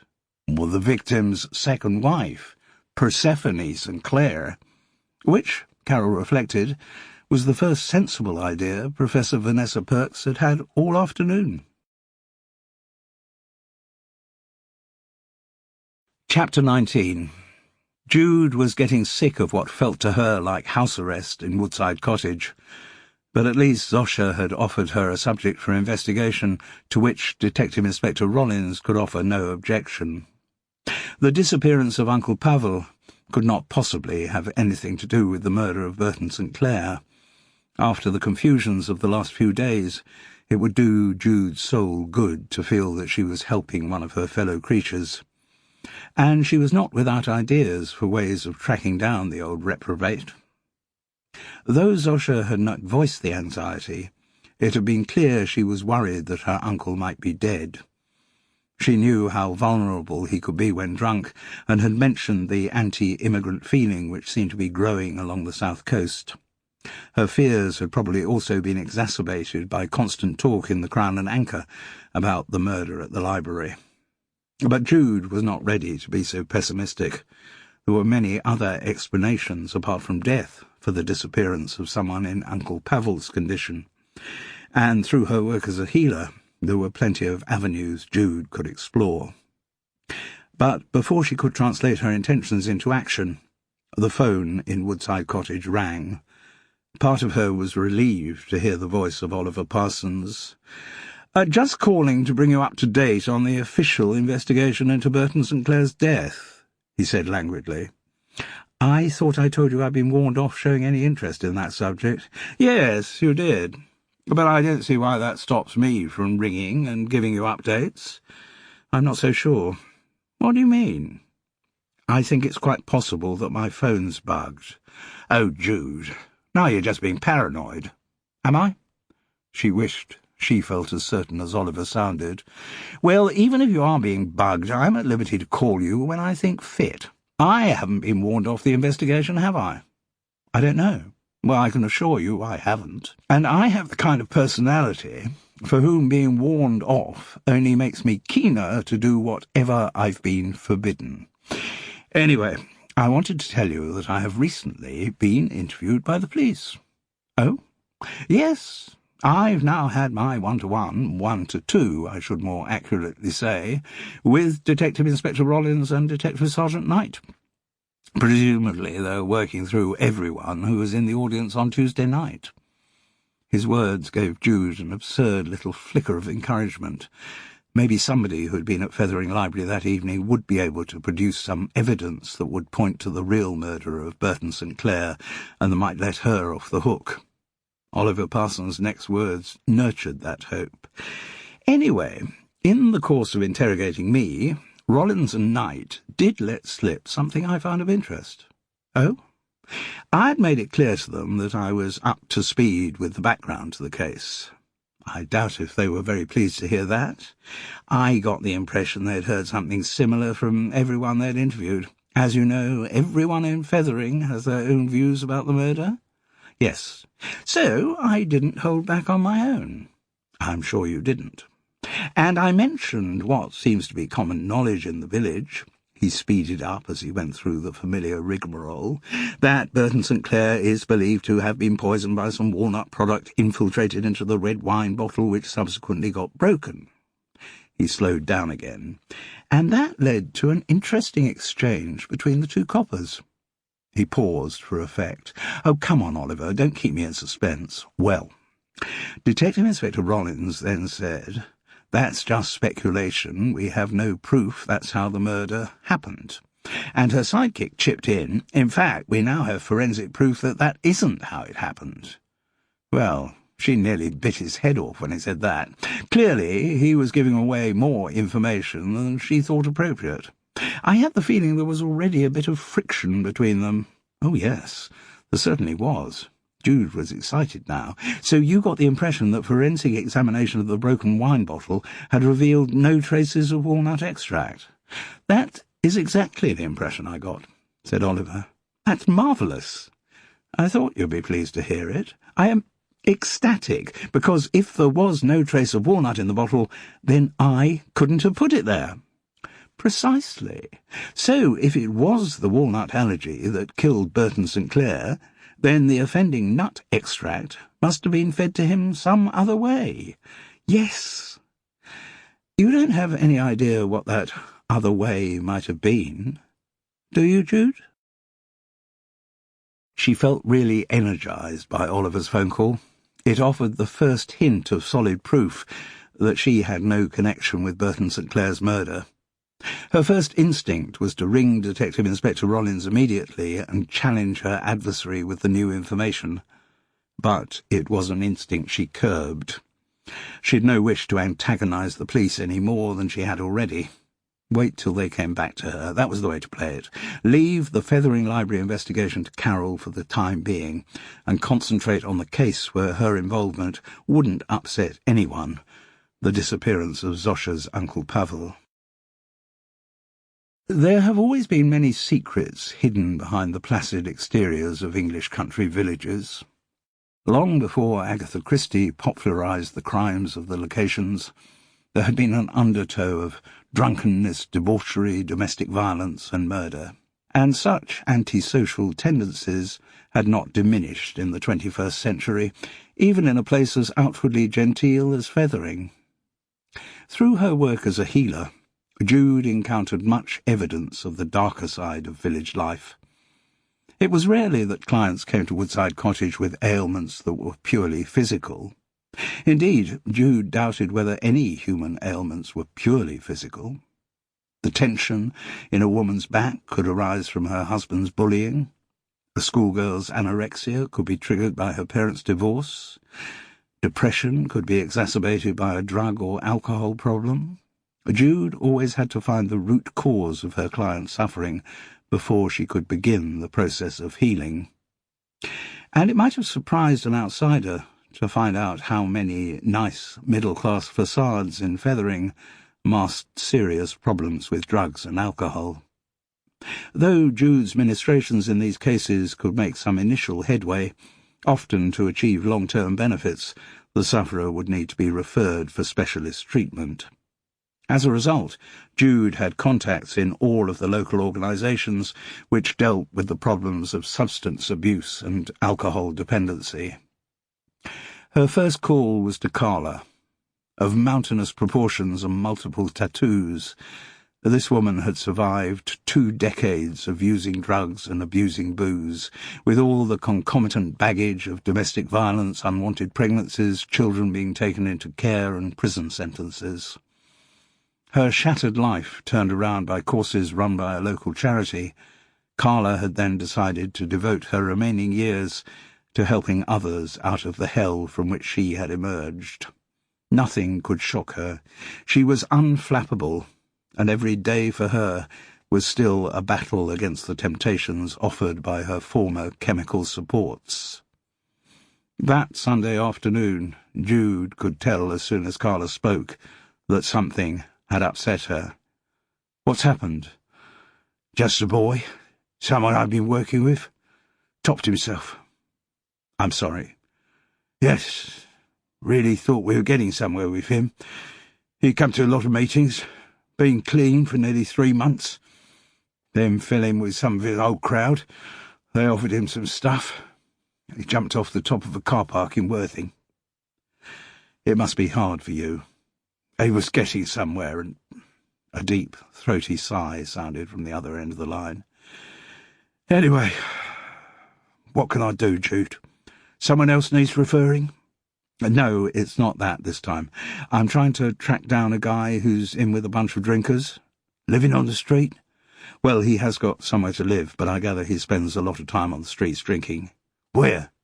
"Fethering, Littlehampton, gone as far as Brighton sometimes, I gather." "What's your contact with him?" "I know his niece, works in our local pub."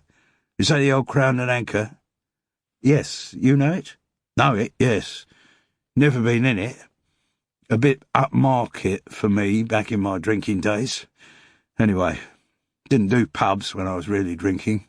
Been barred from most of them in Littlehampton, apart from anything else. I was more cans of supermarket lager in the seafront shelter." "The bloke who's disappeared did that too?" "Right, let's get a few basics. What's his name?" "Pavel." "Oh? He's Polish." "Right, there are a few of them around. Surname?" "Haven't got one for him. I'll find out from his niece." "Oh, it's not that important. Most of them just use first names." "His niece, who's called Zosha, is putting him up in her flat, but she hasn't seen him since last Tuesday." "I'll ask around and get back to you," said Carla, which was very comforting to hear.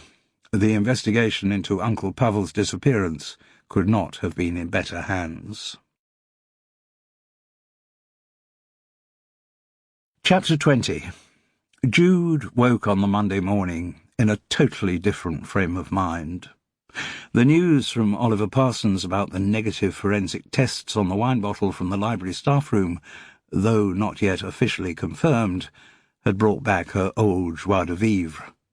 She berated herself for the unaccustomed gloom into which she had sunk over the previous few days.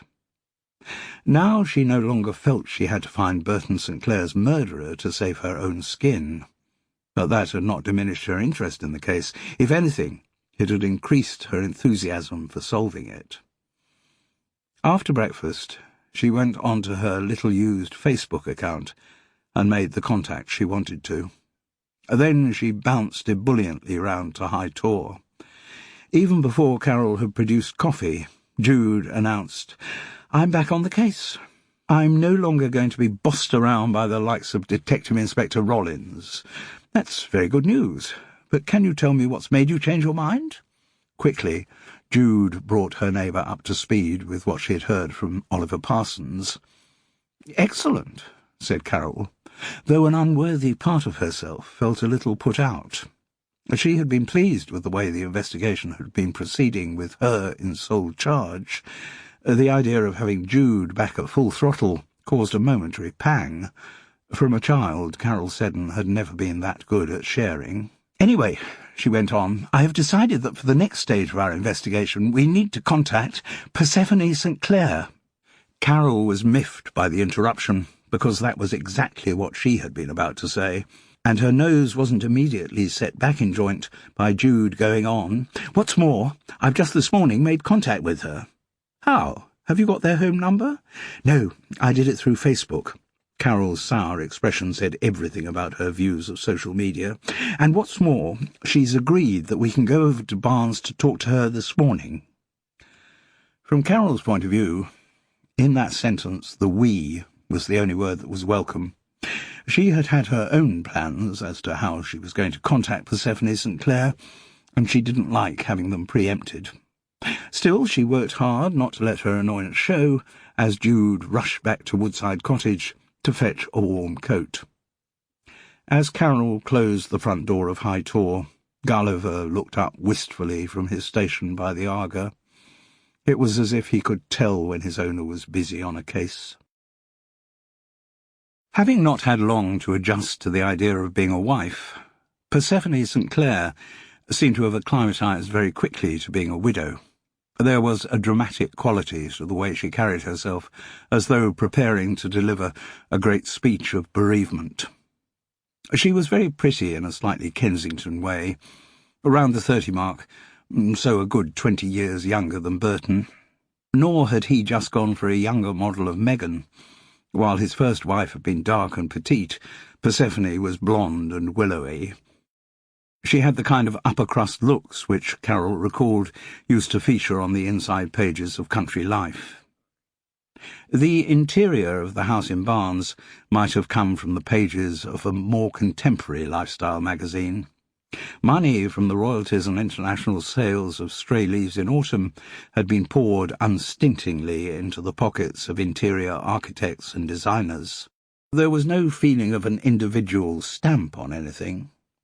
Al Sinclair, Jude recalled, like many writers, had been almost completely unaware of his surroundings, so any personal touches must have come from his new wife. Looking around the house, Jude reckoned that Persephone, thrilled with the unlimited budget she had been given, had just opted for the most expensive of everything. This was reflected in the brand-new BMW sports model parked outside the house, his and hers Beamers. The kitchen was further evidence of conspicuous consumption. It was an archipelago of islands of marble, granite, glass and brushed steel. Every appliance was state-of-the-art. Its antiseptic cleanliness made even the kitchen at High Tor look welcoming. Having taken their coffee orders and set the state-of-the-art machine in motion, Persephone volunteered Carol and Jude that she had worked in the publicity department of the firm which had published Stray Leaves in Autumn. "Still working there?" "Well, haven't been in there the last week, obviously. Work under my maiden name, Persephone Sackright Newbury." As this would suggest, her voice combined the tinkle of cut glass with the crackle of £50 notes. The idea was that I would continue working until—" Her dark blue eyes glazed with tears. They were meant to complete the unfinished sentence in their minds, until she became pregnant, they both surmised. They were also meant to complete the implication that it now would be Persephone's tragedy never to carry Burton's child. Jude, not a habitual cynic, suspected that, just as he had with Megan, the author would once again have put off permanently the creation of any rival to his preeminence in his own household. Persephone did not seem to need any prompts to continue her heartbreaking narrative. "We got to know each other when I was looking after Burton on the publicity tour for the hardback of Stray Leaves. We just clicked. In some hotel in Manchester, Jude surmised, or maybe Glasgow or Leeds. Two people thrown together by work, a 50-something author of waning charms and wandering hands, a beautiful younger woman, impressed by his success and watching her 20s drift away, a few drinks at a talk and book signing, more drinks in the hotel bar, then the mini-bar in one or other of their rooms. It was not difficult to fill in the details of how the affair started. The only surprise, really, was that it had gone the distance into marriage. "Presumably," said Carol, feeling it was about time they got down to the business of investigation, "the police have talked to you about your husband's death." "Oh, yes," Persephone replied in tragic mode. "It was from them that I first heard about it.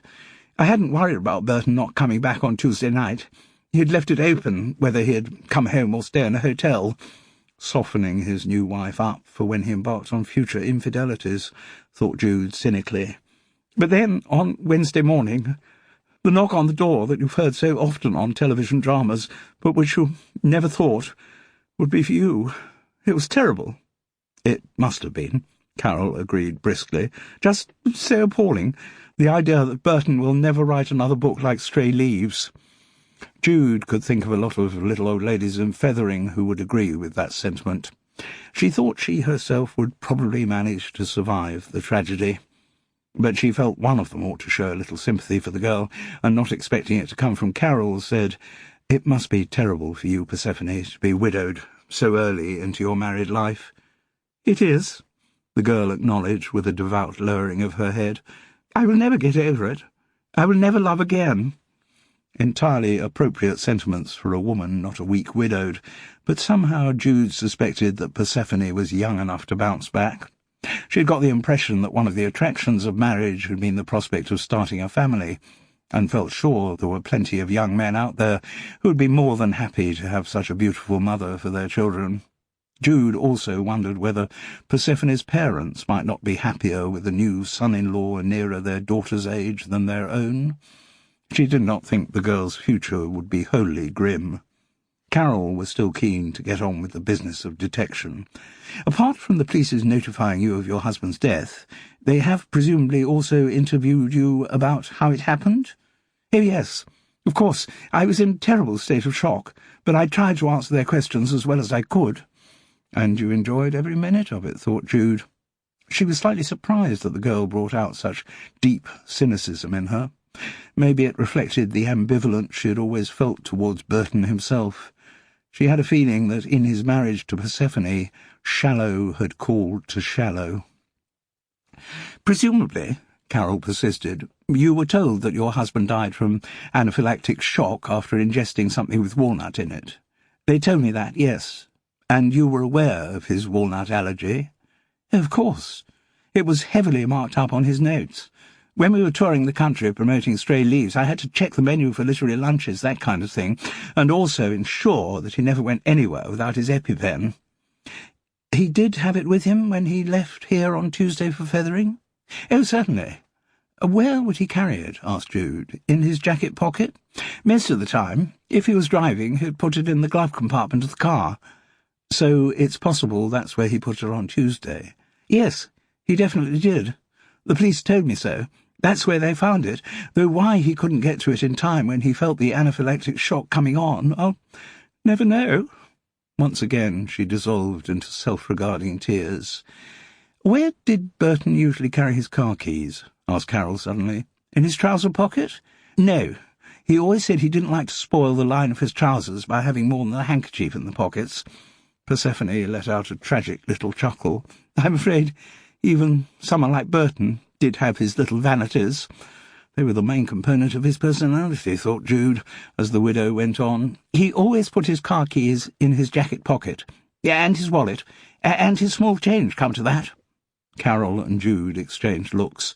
They were both thinking the same thing, that the author's leather jacket had been left in the Fethering Library staff room, from where his car keys could have been extracted by anyone who wanted to get into his Beamer. The mention of the car's glove compartment started a new thought in Jude's mind. Back when I spent time with Burton, she began tentatively, he used to drink quite a lot. Persephone chuckled. Oh, occupational hazard for writers. For publishers, too, come to that. A friend of mine once described publishing as an industry floated on a sea of alcohol. Certainly Burton and I always used to bond over a bottle of wine, or two. The recollection brought a catch to her throat. With an effort she continued. Anyway, Burton concentrated so ferociously when he was writing that when he stopped he always needed what he called a couple of stiff ones to bring him back into the real world. Would you have said that he had a drink problem? Asked Carol, who didn't know where Jude's inquiry was leading. Oh, good heavens, no. Burton could hold his drink. He never appeared drunk. I've never seen him drunk. He's always, that is, he always was, very articulate when he was drinking. Had the odd hangover, of course, went with the territory, but that never stopped him from being behind his keyboard writing at 9 o'clock in the morning. He was like Hemingway in that respect, and saw himself as like Hemingway in many other respects, not just the great drinker, but the great adventurer, the great womanizer, the great innovating writer, none of which he was, thought Jude uncharitably, though that was not what she said. Back when I saw a lot of Burton, she began. Back when he was with his first wife? Yes, that bitch, Megan. She was a friend of mine, said Jude, scrupulously fair in such matters. She was never a bitch to me. Not back then, anyway. But I'm sure you've heard a different version of her from Burton. Ex-partners are not always each other's best character witnesses. Huh. Well, from everything I've heard, Burton was well out of that marriage. Maybe. Megan totally ignored him. All she thought about was her career. Jude did not make any further comment. And she didn't like sex, that's for sure. Burton had to beg and plead to get even a kiss from her. From everything he said about her, it was pretty clear that she was frigid. Still, Jude bit her tongue as she listened to the litany of complaint that so many men over the ages have levelled at their former partners. But she wasn't prepared for what Persephone said next. It was Megan's frigidity that drove Burton into your arms, Jude. Oh, God. That was completely typical. Burton had taken over Megan's lie about their affair and made it his own. Perhaps, with the passage of the years, he had convinced himself of its truth just as much as his ex-wife had. Or, more likely, he had used the story to provide some kind of justification for the break-up of his first marriage. Either way, he had convinced Persephone that the relationship had happened. Jude looked across at Carol and saw from the beadiness in her eye that she'd get no support from that quarter. Carol's wild fantasies about her neighbour's sex life had just received further confirmation. The record would have to be set straight at some point, but right now Jude had more important priorities. Back when I saw a lot of Burton, she repeated, it wasn't just the wine that he drank. He also got through a great deal of whiskey. In fact, he always used to carry around a hip flask full of the stuff. Oh, yes, he still did that, said Persephone St. Clair. He had this horrible old pewter thing. I bought him a new silver one as a wedding present. But whenever Burton went off to a speaking gig, he always had the hip flask in the glove compartment of his car. In the immaculate Renault, on the way back to Fethering, Jude didn't say how exultant she felt, but Carol could sense the euphoria bubbling up from the passenger seat. It was only now the threat had been lifted that Jude realised just how much stress the suspicions of the last week had put on her. As soon as the car stopped outside Woodside Cottage, she rushed inside to make an essential phone call. Detective Inspector Rollins answered at the first ring. "It's Jude." "Ah, yes, I was expecting you to call. I hope you had a pleasant visit to Persephone St. Clair?" A few hours earlier, those words would have been deeply unsettling, but now nothing could cast Jude down. "I did, thank you very much," she replied, "and I suggest you can probably lift the surveillance on me now." A harsh laugh echoed down the line. "If you think we can afford police resources to keep someone like you under surveillance, then you flatter yourself." "Then how did you know?" "Mrs. St. Clair rang to tell us you were going." "Oh. And did she also tell you about the hip flask of whisky that her husband habitually carried with him?" "She did, but we'd already known about that for a long time." "As have you." "What do you mean by that?" "Megan Sinclair said you spoke to her about the hip flask when you met last week." "Well, she reminded me about it." "She said you brought the subject up." "That's just not true." The inspector's silence made Jude realise just how guilty her protestations made her sound. She took a deep breath to regain control and said, "Presumably you haven't found the hip flask?" "No." "Well, if no traces of walnut were found on the pieces of the broken wine bottle—" Jude was encouraged that the inspector did not even question that assertion. "Then presumably you might be thinking that the substance might have been put into the hip flask instead?" "Of course, we have considered that possibility, Jude," Rollins said testily. "Anyway, whichever way you look at the situation, it means that I'm no longer on your list of suspects, doesn't it?" "Why not?" "Well, for heaven's sake!"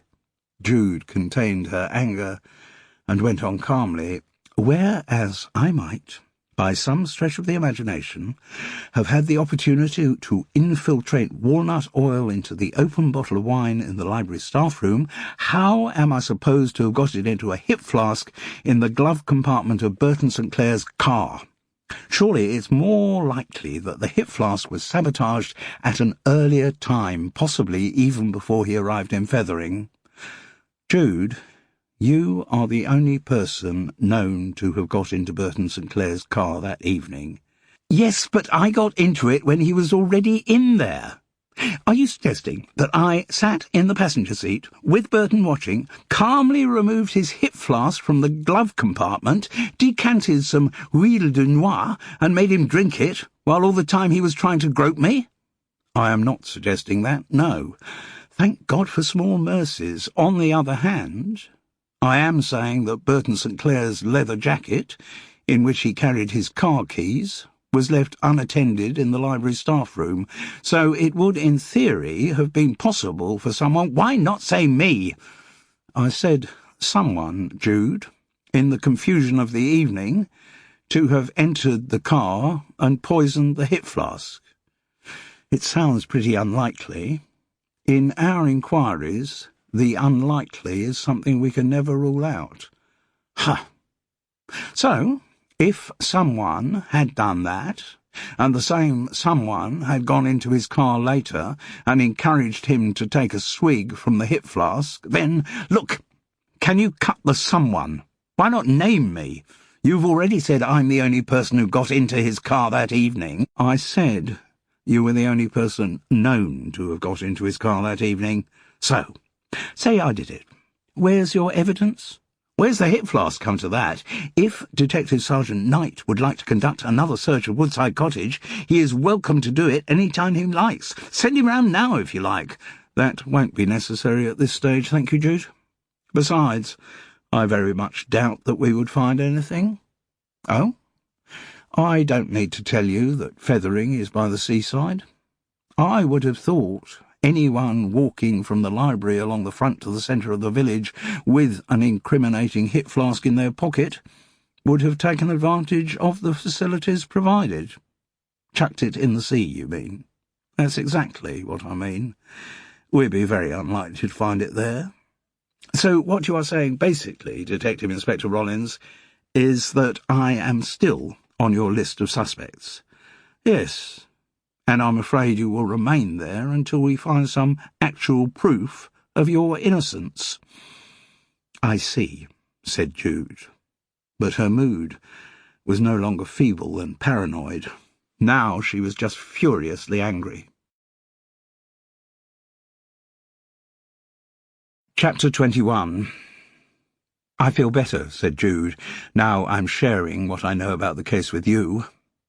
Carol tried not to show how much these words meant to her, as she mumbled some platitude about 2 heads being better than 1. They were in front of the open fire in the sitting room of Woodside Cottage. It was early for Jude to have opened a bottle of Sauvignon Blanc, but Carol had only raised a token objection. Anyway, the important thing, she went on, is where we take our investigation on from here. Since, according to Rollins, I had the opportunity to filch Burton's car keys from his leather jacket and put walnut oil into his hip flask, maybe we shall be asking ourselves who else had that opportunity. You know the list of suspects better than I do. Who've we got? OK, the 2 members of the library staff, Di Thompson and Vix Winter. Then there's your friend Nessa Perks. Carol wrinkled her nose. I'd hardly call her my friend. You know who I mean, anyway. Then there's Oliver Parsons. Your friend. Maybe. Jude quickly dismissed the thought. And there's shelf stacker and science fiction writer Monkey, Steve Chasen. He's the one who verbally attacked Burton St. Clair. Yes, which is suspicious behaviour by any standards. I was just thinking there's a connection between Oliver and Steve that might be worth following up. Oh? They were both members of a writers' group that used to run at Fethering Library. Ah, well, there's another connection there. Oh? The woman you describe as my friend, Nessa Perks, she was involved in a few sessions with that setup. In response to Jude's look of puzzlement, Carol explained, I heard that from Di Thompson when I talked to her on Saturday. That's interesting. Might be worth talking further to her, find out a bit more about the group. Well, you could— Carol was interrupted by the phone ringing. Jude answered it. Ah, Carla. Thanks for getting back to me. She knew Carol was disappointed not to be included in the visit, but it wouldn't have been right for her to come. Though it didn't actually involve any of Jude's clients, she felt any dealings she had with Carla had to be confidential. She had not been surprised when told to bring a bottle of vodka. Though Carla's long-term aim was to cure people, she knew that on occasions their addictions had to be fed, and that was certainly the case when information was required. There was a going rate for everything. The rendezvous was between 2 beach huts on the seashore at Littlehampton. In daylight, and certainly in the summer tourist season, a drunkard would have been moved on from there. But on a dark, late Monday afternoon in January, nobody was around to care. Jude had got a cab and met Carla on the promenade that ran along the landward side of the rows of beach huts.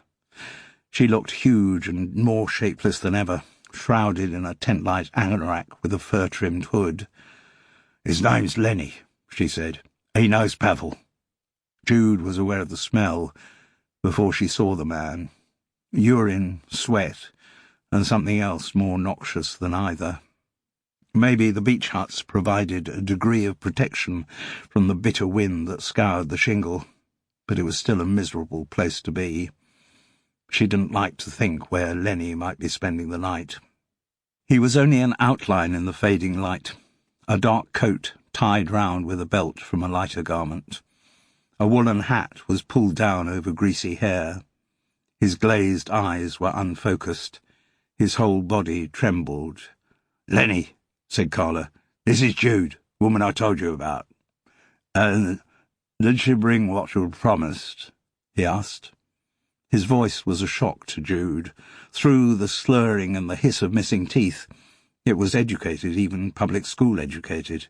"Yes," said Carla. "Hello, Lenny," said Jude, and she handed across the vodka bottle. He unscrewed it with a practised flick and swigged down perhaps a quarter of the contents. The effect was instantaneous. The trembling of his body ceased, and when he looked at her, he seemed to take in her presence. "Thank you," he said. "There was something you wanted to ask me about, I believe?" "A Polish man called Pavel." "Ah, yes, of course." "You do know him?" "Yes, we have drunk together." He made it sound as if they had shared the occasional vintage bottle in a London gentleman's club. "And talked together?" "A little. He does not have much English." "When did you last see him?" "Ah," Lenny looked at her regretfully. "I'm not very good about time." "Recently?" He shrugged. "In the last week?"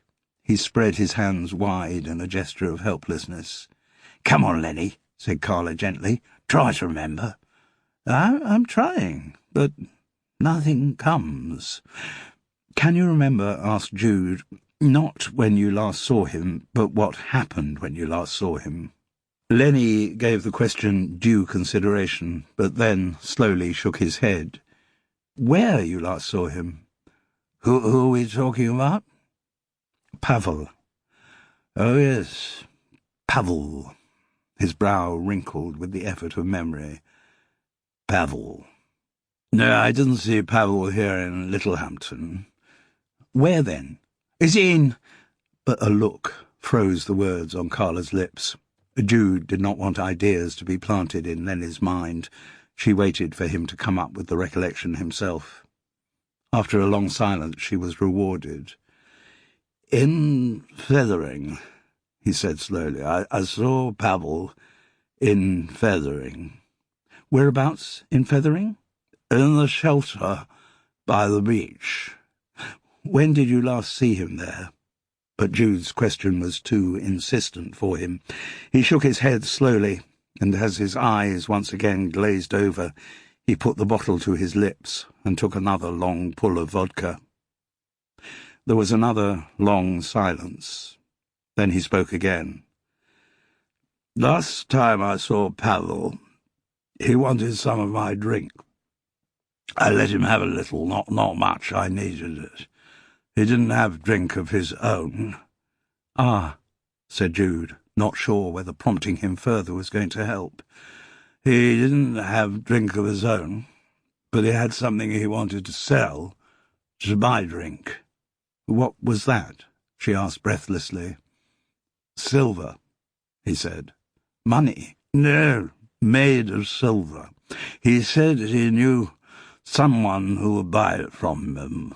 A Polish person he knew. Some funny name. Well, they all have funny names. Milo, perhaps?"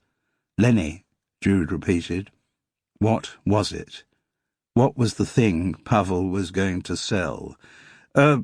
What's it called? For drink."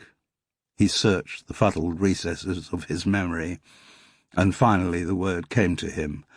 "A hip flask." Chapter 22. "What's his story? I mean, that is, if you can tell me without breaching client confidentiality." Carla had offered to drive Jude back to Fethering in her battered Nissan Micra. They had left Lenny between the beach huts. "No worries about that," she replied. "Lenny worked in advertising. Respectable job, mortgage, married. Probably drank too much, but in a nice middle-class way. Then his wife died. I don't know, 5 years ago, perhaps. That's when he really started hitting the bottle. Soon wasn't turning up for work, lost his job, couldn't pay the mortgage, house was repossessed. Within a year he was on the streets." "Was it responsible, giving him the bottle of vodka?" Carla's massive shoulders shrugged. "Stopped him from thieving to get some. And if you wanted the information—" "Yes." "I've registered him on any number of alcohol dependency courses. He goes to a couple of sessions, then gives up. The trouble is with all those programs, AA, the lot, the individual has to have the will to give up the booze. Lenny hasn't got the will. He doesn't want to change. So I give him what support I can. Get him to a doctor if he's actually ill, sort out accommodation. But he never stays anywhere long. He's got a death wish. Carla nodded grimly. Since his wife died, he doesn't want to live. So there's nothing you can do about him? I can keep trying. But Carla didn't sound hopeful. And then, one day, he'll just be found on the street. Dead. Yes. There are some cases like that. Jude agreed. She had had clients who were the same. People she just couldn't help. Not many, but she remembered them all very clearly. Remembered them as failures on her part. Any kind of healing must have some input from the person being healed. There was silence in the car until they reached Woodside Cottage. She was pleased later that evening to have a call from Oliver Parsons. Particularly pleased because rather than going straight to the subject of the murder, he first chatted inconsequentially about the weather and the government's latest idiocy. It revived in Jude the thought that he might be interested in her as more than a fellow investigator. But, of course, in time he did get round to Burton St. Clair's death. "Just wondered if you had heard anything new?" he asked, characteristically casual. "Are you still the #1 suspect?" Well, I thought for a moment I was off the hook, and she quickly brought him up to speed with the lack of evidence on the wine bottle fragments and the new interest in Burton's hip flask. "Ah, that's a turn-up," Oliver commented slowly. "So, the police are now looking for people who knew about his habit of taking a hip flask wherever he went, which, unfortunately, doesn't get me out of the picture." "Oh? Megan says I brought up the subject when we met for lunch on Thursday, which isn't true. She brought it into the conversation, but I can't deny it was mentioned." "Megan seems to have got it in for you, doesn't she, Jude? Insisting you had an affair with Burton, an affair which broke up her marriage, now insisting you mentioned the hip flask. Any idea why she's so violently anti-you?" "I just think she's mentally unbalanced." "Why, what are you thinking?" "Well, Jude, if this were one of those Golden Age crime novels I used to spend a lot of time reading—" "Yes?" "Megan would be focusing suspicion on you to divert it away from herself. But she couldn't have had anything to do with Burton's death. As we established, on the relevant evening she was staying with her friend in Scarborough." "Yes, but if this were a Golden Age crime novel, she would have masterminded the murder and actually got someone else to do the poisoning." "Like who?" "My suspicions keep coming back to Steve Chasen." "Why particularly?" "Ever since I first met him at the Fethering Library Writers' Group, I had the feeling I'd seen him before somewhere, and it's only recently I've worked it out." "You had met him before?" "Not met, no, seen." "I'm not with you. Friend of mine from way back, guy called Rog, was also a television director. He used to work on BBC arts programmes, back when the BBC did arts programmes, and there was one he did about the Wordway Trust." "The what?" "The Wordway Trust. It's an organisation that runs week-long residential courses for aspiring writers." "Oh. They're tutored by professionals. There are a lot of charlatans out in the creative writing course business, but the Wordway Trust ones have quite a good reputation. Anyway, I was talking to Rog a couple of days ago, and he mentioned this film he had made at a place called Blester Combe in Wiltshire. Gosh, got to be 15 years ago, probably more. And I realised that's where I recognised Steve Chasen from. He was tutoring the course. No. The tutors are all published authors. Steve was on the course as a participant. An aspiring writer. Exactly. Which is what, I'm sure he'd be very sorry to admit, he still is. OK, so that's where you've seen him before. But why is this relevant to the investigation? It's relevant, Jude, because another aspiring writer on the same course, and Rog just confirmed this to me, was called Al Sinclair. Di Thompson agreed to see Jude the following morning, the Tuesday. "Come at 9. I'll be there, though we don't open till 10. Used to be 9 till 7 every day, but the hours have been cut back, and I'm sure they'll soon be cut back further. Money as ever." Jude asked if Carol wanted to come along with her to the library, but got a frosty response. Her neighbour said she had already spoken to Di, the implication being that fault was being found with the way she had conducted the bit of the investigation she had done on her own. Jude also suspected she acted that way because the impetus for the next stage of their inquiry had come from Oliver Parsons. Carol could be so Carol at times. Being back at Fethering Library gave Jude both a literal and a metaphorical frisson. The weather seemed colder than ever, one of those cloud-compressed days when it would never be properly light, and when the wind would continue to scythe its relentless way up from the beach. She could not help herself from wondering, a little guiltily, where Lenny had spent the night. And being back at the library for the first time since she had stormed away from Burton's car the previous week brought a chill to her soul as well. When Di opened the door for her, it was almost as cold inside as out. "Central heating takes quite a while to heat up," the librarian explained. "One of the other things in this place that should have been replaced long ago." She had kept on her outside coat. Jude did the same. "I'm afraid you'll just have to follow me around," said Di. As she had when Carol talked to her, she was working with a trolley of books, but on this occasion she was wheeling it round the stacks, replacing returned books in their proper places. "Can I help?" asked Jude. "Probably simpler if I do it. I know where everything goes." Jude was surprised that someone of Di Thompson's status was doing such a seemingly menial task. "I suppose all your staff have to do a bit of everything?" she ventured. "All my staff," she echoed ironically. "It doesn't amount to very many, I'm afraid. A bunch of part-timers, only one permanent apart from me. Was that the girl who was helping last week? Is she the full-time one?" "Yes, Vix, though her definition of full-time and my own are rather at variance. My neighbour Carol Seddon talked to her during the week." "Yes, I know Carol.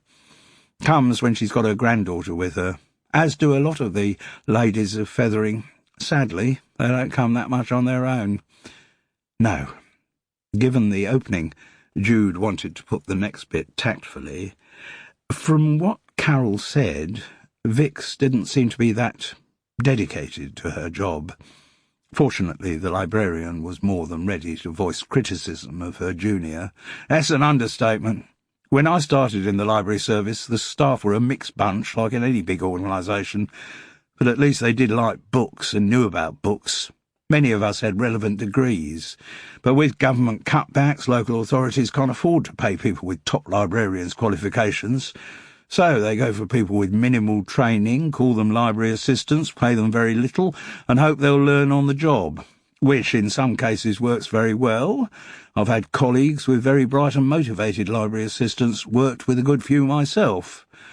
But when someone like Vix Winter slips under the wire, well, it's very difficult to get rid of them. She's the original of what my father used to call a job's worth. For them, everything's more than their job's worth. Didn't think there would be any in her generation, but Vic certainly qualifies. Kind of employee who's always talking about her job description, and whenever she's asked to do anything extra, saying she'll have to speak to her line manager. It's a right pain. So, I mean, getting her to stay late for an event like Burton St. Clair's talk on Tuesday, you'd think I'd asked her to assist in a major crime. In a place like a library, you must have staff who are prepared to go the extra mile, to help out occasionally without making a fuss. Well, I'm afraid you don't get that kind of cooperation from Miss Vix Winter. Which doesn't do wonders for the kind of service we can provide, and which is why I end up doing jobs that you'd have thought would be done by a junior. You sound rather pessimistic about the future of libraries. Difficult not to be, particularly in a tiny branch like this. Fewer borrowings, fewer people using the facilities, already cutting qualified staff and opening hours. If this was a commercial business, it would have closed down years ago. So why hasn't it closed down? Di shrugged at the hopelessness of the situation. Because people in this country like the idea of libraries. Part of the traditional fabric of our society. Books, information, education readily available, free for everyone. Whenever they do market research on this kind of thing, it turns out that people love their libraries. God, if half the people who turn out for demonstrations against the closure of libraries actually went into their local branches a couple of times a week, the whole problem would be solved. But it's not just that. The online world has changed everything, and libraries have been slow to catch up.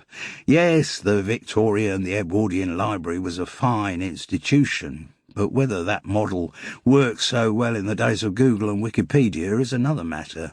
The trouble is, there are votes in having libraries. Politicians at the national and local level hate the idea of being seen to close them down, so they keep the places going and gradually starve them of resources.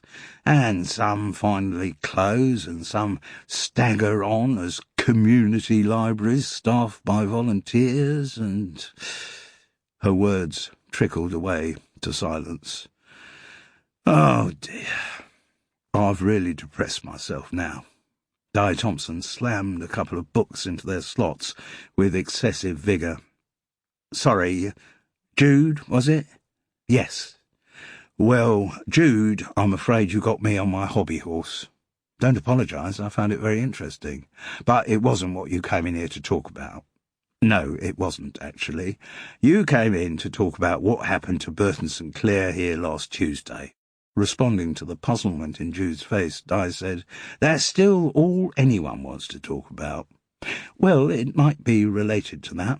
Go on, then. The librarian looked at her watch. I can give you about 5 minutes, then there's other stuff I've got to do before I open up. Right, thanks. It's just, some of the people I was chatting to after the Burton St. Clair talk mentioned a creative writers group you used to run here. Oh, yes. Well, it wasn't my plan to run it. I thought when I had the idea, after a time it would become self-perpetuating, but it didn't work out that way. Another initiative that failed, another attempt to get the library used more to get more people coming in and out. How was it run? I organised speakers, to come to the first few sessions to get things rolling, with the idea that the participants would then run it themselves. But nobody kind of stepped up to the plate. And I was doing so much other stuff I couldn't spare the time. Whole thing folded up within 6 months. I heard about it from Oliver Parsons. Oh, yes? He said Steve Chasen was a member too? Di nodded. Don't think they get on particularly well, those two. The speakers you say you organised, who were they? Local writers, people from other writers' groups, teachers from the local sixth form colleges and the university? Anyone I could rope in, really? Did Burton St. Clair ever come to speak to them? Good heavens, no. Last Tuesday was the first time he'd ever been to Fethering, so far as I know. How did you get in touch with him?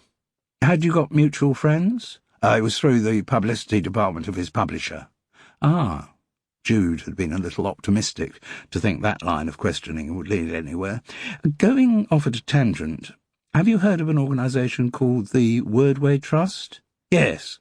Set up that runs residential writing courses. That's it. We've got some literature about them.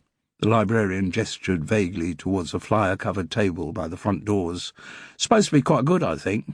Why, are you contemplating taking out writing?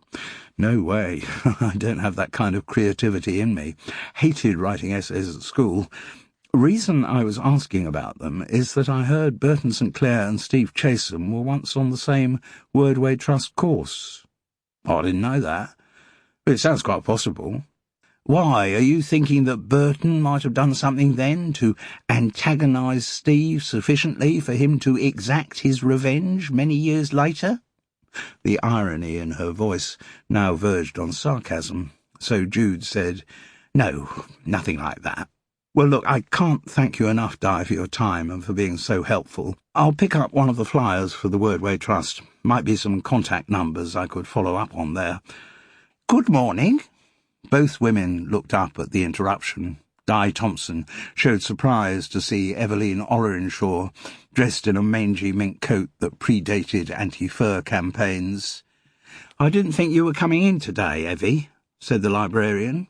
"I thought we'd agreed that from now on you were only going to do Wednesdays and Fridays." "Yes, but I know how busy you'll get, and I'm just next door.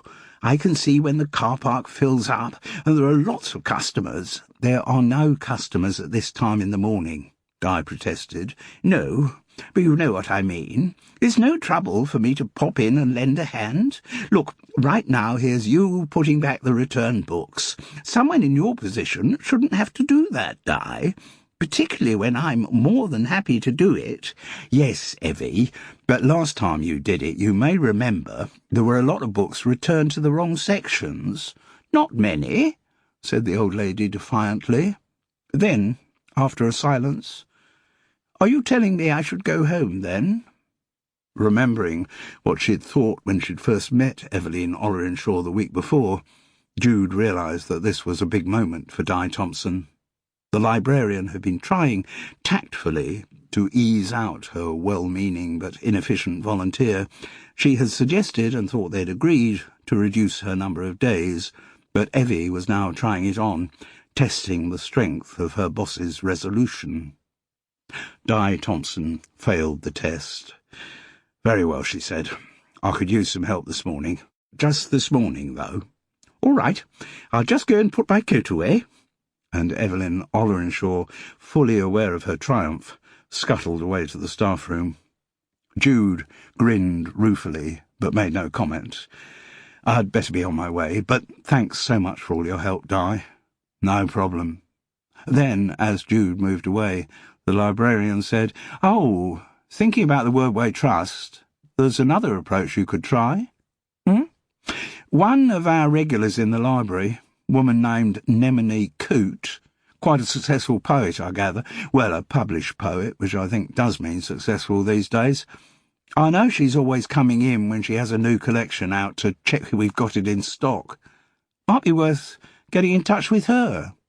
"Oh? Yeah, she used to be in charge of one of the venues where the Wordway Trust courses were run." Chapter 23. Before meeting Nemini Coote, Jude had done her homework by reading the Wordway Trust flyer from the library. When contacted by telephone, the woman had been only too ready to talk. Like Nessa Perks, she seemed disappointed that the police had not yet been in touch with her. She, too, thought they were neglecting the presence of an expert in their midst. Jude wondered whether the two women might know each other. Nemini lived in a small village near Clincham, but was very happy to drive to meet up. "Those of us who work from home will do anything to get out of the house, you know, particularly on those days when the ideas aren't flowing." They agreed on the Crown and Anchor. Yes, she knew the pub. At 5 o'clock for a glass and a chat. Jude felt a momentary pang for not including her neighbour in the encounter, but after the sniffy way Carol had behaved that morning... Nemini Coote was a bulky woman with short-cropped white hair. Despite the weather, she wore pink croc clogs, shin-length jeans, and a sleeveless, almost Hawaiian shirt over her flat chest. Had Central Casting been looking for someone to play a butch lesbian, she would have walked it. Ordering a pint of Guinness did nothing to dispel the image. As she ordered the drinks from Ted Crisp at the bar, Jude thought of Zosha. She hadn't had the opportunity to tell the girl about her encounter with Lenny the night before. "Zosha not around?" "Doesn't work this shift," said the landlord. Of course, Zosha had said her day off was Tuesday. It was the previous one, when she had cooked kopitka for her Uncle Pavel, and that was the last time she'd seen him. So, if Zosha provided an alibi for him that evening, how had the hip flask come into his hands? A question Jude would have to follow up, but not at that moment. Nemini Coote was her first priority. "I was centre director at Blester Combe for nearly 5 years, the poet announced. Blester Combe is the Wordway Trust place in Wiltshire. That's right. They have 3 centres round the country. Big houses in the country rather than country houses. That would give very much the wrong impression. Nothing posh about them, old farmhouses, that kind of place, which have been converted by Wordway, accommodating up to 20, the centre staff, the tutors and the participants. The number of them on each course is capped at 16. And the courses run right through the year? Pretty much. It was a job that suited me, at that stage of my career. I just had my first collection published, Divergent Parallels. Don't know if you read it? Sorry, no. Published by Blue Gudgeon. Got very warm reviews. I was described as a voice that rejects the old tropes of traditional poetry and brings in new tropes. Oh, well, congratulations. But obviously I couldn't make a living from the poetry at that stage, so the Blester Combe job just suited me. Offered the chance of mixing with other writers, the tutors, so perhaps learning more about my craft. And when I took it on, I thought it would give me time to get on with my own writing. That, sadly, proved not to be the case. Hardly wrote a word for 5 years. Pretty full-on job being centre director. What does it involve? What doesn't it involve? Organising the cleaning and bed-making on the changeover days, welcoming the new participants, in some cases fetching them from the station, supervising the cooking. They cook the evening meals themselves, Then seeing the tutors are happy, sorting out problems which can range from facilitating wheelchair access to extricating the participants from each other's beds. She chuckled heartily, and fielding endless complaints about everything from virtually everyone. Let me tell you, it's no picnic being a Wordway Trust centre director. Ah. In fact, I wrote about the experience, subtly disguised, of course, to avoid libel risks, in my second collection, It's No Picnic, published by Intravenous Press. I don't suppose you— No, I'm afraid not. No. Nemini Coote sadly shook her head, inured over many years to the blindness of a world which had yet to recognise her genius. I actually wanted to talk about Burton St. Clair. Ah, yes. This sparked new enthusiasm in the woman. If her own poetry was not going to bring her centre stage, having information about a murder could be her next best claim to fame.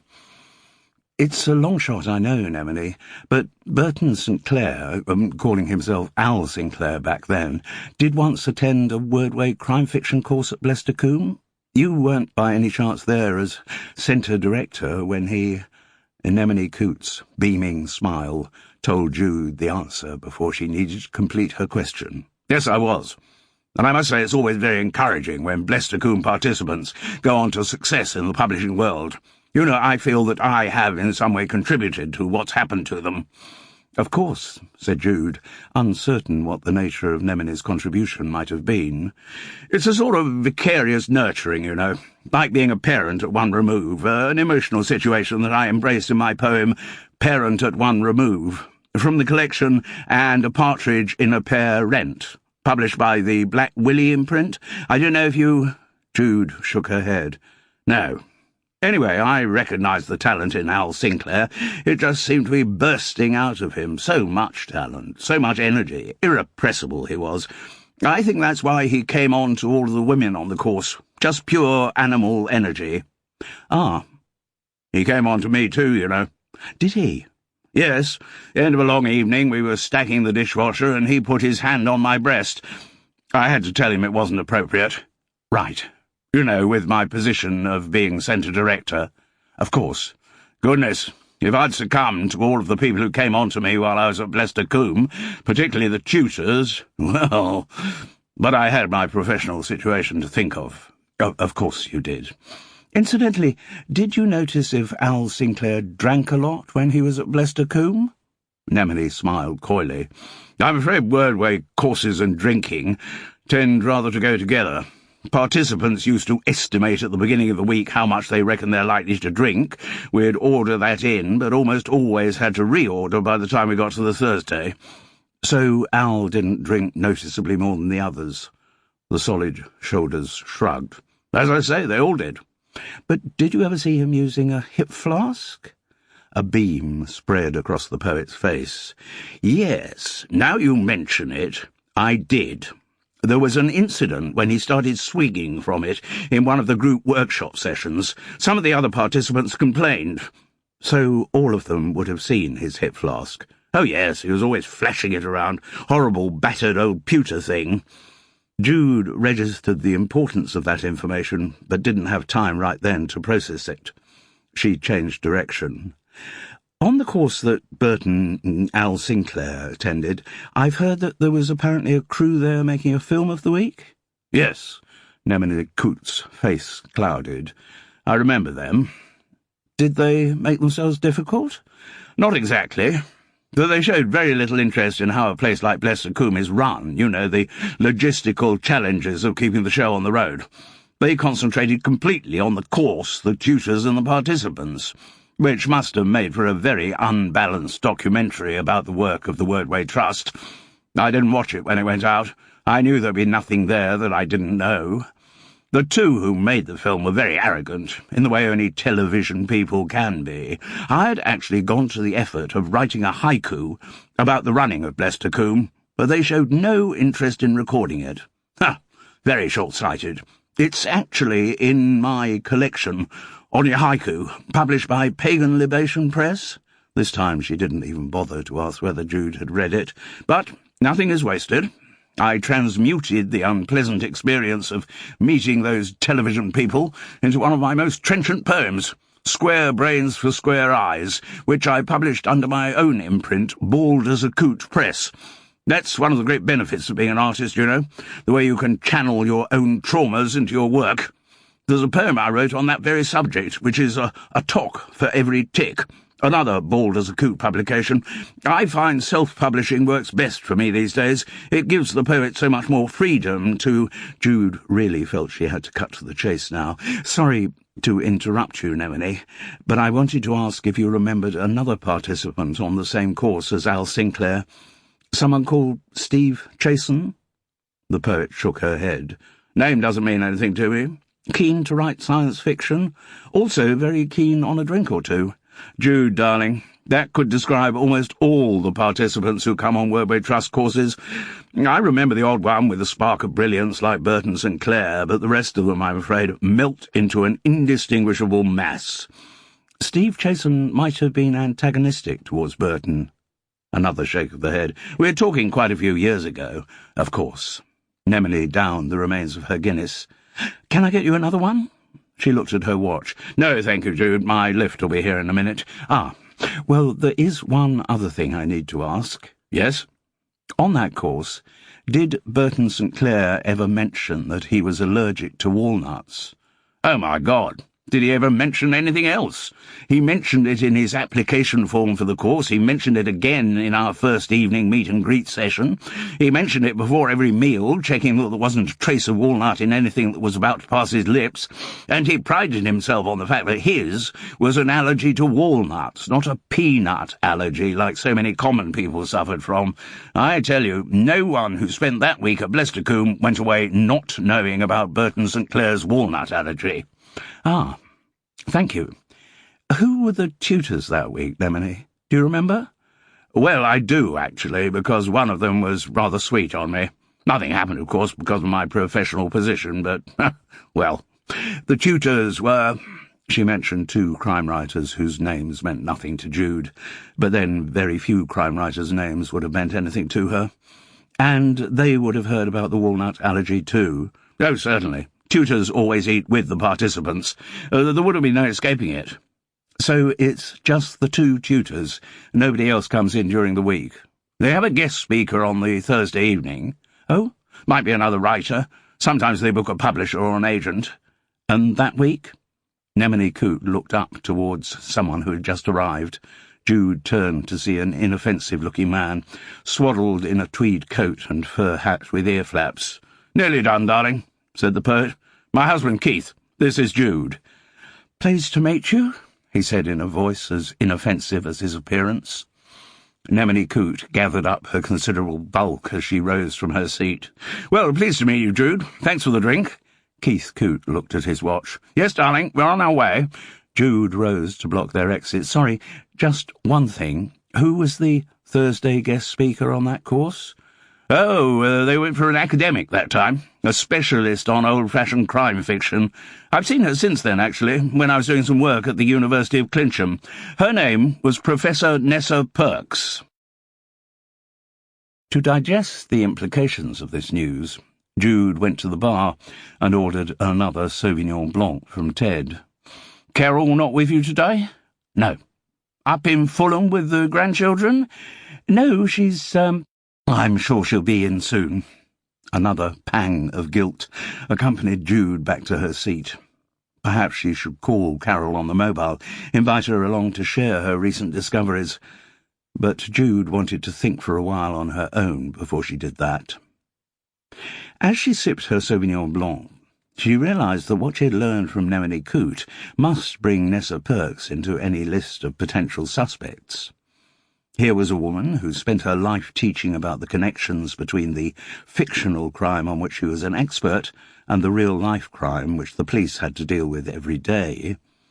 Was it possible that her obsession had led to her trying an experiment, to see if she could get away with committing a real crime based on some Golden Age template?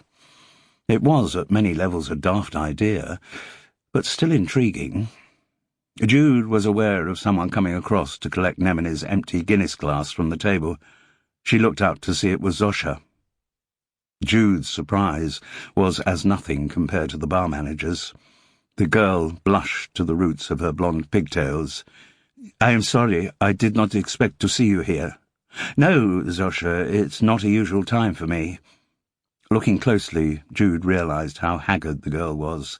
No amount of makeup could mask the dark circles under her red-rimmed eyes. The older woman reached out an arm. "Come and sit down, Zosha." Wordlessly, the girl did as she was told. An instinctive arm went round her shoulders. "What is it? Still Uncle Pavel?" "Yes, and also what you think of me, Jude." What I think of you?" "No, you know I am a liar." "Sorry?" "I tell you I do not work on Tuesday. That is true, but only partly true. Tuesday I am not here during the day. The evening I work." "I see." The girl looked away as Jude joined the logic together. "Which means that a week ago you were here. You weren't cooking kopitka for Uncle Pavel in your flat." "No." "Which means he has no alibi for that evening." "No." "When did you last see him?" "Lunchtime last Tuesday. I cooked for him then." "Kopitka?" Zosha nodded. "And you haven't seen him since?" She shook her head. "But I was hoping, Jude, perhaps you get a clue to where he is. Perhaps you hear something from your friend?" Jude was sorry to see the light of hope die in the girl's eyes as she told her the results of Carla's researches. "So this Lenny has no idea where Uncle Pavel is?" "No, just that he is in possession of an expensive silver hip flask. A hip flask in which, as it happens, the police are likely to be very interested." "Why are the police involved?" "I'm sorry, Zosha, to have to tell you this." And Jude quickly outlined how Uncle Pavel's possession of the hip flask could tie him to the scene of Burton St. Clair's murder. "But he would not kill someone he did not know. He would not kill anyone. My uncle may sometimes drink too much, but he is not a murderer." "I'm sure he isn't. He might, however, have information that could be very relevant to the police's inquiries. Incidentally, Zosha—" "Yes?" The girl was now very near to tears. "If your Uncle Pavel did want to sell something of value, where would he be likely to turn?" "I don't know." "Lenny said he mentioned the name of someone Polish?" "Oh?" "I don't think he could get the name right, but he thought it sounded like Milo?" All of the colour left the girl's face. "It wasn't Milosh, was it?" "Could have been. Milo was as near as Lenny got. Why? What's the matter, if it was Milosh?" "Milosh Gazinski is a major crook operating along the south coast. He's the kind of man who gives the Polish a bad name. He makes most of his money by exploiting people of his own nationality, particularly those who have just arrived in this country. Drugs, housing scams, people trafficking. If Uncle Pavel has got involved with Milosh Gazinski, it is very bad news for him." "It may not be the same person," said Jude, in an attempt at reassurance. "All we've got to go on is a name that sounds like Milo. There are all kinds of other possibilities for—" She was interrupted by the ringing of her mobile phone. "Yes?" "Jude, this is Carla. I've just had contact from Lenny. A friend of his reckons he knows where Pavel can be found." Carla parked outside the Crown and Anchor within 20 minutes. Through the front window, Jude saw the Micra arrive and was instantly up and ready. Zosha had made her excuses to Ted Crisp. There was no way she wasn't going with them. The route which Carla drove seemed ominously familiar, from the pub along the seafront to the west. But she stopped before she reached Fethering Library, stopped near the shelter Jude had walked past almost exactly a week before. It was bitterly cold, and the cloud cover was too thick for the moon to penetrate. Carla parked the car facing the sea, so that the headlights outlined the broken-glassed metal framework. The three women did not speak. The only sound was their footsteps on the shingle. Zosha got there first. As she rounded the corner of the shelter, she let out a cry of almost animal pain. Carla and Jude were not far behind. They heard her sobbing as she rushed forward to cradle the emaciated figure on the ground. The Micra's headlights caught gleams from the fresh blood. Uncle Pavel was not moving. Chapter 24. As the ambulance bore the old man and his niece off to hospital, Jude and Carla watched its lights dwindling along the seafront. The paramedics had confirmed that Uncle Pavel was still alive, but their manner suggested they did not believe that state of affairs would last for long. Fortunately, the police who had been summoned were just an on-duty patrol in a panda car. They had nothing to do with Detective Inspector Rollins' investigation, and so far no connection had been made between the death of Burton St. Clair and the attack on Uncle Pavel. Jude doubted whether that situation would continue, but was grateful that all the police asked for from her and Carla were contact details. "Do you think Pavel will make it?" asked Jude as they walked towards the Micra. The other woman's expression was dourly sceptical. "It doesn't look likely. I've seen a lot of head injuries, and his are pretty bad. Might be a case of hoping he doesn't make it anyway. I can't think he'll have much quality of life after that lot." It was a grim assessment, but Carla had seen too much of the real world to speak anything but the truth, and maybe she was right. Uncle Pavel seemed to have been doing his best to destroy his life. Prolonging it might just be a form of cruelty. If he couldn't cope while in possession of his faculties, was he likely to do any better when suffering from brain damage? When they got back to Woodside Cottage, Jude thanked her for the lift and offered a cup of coffee, but Carla refused. She had to get to Littlehampton for an alcohol self-help group meeting. Jude expressed further gratitude for the help she'd been given in finding Uncle Pavel, but could tell it wasn't being taken in. For Carla, the evening represented another failure. The old man was someone she should have helped, and she hadn't got there in time to do so. As the Micra drew away, Jude started up her garden path, then changed her mind and went to knock on the door of High Tor. Any frostiness Carol might have demonstrated that morning quickly melted in the warmth of her curiosity. She couldn't wait to hear what her neighbour had found out from Di, Nemone, and Zosha. "So, where does that leave us?" she asked, as Jude concluded her narrative. "Does it mean that Pavel committed the murder?" "And not the way I see it. But if he had Burton St. Clair's hip flask, we don't actually know that it was Burton St. Clair's hip flask he had." "Oh, come on, Jude." "Yes, I agree, it's very likely, but the hip flask hasn't been found." Carol snorted. "Going back to my question, do you think that Pavel killed Burton St. Clair?" "I really don't. That murder required a degree of planning that I don't think the old boy would have been capable of. Anyway, I'm sure he had no connection with Burton, which means he couldn't possibly have known about the walnut allergy or any of that stuff. No, I think the most likely scenario is that Uncle Pavel, who we know had been in the shelter that Tuesday evening, wandered up to the library after Burton was dead and saw the hip flask in the unlocked car. He recognised it might be valuable, maybe he even hoped it still had some booze in it, so he took it. The question is where the hip flask is now. Presumably it was taken from the old boy by Milos Gadzinski or his thugs when they beat him up. But why would they beat him up? To get the hip flask. He had presumably contacted them to say he'd got a valuable silver hip flask and wanted money for it. They went to find him, having decided that they'd take it from him without giving him anything for it. The old man put up a fight, they beat him up. Carol sat back, content with the sequence of her logic, but when Jude didn't respond, said, "Why? Do you have an alternative explanation?" "I prefer to think of the two crimes as connected."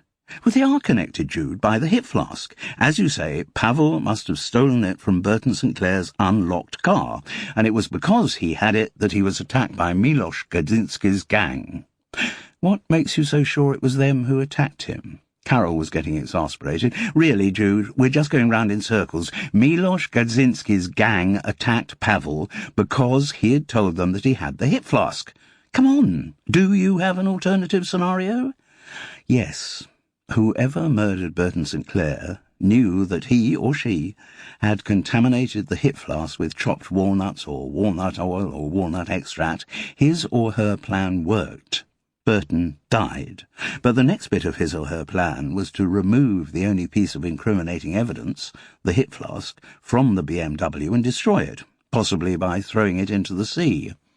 Carol caught on. "So you're suggesting that the murderer came back to the car and found no sign of the hip flask?" "Exactly. Which might have been good news or bad news, depending on who had got the wretched thing. But if our murderer found out for certain who did have the hip flask, well, that person immediately represented a danger. The person now in possession might even have witnessed the murderer doctoring the hip flask earlier in the evening. The person, once they had been identified, therefore had to be eliminated. And Pavel was attacked by the same person who killed Burton St. Clair. That's the way I see it, Carol." So who do we talk to next?" "I think there's more information to be got out of Steve Chasen." From their previous encounter, Jude remembered that God's gift to science fiction worked weekend nighttime shifts at Sainsbury's on Friday, Saturday and Sunday. She also remembered that he was one of those people who can't go into a pub and not have a bevy. It therefore seemed a safe assumption that he might agree to meeting for a drink in the Crown and Anchor on a Tuesday evening. So it proved. She could hardly believe that only a few hours had elapsed since she had left the pub with Zosha. The shock of discovering Pavel's bloodied body made that departure feel like a very long time ago. Steve Chasen was dressed in Doc Martens and different camouflage patterns. Clearly he had a whole wardrobe of them at home, and he turned out, perhaps unsurprisingly, to be a lager drinker. Having introduced Carol, Jude went to the bar and ordered a pint of Stella and 2 large Sauvignon Blanc. In the absence of Zosha, Ted Crisp served them, but that was no hardship on a cold January Tuesday. The Crown and Anchor had very few customers. When they were settled with their drinks, Jude said formally, "It's very good of you to agree to meet us, Steve." "No problem. Anything I can do to help?" There was caution in his voice. Jude got the feeling he had agreed to meet so readily because he wanted to assess how much they knew and whether they had found out about information he had been concealing. "When we talked last Friday," Jude went on, "you said you had never met Burton St. Clair before he came to the library on Tuesday." "That's right." "We have reason to believe that your memory on that may be faulty." This from Carol, who was very good at playing bad cop when required. "I don't know what you mean." "Jude talked to a woman called Nemini Coote." He shook his head. "Never heard the name. It's not the kind you'd forget, is it?" Jude took over. "Nemini Coote was centre director at the Wordway Trust house called Blester Combe, where you attended a crime-writing course some 15 years ago." "Oh, God, yes, I do vaguely remember her. Big butch lady, looked like a lessee, but was actually straight." "What a good memory you have when it's jogged," Carol observed acidly. "I can't be expected to have instant recall of people I met 15 years ago," Steve Chasen whined in self-justification. "Perhaps not," said Jude, "but maybe another jog to your memory might help you recall a fellow participant on the course." His brow furrowed. "We are talking a long time ago." "Burton St. Clair was on that same course." "What?" Back then, he would have been calling himself Al Sinclair. "Oh, blimey!" He struck his head with the heel of his hand. "I do remember someone called Al. It's all first names on wordway courses, so I'd never known his surname. But now you mention it, yes. I seem to remember he used to write crime novels under a pseudonym and paid for them to be vanity published, if we're talking about the same person. And are you telling me that guy became Burton St. Clair?" As a piece of acting, it would have been a shoo-in for a Golden Raspberry Award. Carol and Jude looked at him sceptically. "The fact that you had met Burton St. Clair before," Carol observed, "does put rather a different complexion on the events of last week, doesn't it?" "I don't see why," he said aggressively. "I think you do, Steve," said Jude. "Nemini Coote told me that Burton was always going on about his walnut allergy. No one who'd been on that course could have avoided knowing about it. And you— oh, no!" He held up his hands to stem her flow. "I see where this is going. If you're trying to shift the blame for murdering the bastard onto me, then you are very definitely on the wrong track." "Have the police interviewed you yet?" asked Carol. "No." "Because when we spoke on Friday," Jude recalled, "you said they'd left a message asking you to make contact." "Which I duly did the next day. They said they might need to talk to me at some point, but I haven't heard anything since." There was panic in his eyes. "Why, you're not planning to contact them about me?" No, Jude soothed. "It wouldn't be our place to do that," said Carol piously. "On the other hand, it is rather interesting how much information you have withheld." "I haven't withheld anything. Like I say, the police haven't even spoken to me." "No, but you've withheld information from Jude. You've lied to Jude, in fact.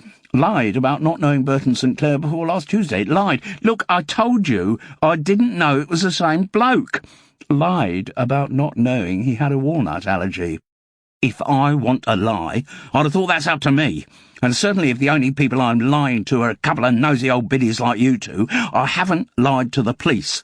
If they question me, I'll tell them the truth." "I'm glad to hear it," said Carol dryly, "but I still don't like the way you're trying to pin this murder on me." "We're not trying to pin anything on you," said Jude. "We're just trying to get to the truth." Carol picked up the line of thought. "And to do that, it makes sense that we should look for someone who was antagonistic towards the murder victim, who knew about his walnut allergy, who knew he always carried a hip flask, who—" "Stop this, will you? Just bloody stop it! You're sounding like something out of a Golden Age detective story." "Oh, you know about them, do you?" "Yes. When the library's writers' group was going, we had a session on Golden Age crime fiction. Bloody load of nonsense. That's not proper writing." "No, we've already established," thought Jude. "The only stuff you regard as proper writing is your own." But she didn't say anything. "Did you just do this Golden Age session amongst members of the group?" asked Carol. "Or did you have an outside speaker?" "Oh, we had this Batty Yank from the University of Clincham." "Nessa Perks?" "That's her. She was at the talk on Tuesday and all." "Yes," said Jude. "And what did she talk about in this Golden Age session?" "Oh, some cobblers about old-fashioned whodunits being full of good ideas for real-life murders. She said she knew a Golden Age book that would tell anyone how to commit the perfect murder." "Did she tell you the book's title?" asked Carol. "Yes. I remember it well. It was Best Served Cold by G.H.D. Troughton." Chapter 25.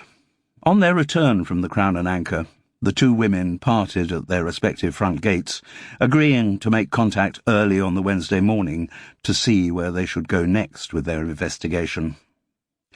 When she got inside Woodside Cottage, Jude felt a wave of exhaustion sweep through her.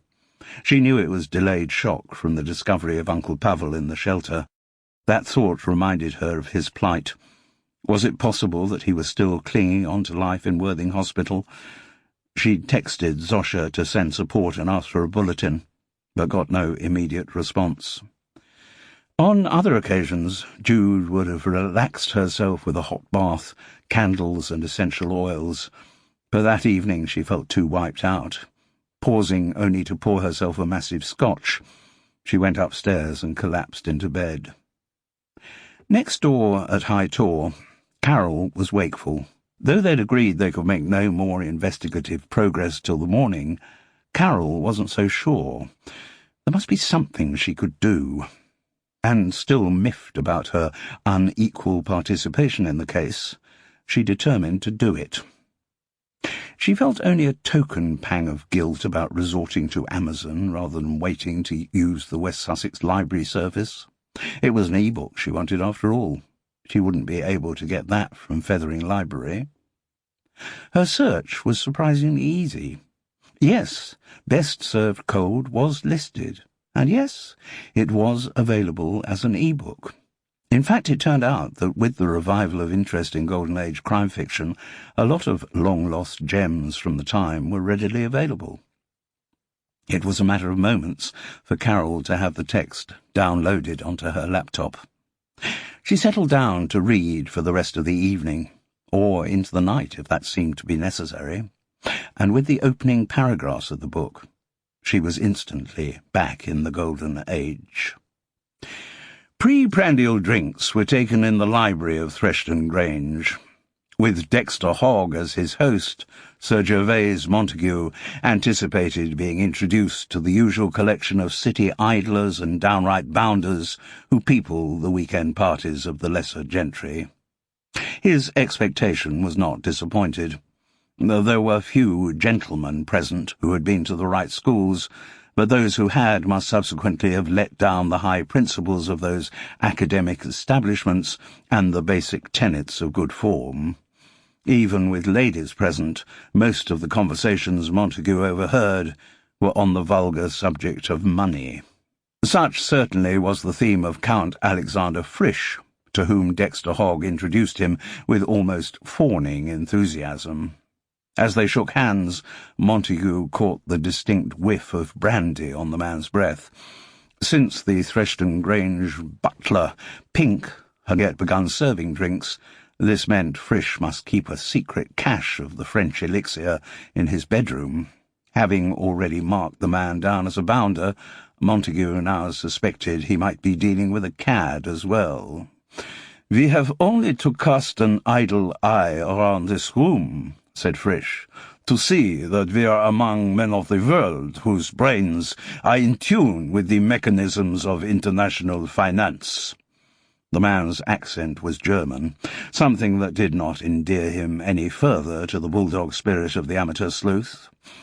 "Monarchs may tumble, shares go down to cat's meat prices, but the gentlemen in this room will still be turning a profit."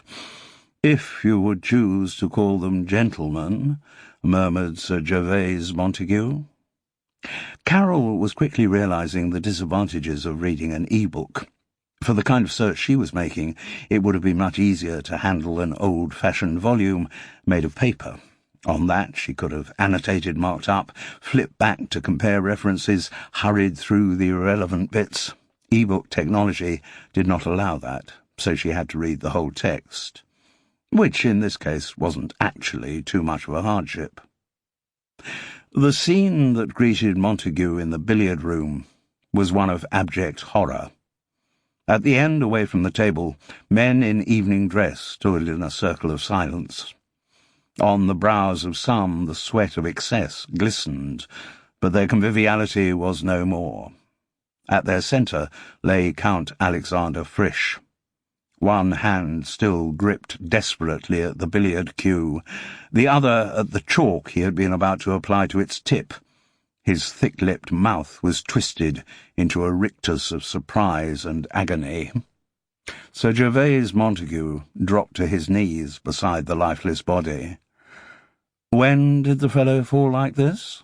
he demanded of the assembled throng.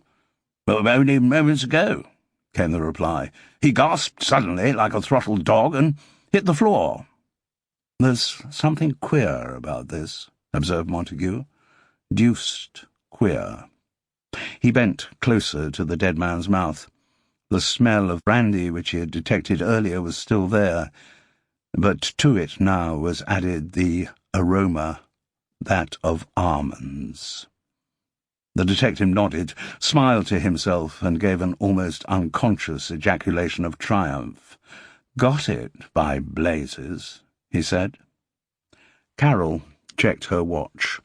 It was after midnight, but she could no more have stopped reading than she could have stopped breathing. She made a note of the location of the last section and pressed on, hungry for the next relevant passage. The police surgeon's work was done. He had made his preliminary examination in the billiard room, and Count Alexander Frisch's body was now in a police van on its way towards a post-mortem. The superior officer of the local constabulary was instructing his men to collect up all of the bottles in Threston Grange, those of the wines that had accompanied dinner, and the ones which had supplied the pre- and post-prandial drinks. "I don't know why you're finicking about with those," said Sir Gervase Montague languorously. "Sorry, sir," the functionary responded, "but I know the correct procedure to be followed at a murder scene. We're looking at a case of poisoning here, sir." "Yes, but by collecting those bottles you're going off full cry on a false trail." "I think I'll be the judge of that, sir. I've been investigating murder for nigh on 30 years, and I know the correct protocols. Any student of medical jurisprudence will tell you that, in a case of poisoning, you collect everything that you know the deceased to have drunk from, and then you get them all motored off to the laboratory for scientific examination." "All fair and above board, my dear fellow, yes. But are you sure you found everything that our bird drunk from this evening?" "I've spoken to all the other gentlemen who witnessed his actions, sir.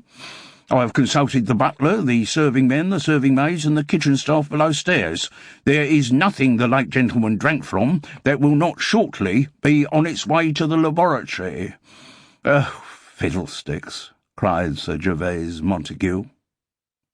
The location reference was again noted. It was nearly 1:30, but Carol read on, spellbound. His search of Count Alexander Frisch's bedroom did not take long. Montague scorned the contents of the dressing-room, where the manservant had laid out his dead master's clothes. He scorned the chest of drawers and the wardrobe, but went straight to the valises which had been stowed on top of the latter. Donning lavender-coloured gloves before he touched the leather, the amateur detective lowered the luggage down onto the bed. It took only a few experienced twists of buckles and studs to reveal the hidden compartment. Inside, as he had anticipated, was secreted a silver hip-flask. His gloved hands unscrewed the top, and his aristocratic nose was rewarded by the distinctive tang of almonds. "Got you, my little beauty," Sir Gervase Montague breathed to himself. "Got you, by Jupiter." Chapter 26.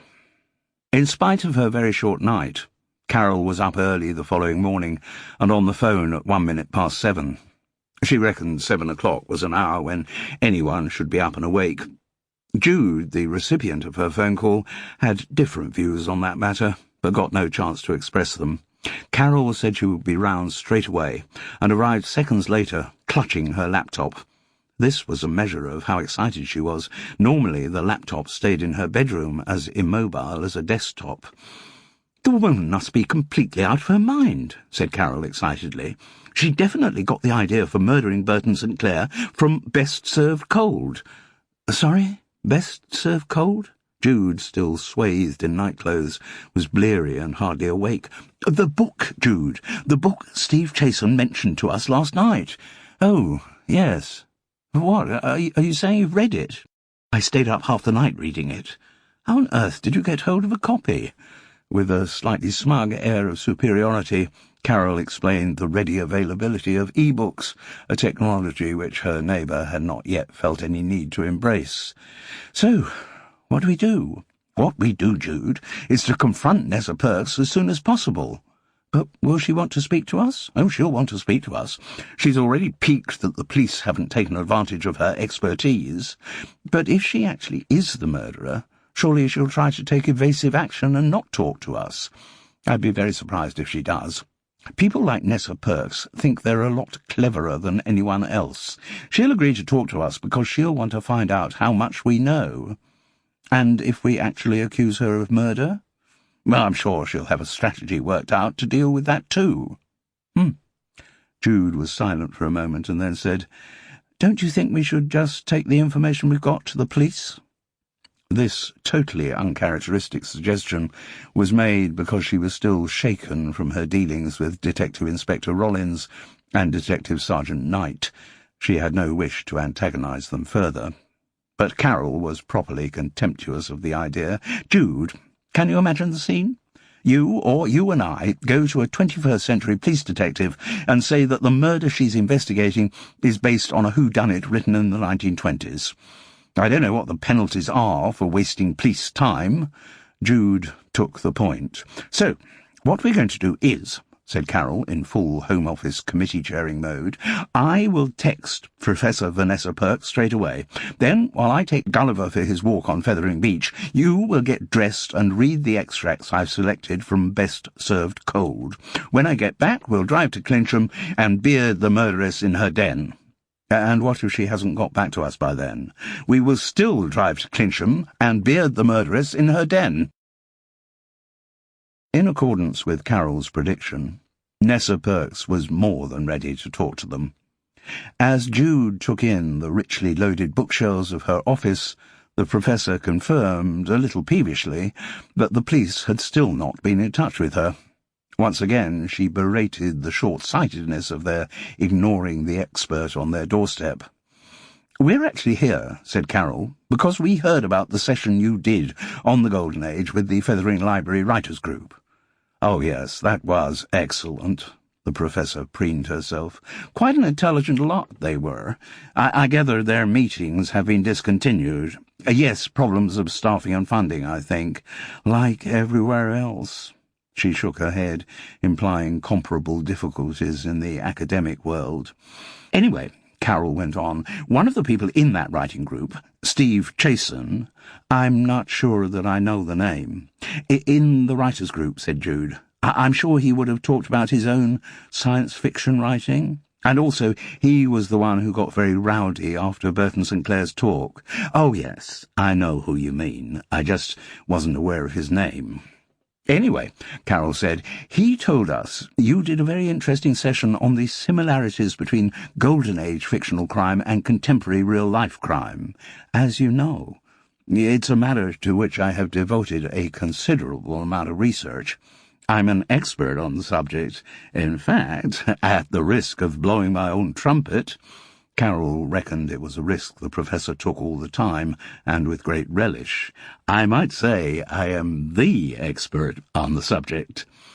"And at that session," Carol went on, "you concentrated on one book, Best Served Cold by G.H.D. Troughton. Yes, the perfect illustration of my thesis, an illustration whose relevance has only been increased by recent events." Nessa Perks nodded vigorously. Yes, Burton St. Clair's murder played it out to perfection. "Perhaps I should give you a synopsis of the plot." Carol held up a hand. "No need. I did actually read the book last night." "Well, I am sure you enjoyed it hugely."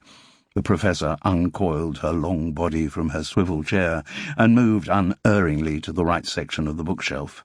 She pulled out the relevant volume. First edition, 1921, published by Thomas Nelson and Sons, same publisher who also did Trent's Last Case, of which I also have a first edition here. Dust jacket of Best Served Cold, a little torn, otherwise excellent condition. Carol and Jude exchanged looks. Both were thinking the same thing, that Nessa Perks had actually volunteered the connection between the book and the recent murder. By implication, she must have known that the fatal walnut traces had been in the hip flask rather than a wine bottle.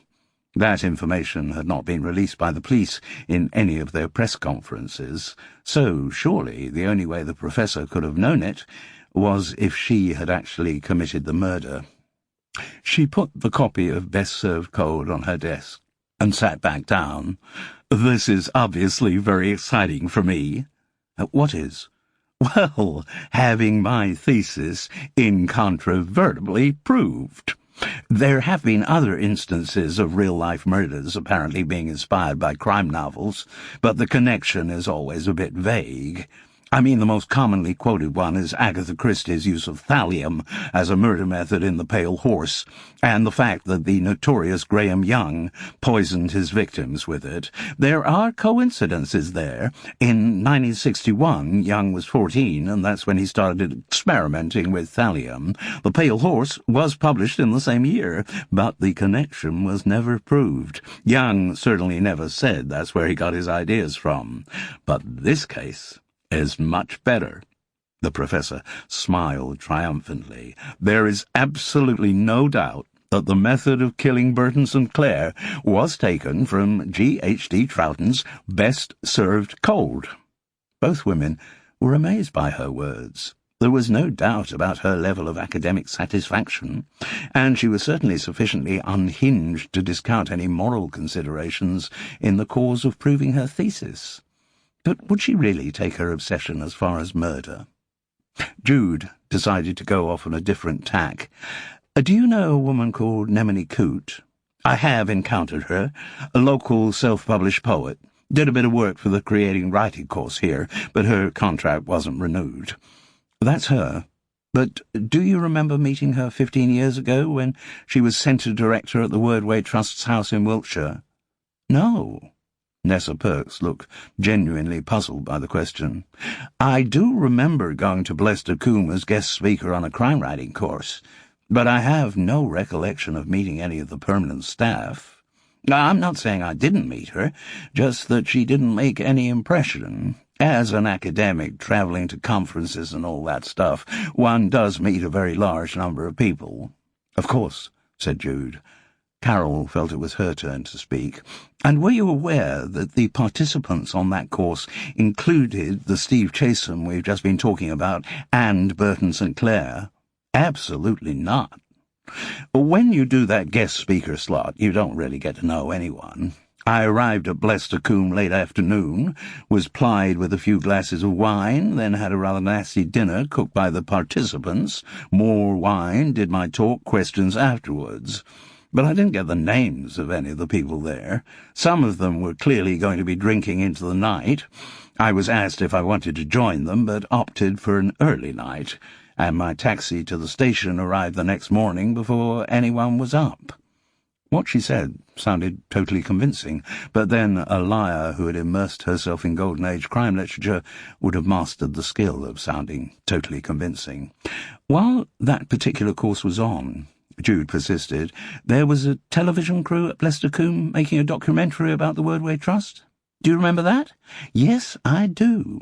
They took some footage of my talk. I saw it when the programme was screened later in the year, and though I say it myself, I did come across rather well.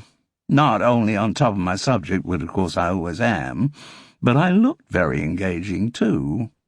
It was strange. After the programme went out, I had expected to receive offers to front television series, but I suppose the right people didn't see it, because some of the so-called academic women they do get as presenters are very inferior intellects. I know I could do a very much better job than them. I'm sure you could, said Carol dryly. She was getting rather sick of listening to the woman's self-aggrandizement, and wanted to get on to the business of accusation. Going back to the film crew, Jude persisted. Yes? You talked to them? Oh, certainly.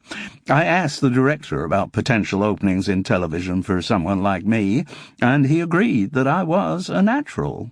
And look, I know you didn't get the names of any of the participants, but did Rog actually mention the fact that one of them was allergic to walnuts? Raj?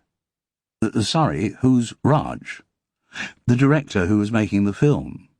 No, his name wasn't Raj. Oh? No. Funny, I met him again recently, as it happens. His name was Oliver Parsons.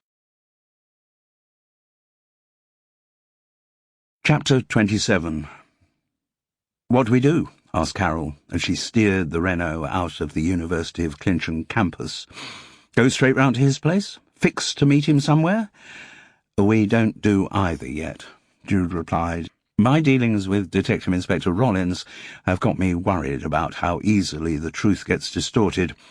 I want to be absolutely sure that we've got our facts right before we make any accusations." "Very well," said Carol, wishing her neighbour would speak a little less gnomically. "Where do we go?" "We go back to the library." So that was where she drove them. Nothing was said on the 20-minute drive. Carol parked the Renault in the Fethering Library car park. When they got out, both women wrapped their coats firmly around them. The wind stung their faces as it whistled acidly up from the sea. Carol started towards the library doors. "No," said Jude. "We're not going there." Eveline Ollerenshaw's house was rather as they had expected it to be. The year 1997 had been the significant one in her life. That was when her husband Gerald had passed on, and since then no redecoration had taken place and no new furnishings had been brought in. It was a relatively short time ago, less than 20 years, but the place felt as though it was in a time capsule. Evie seemed unsurprised to see them. She invited them into her front room and insisted on going to make tea. Though it was still in theory daytime, that Wednesday in Fethering would never properly come alight. Since they'd come into the house, rain had started and was slashing icy diagonals across the window panes. The front faced out towards the sea. Dunes cut off sight of the beach, but a sullen grey line of horizon showed, only slightly lighter than the grey sky above. More interesting, though, to Carol and Jude, were the windows facing to the left of the front room. As Evie had suggested, they provided a perfect viewpoint over the library car park. If they were matched by bedroom windows on the floor above, from there surveillance would be even better. The old lady tottered in with tea and all the trimmings, including a homemade cake. The loaded tray looked very precarious in her thin, veined hands, but the two women knew better than to offer any assistance. When they had been equipped with cups of tea, when Jude had accepted a slice of coffee cake and Carol had refused one, Evie settled into her regular armchair, which looked straight out towards the library. "Well," she said comfortably, "I suppose you want to talk to me about what happened the night Burton St. Clair died." "That would be very helpful, if you wouldn't mind," said Jude. "Have the police talked to you about it?" asked Carol. "Oh, yes, they did." The old lady sounded pleased at having been the centre of attention for a while. "They came to see me the next day, well, the day the body was found." "Last Wednesday." "That's right. Obviously, because of this house's geographical location, if anyone was going to have seen anything that happened that night, I'd be the one, wouldn't I?" "Yes," Jude agreed, and then asked with some urgency, "And did you see anything?" "Well, there are really two questions there, Jude." "How do you mean?" "There's the question of whether I saw anything, and there's the question of whether I told the police that I'd seen anything." "And you're saying the answers to the two questions are different?" "Yes, I am, Jude." "Are you saying, in fact, that you lied to the police?" asked Carol, whose loyalty to her former employer, the Home Office, was prone to come up at such moments. "I didn't lie to them so much as I didn't tell them the complete truth." "And why was that?" Carol's tone was still harsh. "Did you have something to hide?" No, the old lady replied. "Someone of my age hasn't a lot to hide. I just didn't really want to be involved with the police." "Oh?" Carol had the skill of putting quite a lot of accusation into a monosyllable. "Why didn't you want to be involved?" asked Jude more gently. "Well, it goes back to an experience my late husband Gerald had.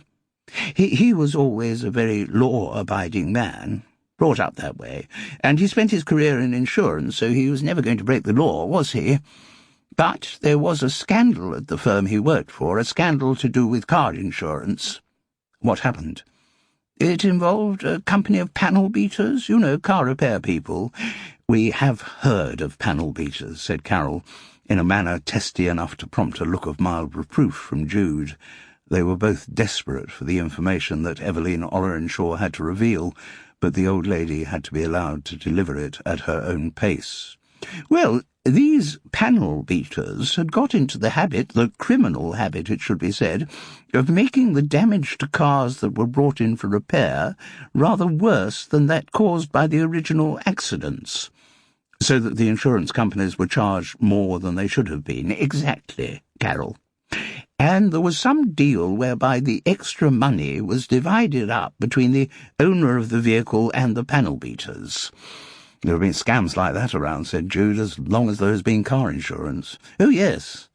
But for this particular fiddle to work, when the police investigated it, they reckoned there had to be someone on the inside." "Someone in the insurance company?" "Yes." Resentful of Carol's hurrying her, Eveline Ollerenshaw deliberately slowed down her narrative. "Well, the thing was, because Gerald worked in the car insurance section of the company, and because it was a very small department, for some time there was suspicion that he might have been involved in the fiddle.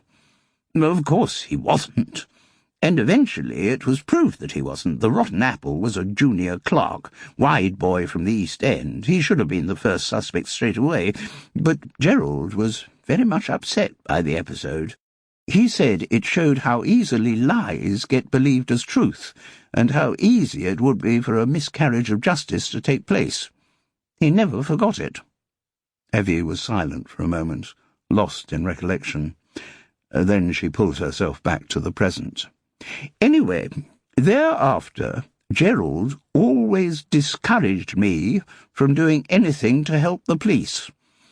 So when that Detective Inspector Rollins and her gawky sidekick came round here to ask if I'd seen anything during the night in the library car park, no, of course I hadn't. I normally sleep very badly, I told them, but I had a really early night on the Tuesday, and I'd slept right through. One of the best nights' sleep I'd had for a long time." Eveline Ollerenshaw sat back in her armchair with considerable satisfaction. Carol and Jude exchanged looks, both thinking the same thing: by what small details the processes of justice can be affected. Detective Inspector Rollins and Detective Sergeant Knight had spent more than a week in frustrating dead-end investigations. Jude had been put through a nightmare of suspicion, and all the time there had been a witness to the crime. A witness who, for a reason that didn't stand up to any logical examination, had withheld her testimony and not revealed to the police what she had witnessed on the night in question. Assuming, of course, that she had witnessed something on the night in question, Jude asked first, "So tell me, Evie, what did you see?" The old lady's narrative provided just what they had hoped for. It confirmed suppositions they had made and provided new details. After a couple of supplementary questions, Carol and Jude had all the information they required. They thanked her, refused offers of more tea and cake, and left Eveline Ollerenshaw to her loneliness. Chapter 28. It was the first time that either Carol or Jude had seen his house. The luxury of the interior matched the expectation given by the black Range Rover parked in the open garage. A detached Edwardian villa, it was only separated by the coast road from the grassy dunes to the west of Fethering Beach. But there was something anonymous about the inside of the house. The cleaning had been done with efficiency rather than love. Though some of the objects, African masks, Japanese hangings, beer steins, reflected Oliver Parsons' life of travel, they gave the impression of tokens rather than mementos. Even the framed stills from his television work looked somehow unregarded. Jude wondered how different the atmosphere in the house would have been when his wife was alive. Since their first meeting in the library, the deceased woman had not been mentioned again, but inside the house Jude felt her absence. Oliver Parsons seemed to know why they had come, but showed no emotion stronger than a resigned amusement. Jude had phoned to check that he was in, and they had arrived in the Renault around noon. Oliver was of the view that was a perfect time to open a bottle of champagne, and neither woman disagreed with him. "So," he said, after they had raised their glasses and sipped, "you have found out my little secret." "I think we have," said Carol. "Well, congratulations. We spoke in the Hare and Hounds in Weldisham, Jude, about Golden Age amateur sleuths and policemen. This is one up to the amateur sleuths. You got there before the Flatfoots."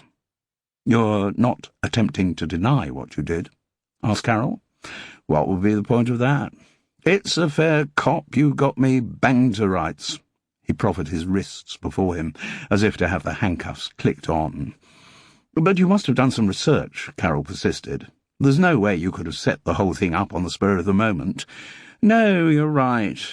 It became a little project for me, and the research was part of that project. Rather fascinating, actually.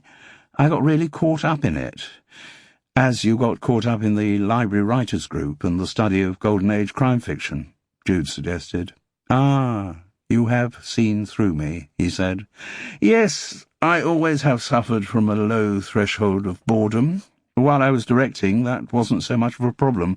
There was plenty of work, each project offered new horizons, new challenges. The adrenaline junkie within me was constantly fed, constantly stimulated. As the offers of work dwindled, things got more difficult. I needed something else in my life. Tried booze for a while, even drugs. They didn't fill the void. They were just time-wasting and destructive. As you say, Jude, I picked up on the creative writing, studying the Golden Age, lots of other courses and things. Each time I started with enthusiasm, but after a few months, a few weeks in some cases, I still felt unsatisfied. And then I thought of having a go at murder." "Are you telling us," asked Carol, "that you committed murder out of boredom?" "Yes, that's exactly what I'm telling you. I got very caught up in it." "And did you get the idea for your murder method from Best Served Cold by G.H.D. Troughton?" asked Jude. "Oh, you really have done your groundwork, haven't you?" "A woman came to the writers' group and talked about that book. Professor Vanessa Perks." "Oh, well done, Carol. Another brownie point for research." "Yes, the book was what set my brain in motion. I liked the idea of everyone suspecting that the poison had been in a wine bottle, while all the time it was in a hip flask. Though in your case you didn't use cyanide. No, I didn't want to follow G.H.D. Troughton too slavishly. Wanted to add a few of my own touches. Then I saw that Burton St. Clair was coming to talk at Fethering Library, and I happened to know about his walnut allergy. From when you made the film about the Wordway Trust at Blestercombe. I can't tell you to anything, can I? So, anyway, I'd recently heard Burton being interviewed on some radio programme about stray leaves in autumn, and he sounded so pretentious, such a self-regarding liar, and I thought to myself, why don't I murder the bastard?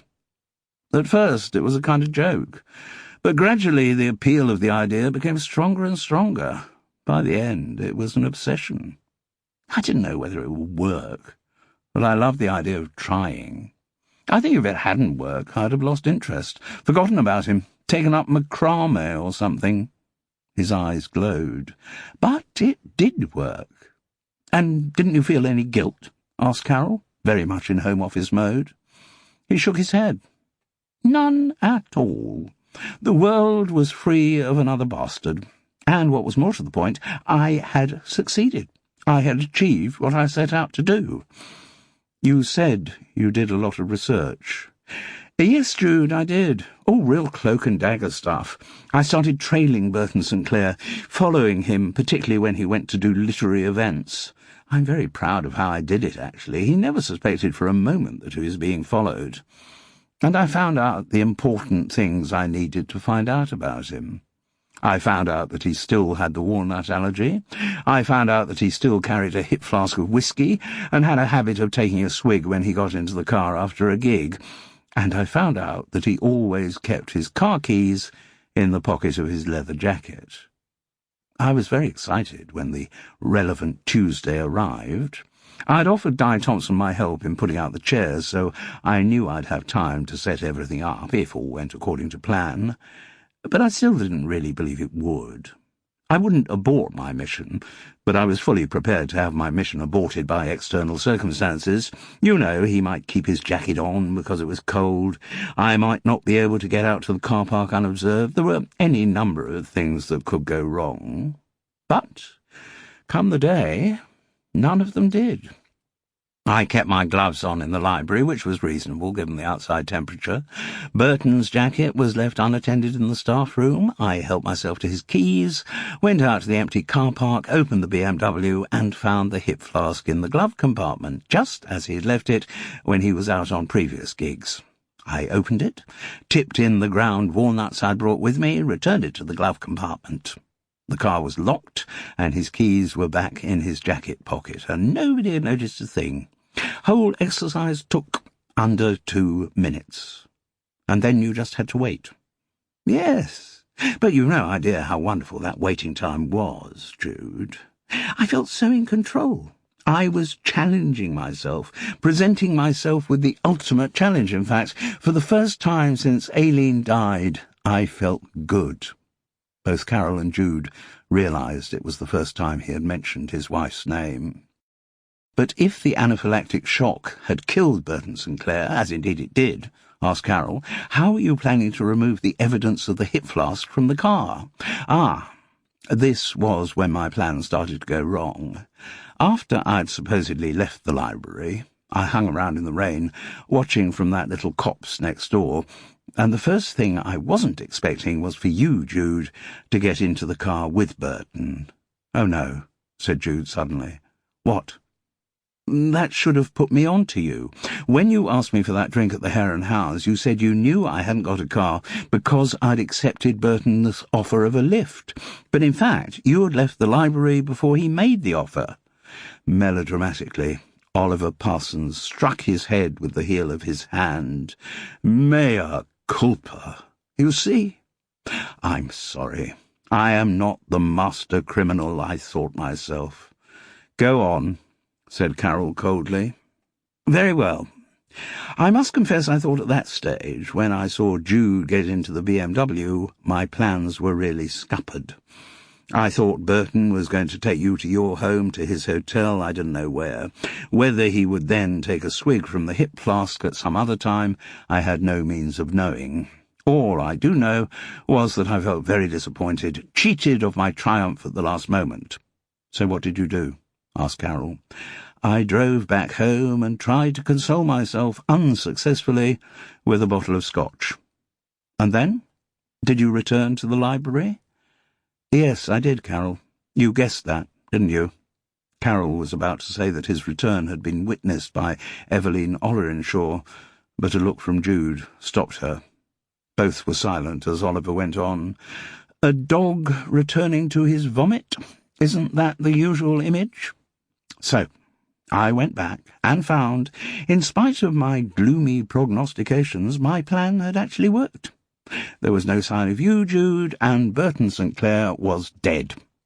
I could tell from the expression on his face and the smell of walnuts from his mouth that it was the anaphylactic shock that had killed him. Yippee! I had got away with it. Except, of course, there was one thing wrong. My earlier plan, once Burton was dead, had been to remove the evidence from the car. The hip flask. Exactly, Jude. But when I look for it in the middle of the Tuesday night, there's no sign. I move Burton around in a way which I'm sure is unseemly for a dead body, but it's not there. I still don't know where it is. And that's why you got in touch with me, wasn't it? So soon after Burton's death. Nothing to do with wanting to play amateur sleuths. You just wanted to keep up to date with how much I knew. Sorry, Jude. Then, gallantly, he added, but I did enjoy your company too. Thanks a lot. She knew he was just being polite. Since his wife's death, and indeed during her lifetime, he had had no romantic interest in other women. What happened to the hip flask, though? He asked. Did you take it, Jude? No, Burton was still alive when I got out of the car. Why did you get out of the car, incidentally, in that filthy rain? Because he came on to me. Yes, that would figure.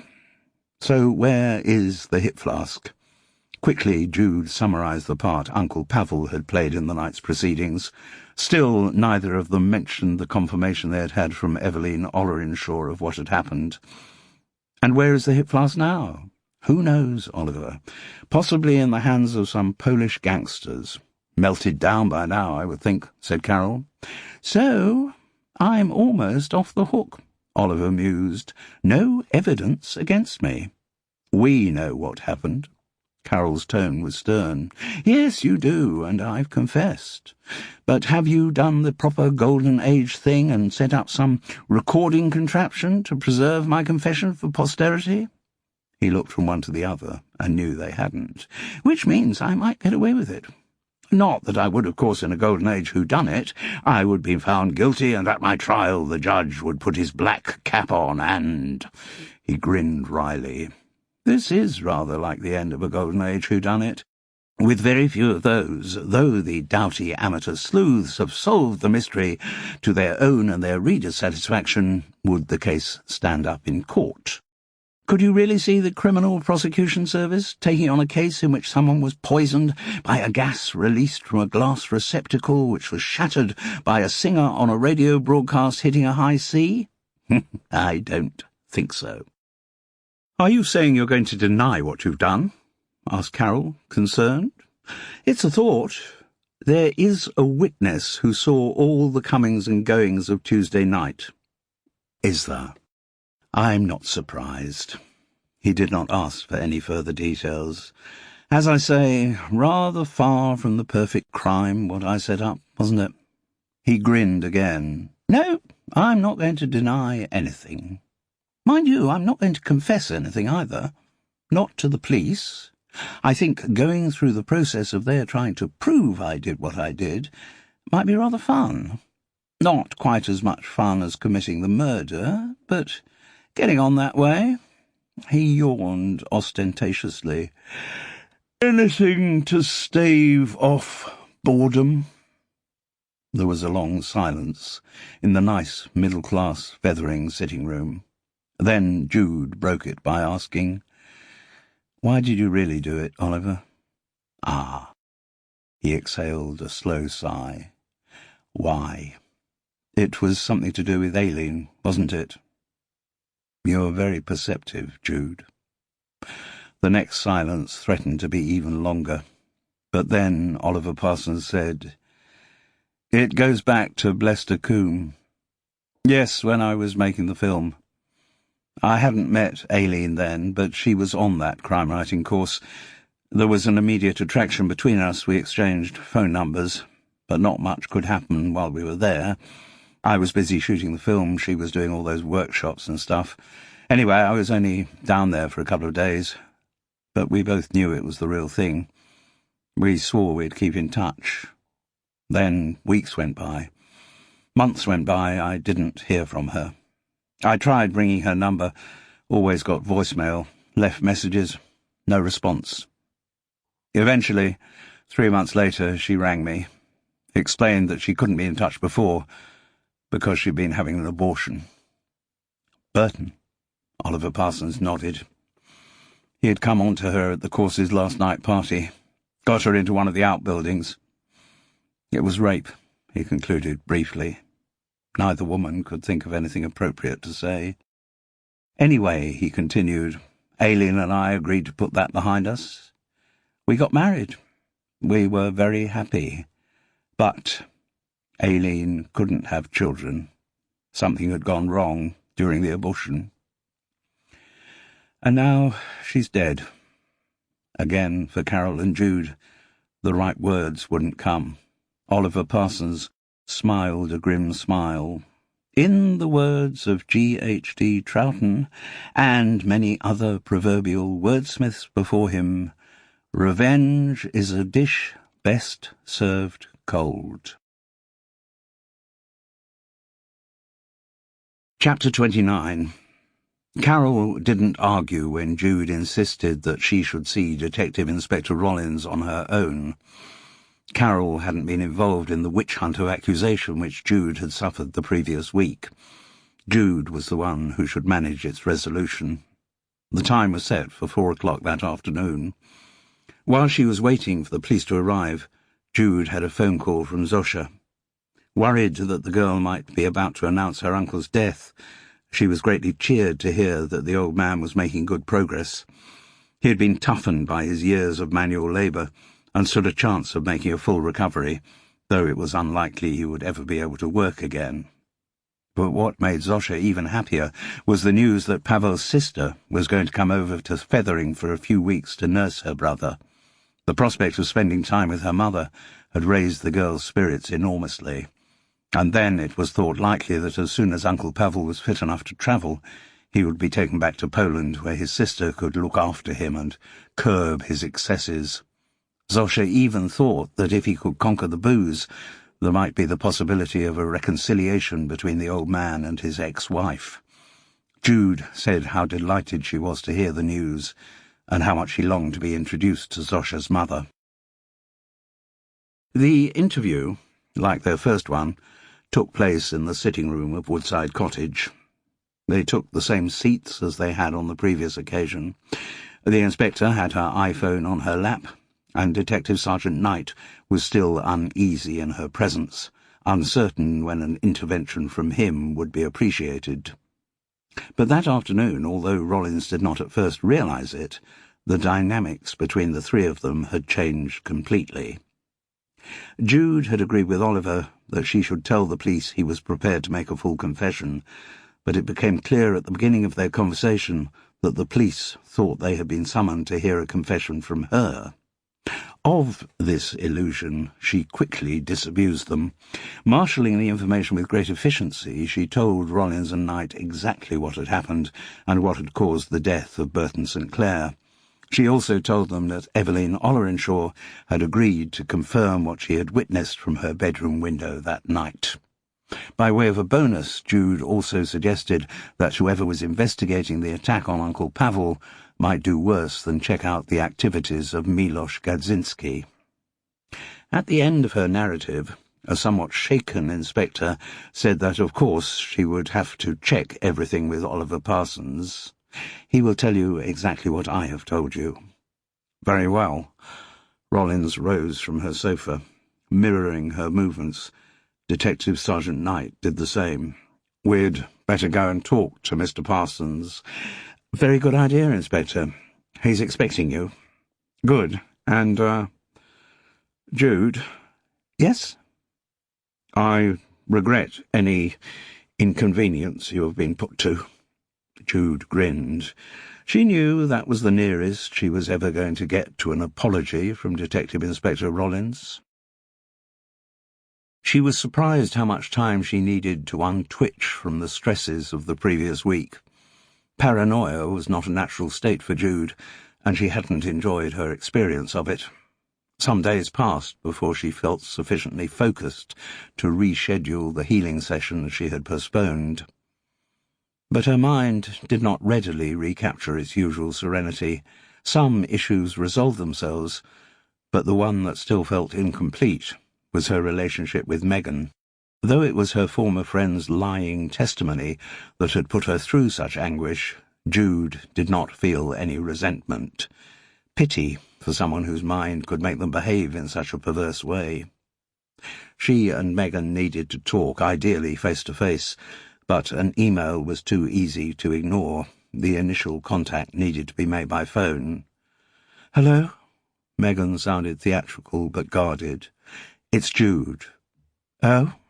What possible reason can you have for ringing me?" "I was ringing because I assume you've heard by now how Al actually died." "They've told me their version of what happened, yes." "Are you saying you don't believe that version?" Megan let out a huh, which was the audible equivalent of a shrug. "Al is dead. Nothing's going to change that. How he died is almost a detail." "Just a moment, Megan. Until recently, Detective Inspector Rollins was convinced that I murdered Al. Convinced in particular by the evidence you gave her. The evidence about you having an affair with Al? Yes, of course, that evidence, which you knew to be untrue. And I was thinking it might help us both, if we could meet up and talk through how you managed to convince yourself of something so demonstrably untrue. Oh, what? You're proposing to heal me, are you? Just talk to you. Just try to recapture the closeness there once was between us. Oh, there never was any closeness between us, Jude. And certainly none once you started to steal Al away from me. If you hadn't gone to bed with him and broken everything up, Al would still be alive and we'd still be married. That's the truth of the matter. So don't you come talking to me about trying to recapture the closeness between us, because it was never there. Goodbye. After the phone had been slammed down on her, Jude did not attempt to ring back. Megan had not been inventing lies to incriminate her old friend. In her twisted mind, she had genuinely come to believe that what she asserted was the truth. There were some people it was impossible to help. But that final telephone conversation unsettled Jude for a long time. Both she and Carol were shocked, but at a deeper level unsurprised, to hear of Oliver Parsons' death. Arriving at his home directly from Woodside Cottage, Rollins and Knight had received no response when they rang the front doorbell. Opening the garage door to see if they could effect an entrance that way, they had been driven back by the fumes of carbon monoxide. The paramedics who were summoned found Oliver Parsons dead in the driving seat of his Range Rover. Beside him was a fully printed-up copy of his confession. He had achieved the classic ending to a Golden Age murder mystery. Once the shock had subsided, Jude felt sadness, but also a sense of inevitability. Oliver Parsons' life, she now recognized, had ended with the death of Aileen. Since then, he had just been going through the motions. Nor could she feel much regret over what happened to Burton St. Clair. Justice, she knew, did not always conform to the strict dictates of morality. "I should have seen it coming," said Carol, as they sat that evening over Sauvignon Blanc in the kitchen of High Tor. Gulliver snuffled serenely in front of the Aga. "Seen what coming?" "What Oliver Parsons did." Unusually for her, Carol had brought her laptop downstairs. "Look, I should have realized." She turned the machine round so that Jude could see the screen. "From the second paragraph," and Jude read another extract from Best Served Cold by G.H.D. Troughton. "There's no point in being too kid-glove about this, Danvers," said Sir Gervase Montague. "You've been shown up as a wrong 'un, fair and square. Hanged if I know how you tumbled to the gag. I wouldn't use the word hang too lightly if I were in your shoes. You're as guilty as blazes, and you would be convicted by any court in the country. Yes, it does rather look as if I'll soon be kitted out with a hempen necktie. No way round it, Danvers, old man. Unless, of course— Yes? I'm going to take a turn around the rose garden. But I happen to know that Dexter Hogg keeps his service revolver in the top drawer of his desk, right here in the library." "Does he, by Jove?" "Yes, and his ammo, too." "Righty-ho." "I don't need to tell you the decent thing to do in these circumstances. Do I, Danvers?" "No, Montague, you don't. I may be a cad and a bounder, but at least I'm British, and I know when to do the decent thing." That is the end of The Liar in the Library. It was written and read by Simon Brett. This has been an ISIS Audiobooks presentation. Previous titles by this author include The Strangling on the Stage, The Tomb in Turkey, and The Killing in the Cafe. For further details of our extensive catalogue of unabridged audiobooks, please call our free phone number 0800 731 5637 or visit our website www.isis-publishing.com.